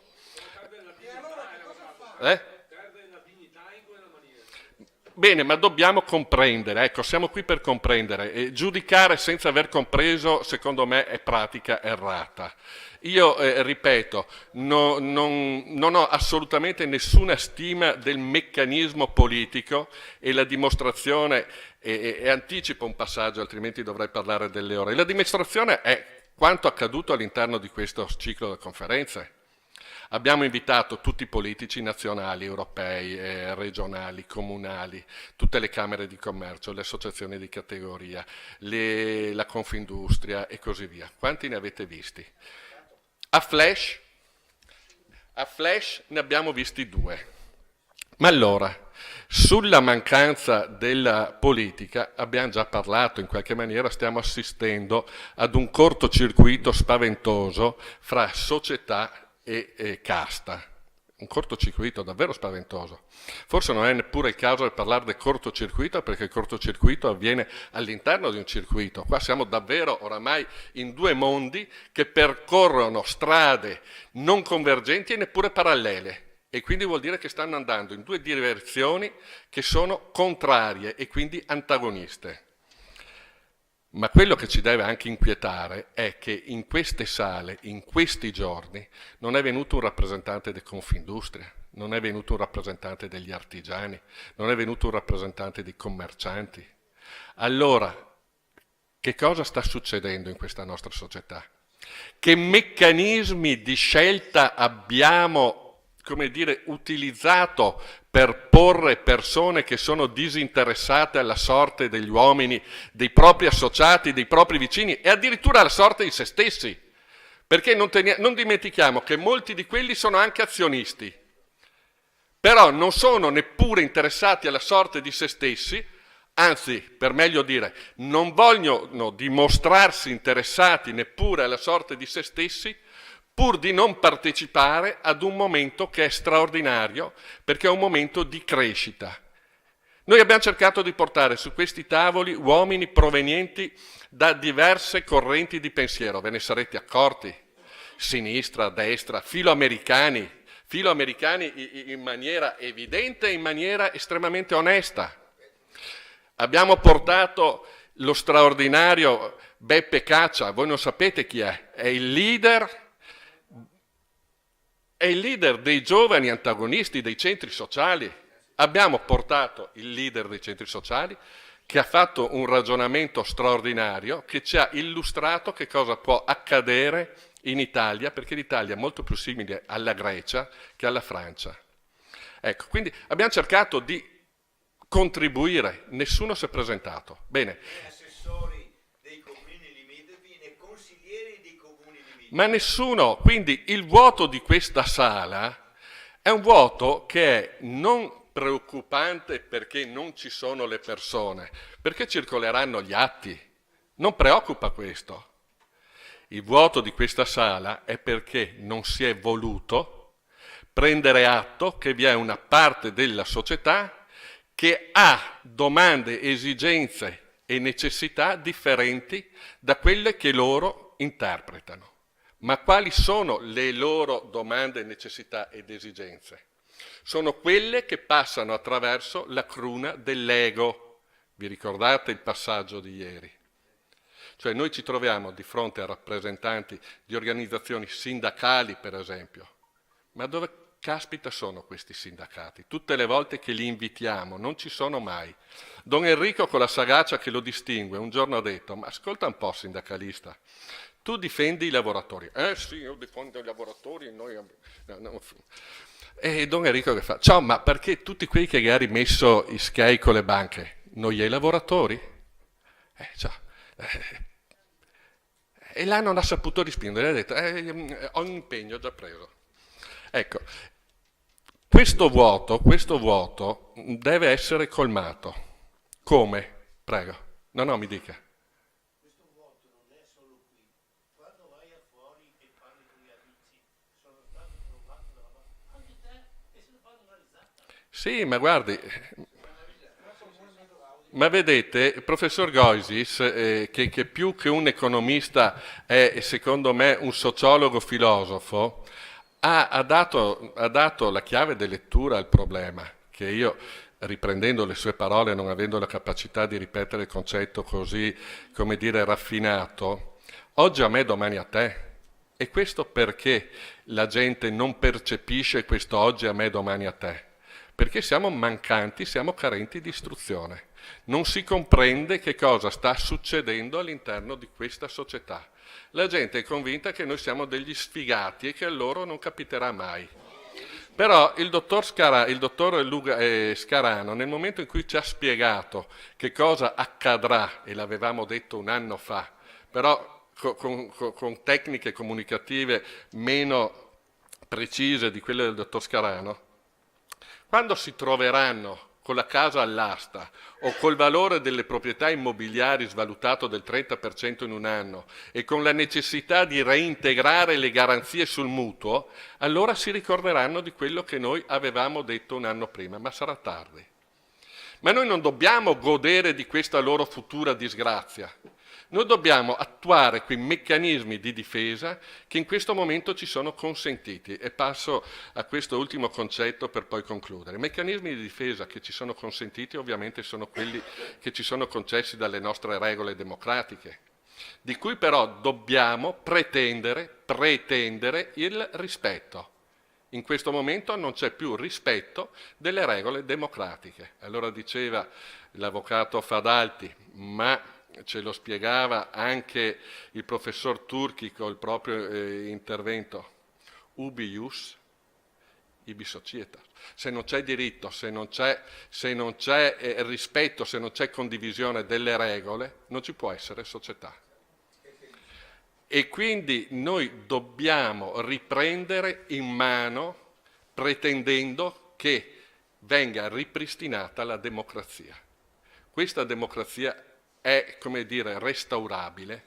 Questo può essere un argomento di successiva analisi, però noi dobbiamo prendere atto che questa democrazia non funziona. Questa sala è la certificazione notarile della divergenza fra la società e la politica, fra la società e le cosiddette istituzioni pseudo-rappresentative, Confindustria, Confartigianato, commercianti e così via. Qui c'è la divisione, qui abbiamo forse il vero grande risultato di questi 3 giorni non sarà l'aver solo diffuso cultura e aver aperto qualche mente, la mia per esempio che è piccola, ma l'aver dato contezza a tutti e nessuno potrà dire che è differente, che la politica non è assolutamente interessata alle sorti del popolo. La soluzione passa attraverso un recupero di ruolo.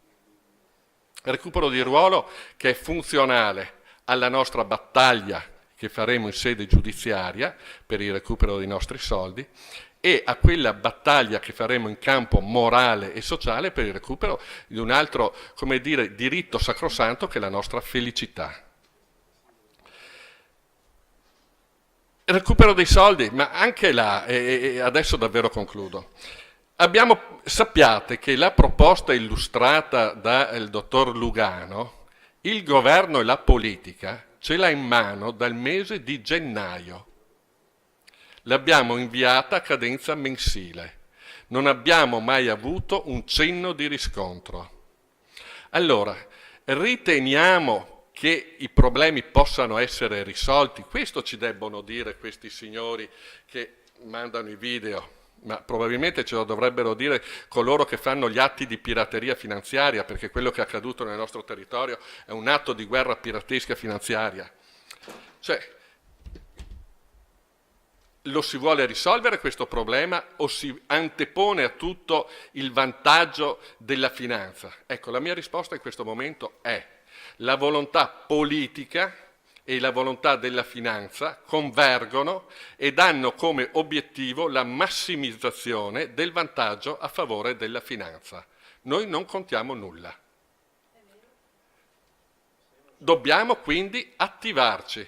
Qualcuno prima, non ricordo più chi, diceva: noi dobbiamo diventare in qualche maniera rappresentanti, ho usato un termine più chiaro, ma dobbiamo diffondere questo pensiero, dobbiamo far diventare importante la necessità di diffondere il concetto di difesa, specialmente perché noi apparteniamo a quella sfigatissima classe media che da qui a 5 anni si ritroverà con le pezze al culo.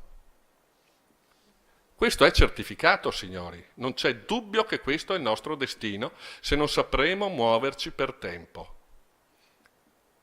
Allora, con queste parole di speranza, voltarsi sulle maniche, perché aiutati che il Signore t'aiuta, io ringrazio tutti e lascio la parola a Don Enrico, che è la nostra straordinaria guida spirituale e non solo. Prego, Don Enrico.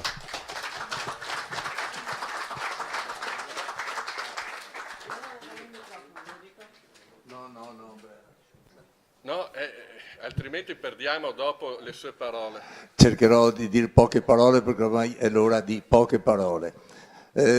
Guillermo, che l'avvocato dice l'avvocato di campagna, di montagna, mi sono un prete di campagna, quindi ho una piccolissima parrocchia, per cui lui ha detto umile, credo di aver messo soltanto la mia coscienza. Pensavo in questo momento a due cose.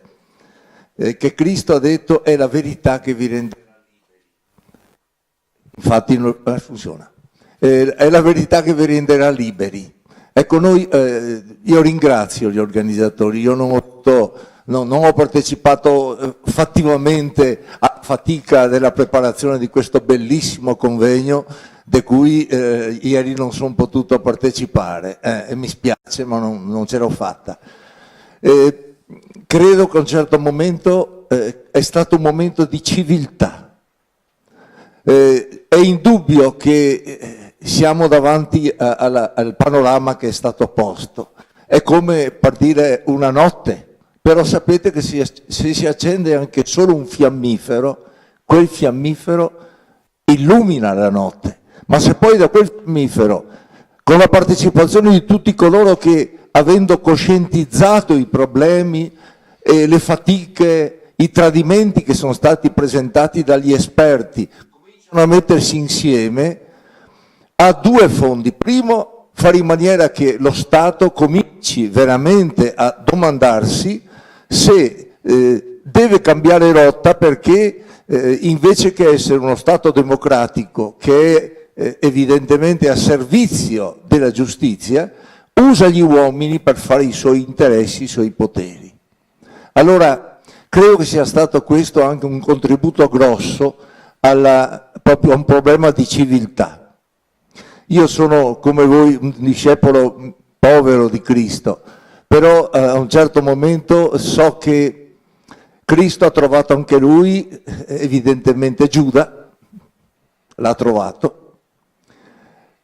Il venerdì santo, come dicevo l'altro giorno, io ho visto tanta gente unita a quel Cristo sulla croce, però so che è arrivata poi la Pasqua, la vittoria della vita sulla morte. Vorrei dirlo a tutti coloro che stanno lottando e che hanno mostrato una grande dignità nel non accettare l'elemosina, ma nel dire che bisogna avere giustizia, che i soldi che sono stati rubati devono riandare alla tasca di tanti che hanno lavorato, faticato e che sono lacrime della loro vita, che non sono pezzi di carta, che non sono euro, sono valori di esistenza. ma soprattutto è stato veramente un impegno di civiltà, perché io spero che questo fiammifero che si è acceso possa diventare 2 fiammiferi, 3 fiammiferi, e da 3 volte possa diventare milioni di volte, in maniera tale che tutti possano in qualche maniera rendersi conto di quello che è stato detto e dello sforzo che si sta facendo attraverso le organizzazioni, poco io, ma moltissimo coloro che si sono spesi per questo. E allora credo che dobbiamo essere molto, molto sereni e anche dare speranza, perché quel Cristo che è stato ucciso il venerdì è risorto, e vorrei che anche questo fosse la sicurezza che comunque verrà la Pasqua di questa società per cui stiamo noi lottando, impegnandoci, da persone civili, da persone che hanno una coscienza, perché noi come Pilato non ci laveremo mai più le mani finché i soldi non torneranno nelle tasche, ma soprattutto la dignità dell'uomo non verrà calpestata. Grazie. È il momento dei ringraziamenti che sono dovuti. Noi abbiamo potuto fare questa serie di giornate grazie alla preziosissima collaborazione del Comune di Montebelluna, del suo sindaco, grazie al sostegno economico della Regione Veneto e della Giunta e del Presidente Luca Zaia, ma abbiamo potuto fare questa operazione che io ritengo essere importante, ma spero di non sbagliarmi, grazie alla collaborazione di tutti i relatori, e sottolineo tutti sono venuti gratuitamente, quindi un grazie veramente di cuore. E grazie alla collaborazione di Walter Baseggio, Caterina Baratto, Girolamo Stocco, e adesso mi sfuggono i nomi e perdonatemi, ma di uomini davvero straordinari che con un cuore enorme, nonostante l'età, Walter Baseggio ha 74 anni, non li dimostra ma ci sono, la signora Flora, Linda, Bonisiol, che si sono sacrificati davvero terribilmente in questi 10 giorni, subendo le mie angherie, ecco, perché così do loro soddisfazione, perché sono stato dipinto come una specie di belva umana, ma non è così. E siamo riusciti a realizzare questo, in 10 giorni, in poche persone. E grazie Andrea. No, non è questo che volevo sentire. Quello che vorrei sentire è la riflessione. Se invece di fare un'operazione di questo tipo in 10 persone, forse anche meno, perché eravamo in 4 quando siamo partiti, fossimo in 40, in 400, che cosa si potrebbe realizzare? E questa è la domanda. Noi non siamo stati bravi, abbiamo fatto quello che possono fare 4 persone. In 40 possiamo fare 10 volte di più, in 400 possiamo non aver limiti. Riflettiamo su questo. Grazie, buona giornata a tutti.